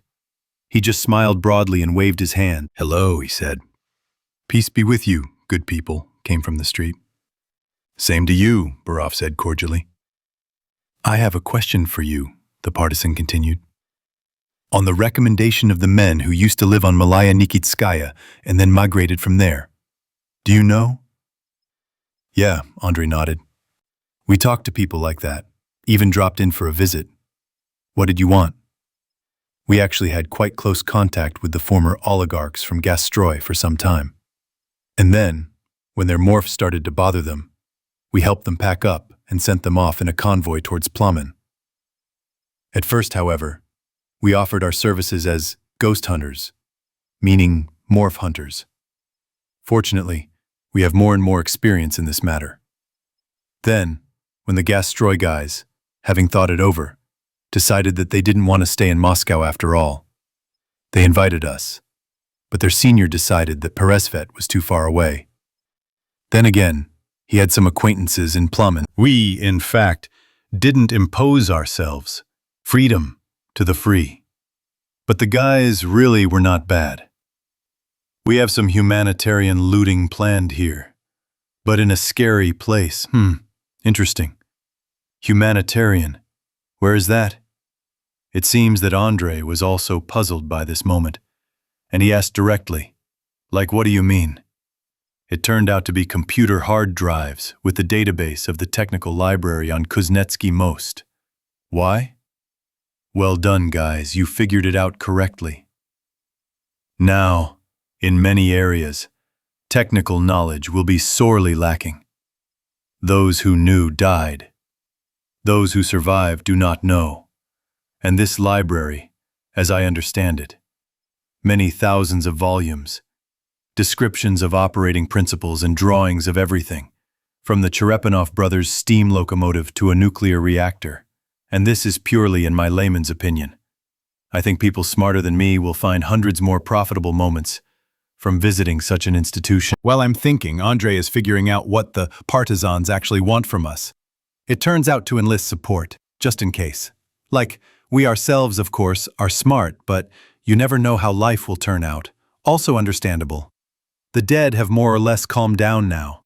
They don't wander the streets in crowds anymore, which, by the way, just 4 days ago, when we were taking out all sorts of wild orchids and other milovitsas, played into our hands. But if we startle them, in a crowd of several hundred or even thousands of heads, if something happens, even a Sadko can get stuck. After all, a truck is not a tank. True, we don't have a tank either, but with the help of the KPVT, we can organize such a clearing in any crowd. After that, you can even walk on foot without any fear. Andrei glanced at me unnoticed. I nodded approvingly. Why not help people in a good and right cause? Burov tells the partisan Sergei that we in principle are not at all against it. We are even ready to bring an armored personnel carrier to the rescue, if necessary. But here's the question, what benefit do we get from this? Apparently, the example of his miserly namesake had a bad effect on him. No doubt, Sergei, in my opinion, is very puzzled by the question. I don't know, he answers. A technical library, all sorts of books, what do you need? No, I already have the book. Burov laughs, clearly impersonating the ensign from a joke on a similar topic. So how are you going to shout help? We have the 159th, his interlocutor tells him. Shall we get in touch? Well done. They got hold of a long-range, military-style radio. Most of the honest marauders use civilian CBs, like those used by truck drivers and taxi drivers. However, Panteliev probably helped them out. I remember him treating this Serega with warmth. Apparently, they have some connection in the past. Did they fight together? Who knows? Anything is possible. I let Andriuka go and set up communications, and I stayed on duty for him. He's a literate communications specialist from his army days. He'll figure it out. And for now, I'll stand here, warm myself in the sun and keep an eye on the area. Andre returned quite quickly, about 10 minutes later. Beautiful, he said thoughtfully, right from the doorway, as soon as he entered.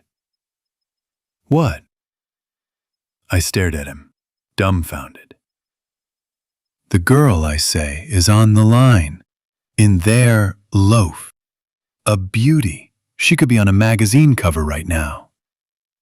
Andreyuk, come to your senses. You're supposed to be a married man. That's not what I'm talking about, Burov continues with the same thoughtful expression. I'm talking about beauty. Well, from a purely aesthetic point of view. For purely aesthetic reasons, I let the irony into my voice. I can take you to the Tretyakov Gallery.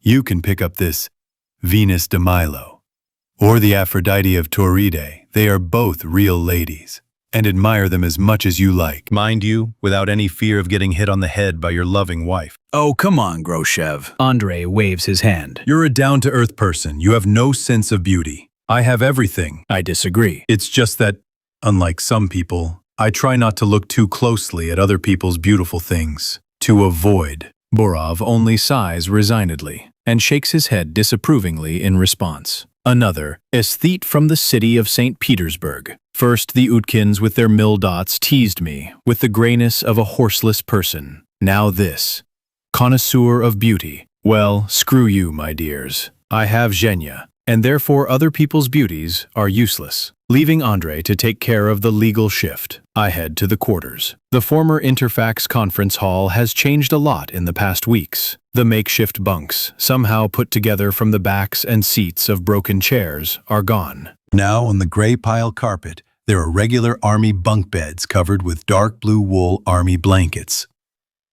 But the notice about the need to wash socks and leave combat boots outside is still hanging on the wall. Obediently, order is order. I pull off my booties and put them against the wall. My socks are fresh. I've been wearing them for literally 3 hours. So I'll do the laundry in the evening. In the meantime, I'll take a nap, since I have the opportunity. I am not alone in the kubar. In the corner far from me, next to the windows closed with homemade shutters made of thick iron, 4 guys from the night guard shift are dozing, snoring softly.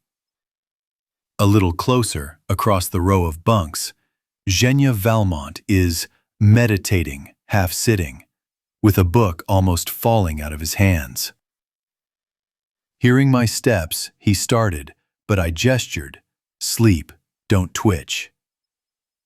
That's right, a proper warrior always sleeps in his free time from duty, when he is not eating, because he does not know what trick and when exactly the villainous fate will play, and when the next time he will be able to lie down on the bunk or munch on something tasty. I don't want to eat now. I had a hearty breakfast, but we will arrange a nap now. Stretching out on the creaking bunk, right on top of the blanket, I closed my eyes. Lights out in the Special Forces. Boryan, get up. Such commands, especially if they are given in a quiet voice, but with the appropriate intonations, should not be ignored. I sit up with a jerk and look questioningly at Timur, who is frozen next to me. He understands the look correctly. Our humanitarian marauders have finally run into us. They are asking for help. Urgently. Anton said, "You are to go as the group leader." I silently shook my head, as if to say, I understand. Damn it. Kuznetsky Most, the very center of the city, and the dead, from the very first days, as if they were drawn by a magnet, were heading straight for the center. By the way, that's why it was so relatively easy for us to clean out various warehouses and small stores closer to the outskirts. There weren't many zombies there. Well, of course, not many compared to the city center. except maybe near the large hypermarkets. There were plenty of them. But we didn't go there anymore. To take out some, to use foreign language. Mall. Our 2 platoons wouldn't be enough in principle. There would need to be at least a couple of full-fledged, motorized rifle companies there. And that's exclusively fighters, not counting the loaders and drivers. But in the Kuznetsky Most area, there are now many thousands of dead people. They have, however, been hiding in dark and damp places for the last week or so. Basements, entrances, arches of passageways, and have fallen into some kind of bear-like hibernation. As our signalman Andrei Baranov said, they have gone into hibernation mode. That's right, it seems. But if the Seryugin team asks for help, and urgently at that, it means they have already stirred up this hornet's nest. Okay, nothing to be done, we promised. We will help out. Raise the duty department. Already. Timur smiled broadly, pleased with himself. Slava is warming up the box. Solika is already in the tower. Ugryumtsev is in the rescue hostess, also warming up. That's right. In the back are Gumarov himself, Burov, me and Valmont. It's fine. And with the hostess, a brand new 2-axle light beige Ural, which was obtained in the first days from some motor pool. Everything was thought out correctly. Our hostess is good. Brought to mind, the cabin windows were covered with bars. The sides of the already high body were extended by 1.5 meters. Loopholes were cut in the sides, but they did not make a roof over the body. This makes it easier to remove people from the windows. No fuss with hatches and worries that someone will get stuck. No, it is clear that there is always a danger of running into an impudent morph. But here, do not click your yawn and everything will be okie dokie. So if this Seryoga, what's his last name? After all, Panteliev called her Kramskoy? Kravtsov? Kramtsov. That's right. It's Kramtsov. So, if he and his people are still alive, then they're either holed up on the upper floors of buildings or even on the roofs. They would have been eaten up long ago on the street, but the houses there are old, very tall. On the go, I grab my RPS from the hanger hook and quickly put on my shoes. On the way to the stairs, I run to our signalman. Is there a connection with the humanities? Yes, Baranov reassures. It's stable. Ask them if they have ropes with them. Tell them we'll take them down from above, straight into the back. Got it. I'll do it. And let me know right away.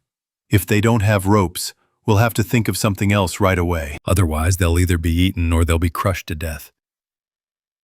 Already climbing into the back of the Ural, I realized that I forgot my helmet in the cockpit.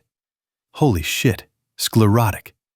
Without a helmet, it suddenly becomes somehow uncomfortable. Okay, no time to go back. Let's hope for a Russian maybe. By touch, I pull out a rolled-up black beret from under the satellite Iridium, still lying in the looter's bag, shake it slightly and pull it over my head. A dandy, I agree, but there is no spare helmet in the back, and with an uncovered head, somehow unusual. So be it. Altai 11 Bugru, Baranov contacted me via short-range radio. Over. Altai is on the line. They have ropes, and they know how to descend on them. Received. And it was as if a weight had been lifted from my shoulders. I extended my hand in turn to Gumarov and Valmont, who were standing below by the side that was still lowered. Burov was already in the back. He had made it before me. The steel latches of the raised side clanked into their sockets, and I slammed my fist lightly on the back wall of the cabin several times. Go! We quickly reached the agreed meeting point with the Partisans, the Yoki-Palki restaurant, which is located at the very beginning of Kuznetsky Most, right at the intersection with Neglinaya.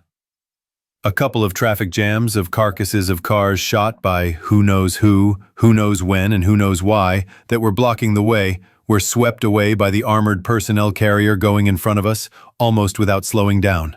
Well, yes, 14 tons of mass, and at speed, what did you expect? I saw the would-be marauders right away, as soon as the Ural taxied out of Petrovka onto the square in front of the central department store.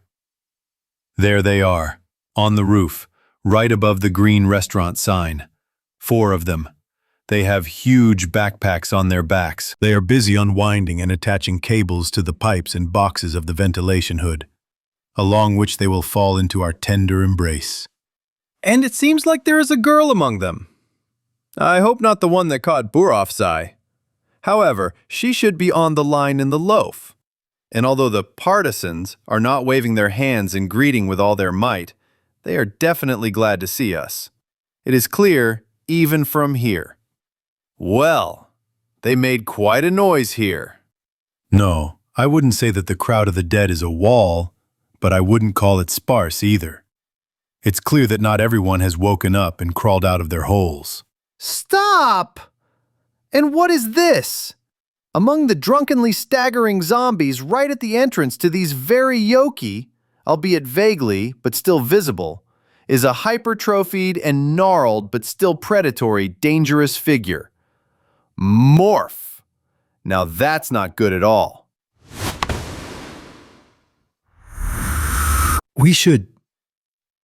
I didn't have time to call the armored personnel carrier gunner Soloka, who was sitting in the chair. It seemed that he himself saw and understood everything perfectly well. Slightly turning the turret, Andrei hit the silhouette pressed to the ground. He didn't hit the morph right away, but he cleared a clearing in the crowd of dead people. As if an experienced mower had swung a well-beaten Lithuanian scythe in the morning meadow. The morph tried to get away. Yeah, twice. I remember I was recently thinking about the futility of trying to compete in speed with a large caliber bullet. And this time, as they say, with a clear advantage, it won again. Only bloody shreds flew from the predator shot down right in the jump. What a tenacious creature. It seems that one of the bullets broke the morph's spine, but for some time, it continues to scrape its paws along the asphalt. The second morph, let's be honest, was missed. I didn't see where it jumped out from. I only saw its hunched back and its long, baboon-like front paws. The burst of machine gun fire that followed it only knocked stone dust out of the facade of the central department store in vain. The morph quickly dove into the broken display case and was gone. Okay, creature, live. We won't go looking for you there. We have other things to do. Meanwhile, our box, having ceased fire, went practically right up to the wall, along the facade of the restaurant, knocking down the dead who had survived the shelling and crushing them under the wheels. Oh, Slava, your mother from the town hall. What are you doing? Where are we going to wash the APC from all this rotten entrails now? If only we could find some gentle parapet and rinse ourselves in the Moscow River. Fortunately, the BTR-80, another one ends up on the roof of the truck, and the last, fourth one, is on the sidewalk, although very close to the bumper of our hostess. Timur, Zenyak, I point my gaze right at her, cover the man, and, if necessary, help him get in. Kramsov, of course, is a good fellow. There's no denying that. Before the soles of his boots had even hit the boards of the truck bed, he immediately rushed to see what was going on with his fourth comrade. But the latter was already climbing into the bed, dragging behind him a loose coil of climbing rope. What hoarders, damn it. No one would get their teeth into this, and they, by their laces, Let's take off the ropes, commanded the newly rescued Sergei, as soon as he saw his partner, whom he called the Oka. No, definitely, penny pinchers. Everyone okay? I asked about 5 minutes later, when the partisans sat down on the benches along the sides and wound up their ropes, and the truck turned from Petrovka onto the garden ring. They're all intact, Kramtsov nodded. There are no casualties, no wounded, except for those who threw it in their pants. You should get a slap on the wrist. I shake my head disapprovingly. The city center has been quiet for a long time, and you've woken up all the undead. Proved to me that it was worth it for us to break through here after you burned diesel fuel and crap tires. At least throw in some kind of argument. Sergei lightly patted his impressively sized, tightly packed backpack, which he almost immediately took off his back and carefully pushed under the bench. Here is the entire technical library. Blueprints, technologies, technical specifications of thousands of different industries that people will still need. Some have already been forgotten because they were replaced by other technologies, and now it is high time for them to be revived. Some were simply classified, and the bearers of such secrets perhaps are now wandering the streets with rotten mugs. Well, as I assumed quite recently, a knowledgeable and understanding person will find many more reasons than I did. Well, that's an argument. Maybe it wasn't in vain that we came to you. But what should I say? The cops are assholes? This impudent fellow says, with the most serious face. What a cheeky fellow! I burst out laughing. I hear from a goat, I would say thank you, but you'll cover the glade for all 2 platoons. Got it? No problem. He easily agrees. Well, if it's not a question, then think about it when you arrive with drinks and snacks. We'll wait. I lightly patted him on the shoulder and pointed to the Sadko and the loaf that had pulled out of the alley. There go yours, by the way. They got through the bypass. Moscow, Triumphalnaya Square, April 26, Thursday, late evening. Seregina turned out to be a responsible and honest guy. In the afternoon, closer to evening, both he and the 3 of his comrades whom we had picked up from the roof of Yokipalki showed up at our city base again. Timur subtly hinted to them at parting. We serve here in shifts, and on Saturday we have a shift change. We will go home. Kramtsov and company understood the hint correctly, did not delay with the glade and returned on Thursday. Of course, not empty-handed. At first they wanted to set up on the first floor, in Rostix or Il Patio, but Tisov rejected the idea. The halls there were too big to light with candles, and in Anton's opinion, connecting a generator was not that important. Well, yes. We only turn on the huge Rigas Dieselis, which stands under a canopy in the courtyard, when it is really necessary. The rest of the time, we are in economy mode. Several trucks had been taken from some warehouse during Ziatulin's shift. The majority, of course, were sent to Peresvet, but there were still plenty left here. In the end, they settled in the former small conference room of the same long-suffering Interfax. They moved tables, pulled chairs from all over the building, and lit candles. Valmont fished out a small but loud Philips battery-powered boombox from somewhere. What a rarity. And where did he get it? However, what does it mean, where? Most likely it was standing here, in some office on a shelf or in a closet for many years, collecting dust. And now, it's useful. Antoka grumbled a little for the sake of appearances, and only so that the guests wouldn't see and inadvertently get offended, and gave the go-ahead for everyone, except the duty shift, to relax a little. Of course, it wasn't like that Sterlitz from the joke. Face down in the salad, but it wasn't the People's Commissar's 100 grams that had long since become a byword. In short, everyone drank to the extent of their desire and ability. Fortunately, thanks to Sergei and his comrades, there was something to pour into a glass and something to eat with it.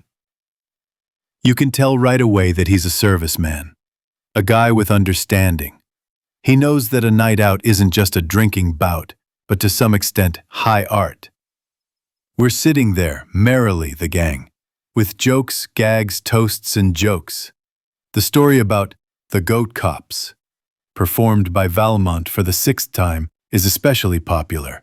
Shenyuk is not lacking in acting talent, and the scene he retells in person every time causes thunderous laughter from the already tipsy guys.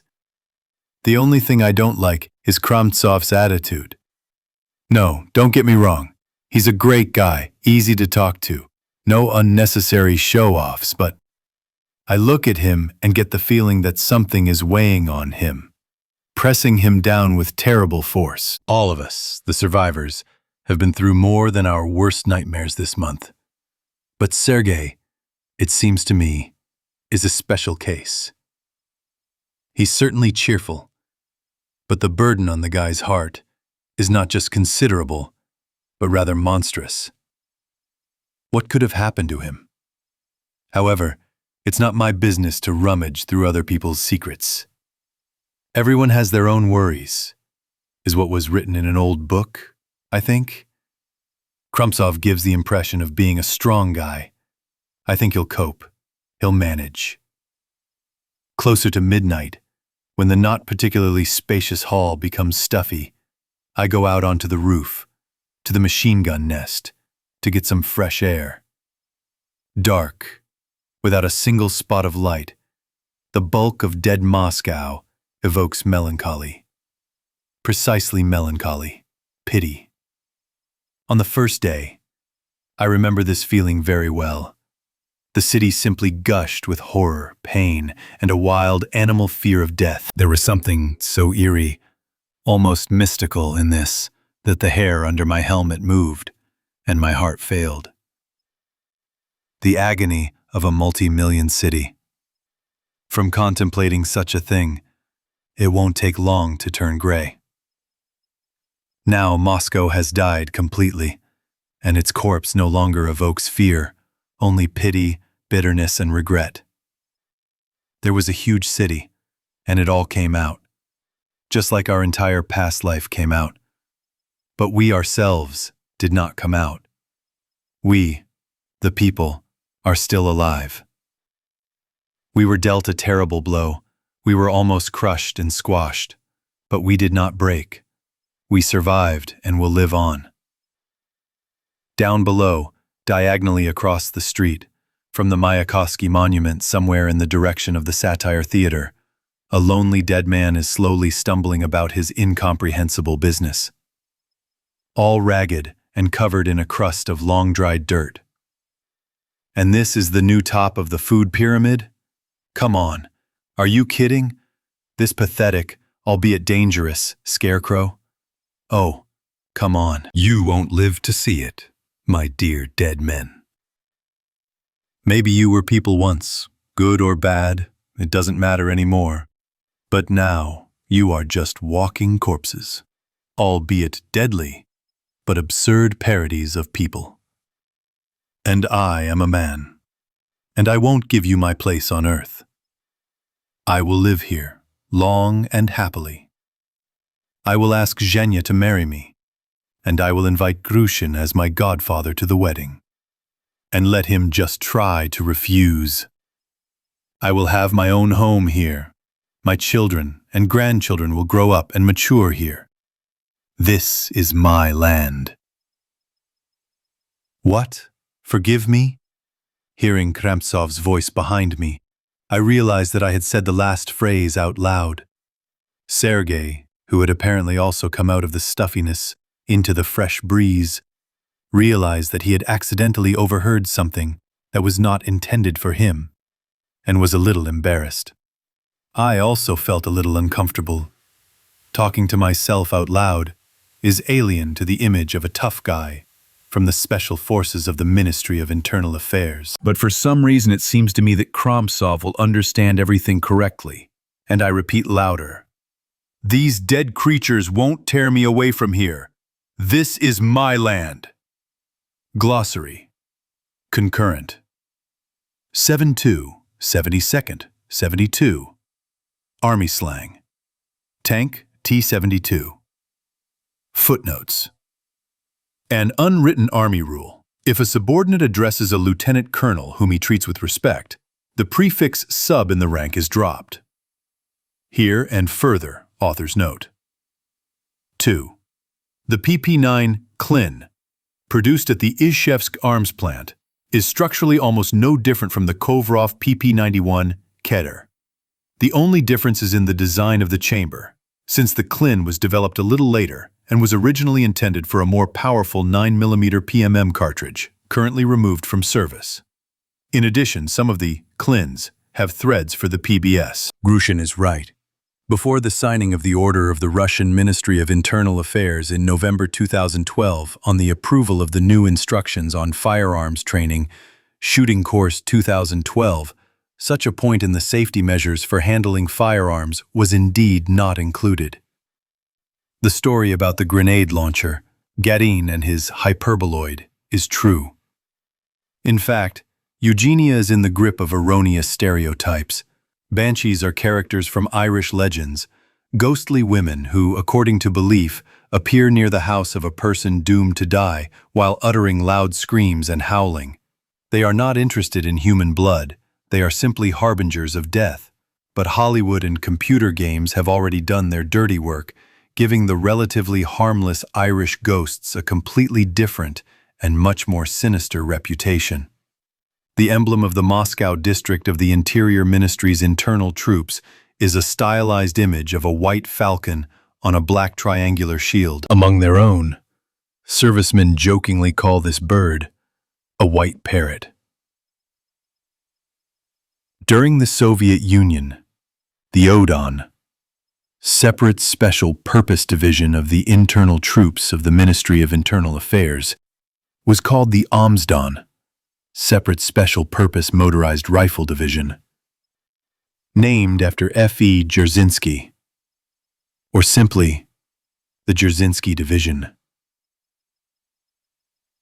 The full official name of the Sofrinskaya Brigade of the Internal Troops of the Ministry of Internal Affairs is the 21st Sofrinskaya Separate Operational Purpose Brigade of the Internal Troops of the Ministry of Internal Affairs of Russia, abbreviated as the 21st Obron.